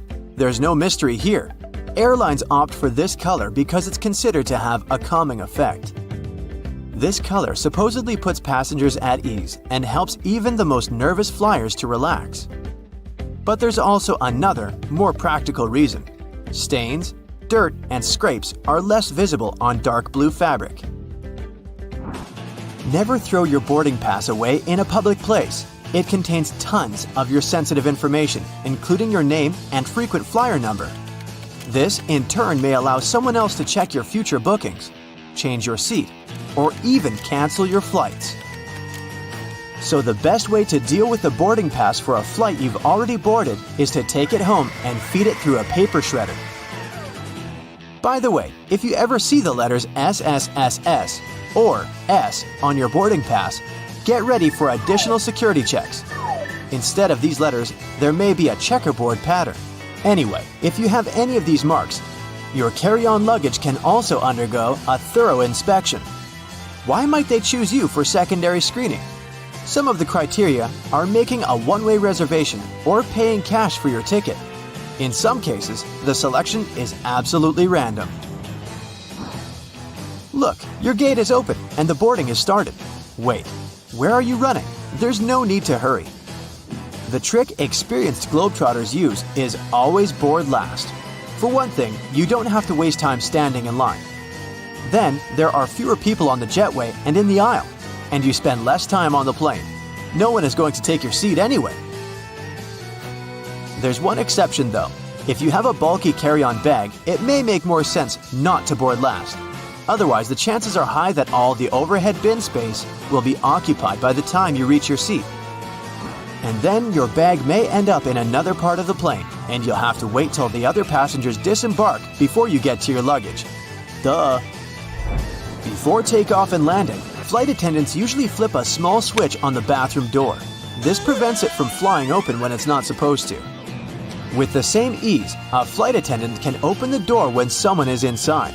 Look, they only need to lift the lavatory sign and move the knob into the unlocked position. Pilots don't worry about turbulence. That's because they know that there is a thing way more dangerous than any turbulence. It's an updraft. In most cases, turbulence only drops you a couple of feet down, even though it might feel as if you're falling from the top of the Empire State Building.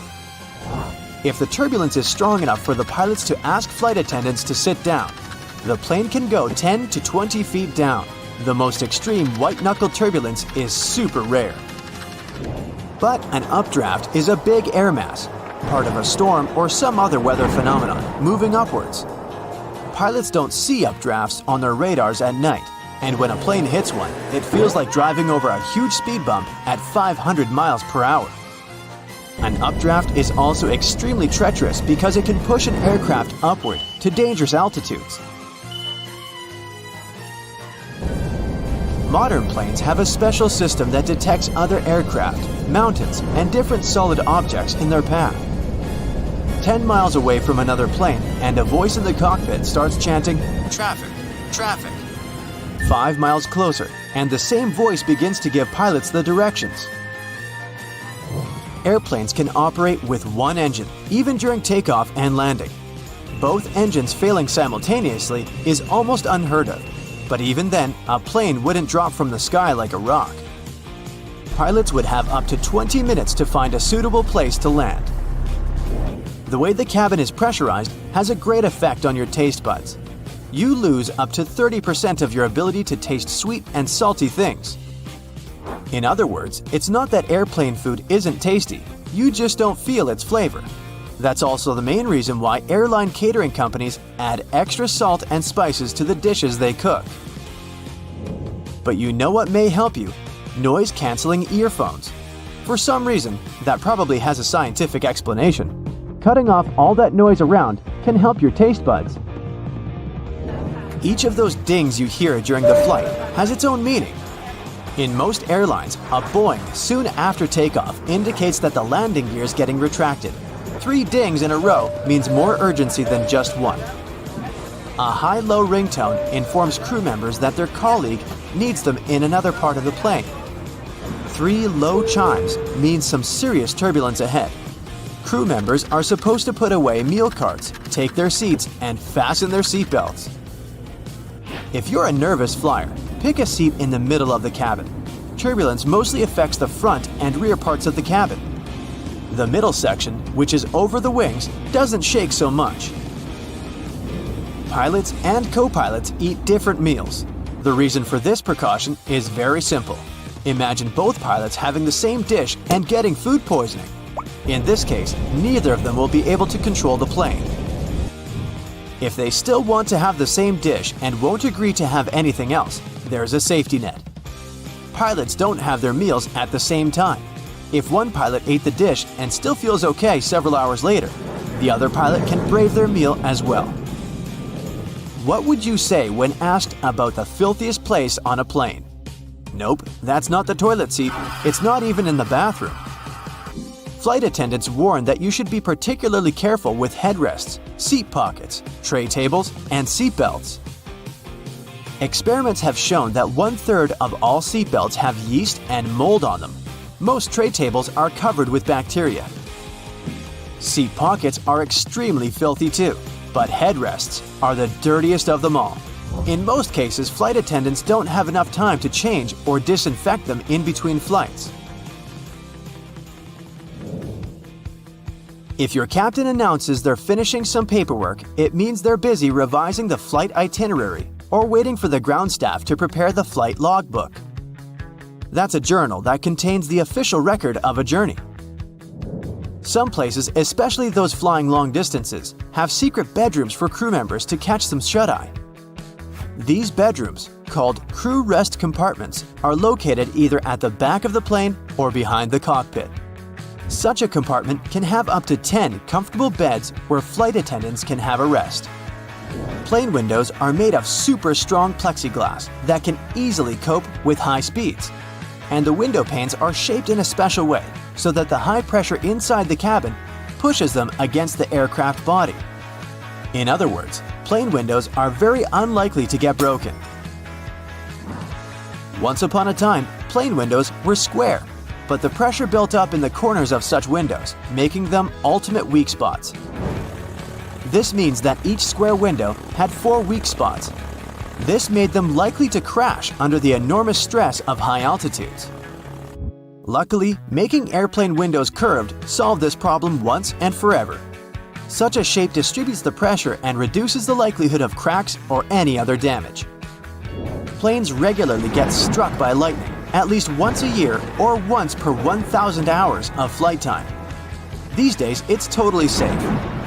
The electric charge simply runs through the aircraft's aluminum shell. It doesn't cause the plane any damage.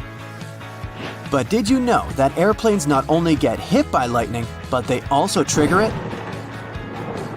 When an aircraft is flying through a cloud, the friction between its fuselage and the air creates static electricity. Sometimes it can cause lightning. That's it for today. So hey, if you pacified your curiosity, then give the video a like and share it with your friends. Or if you want more, just click on these videos and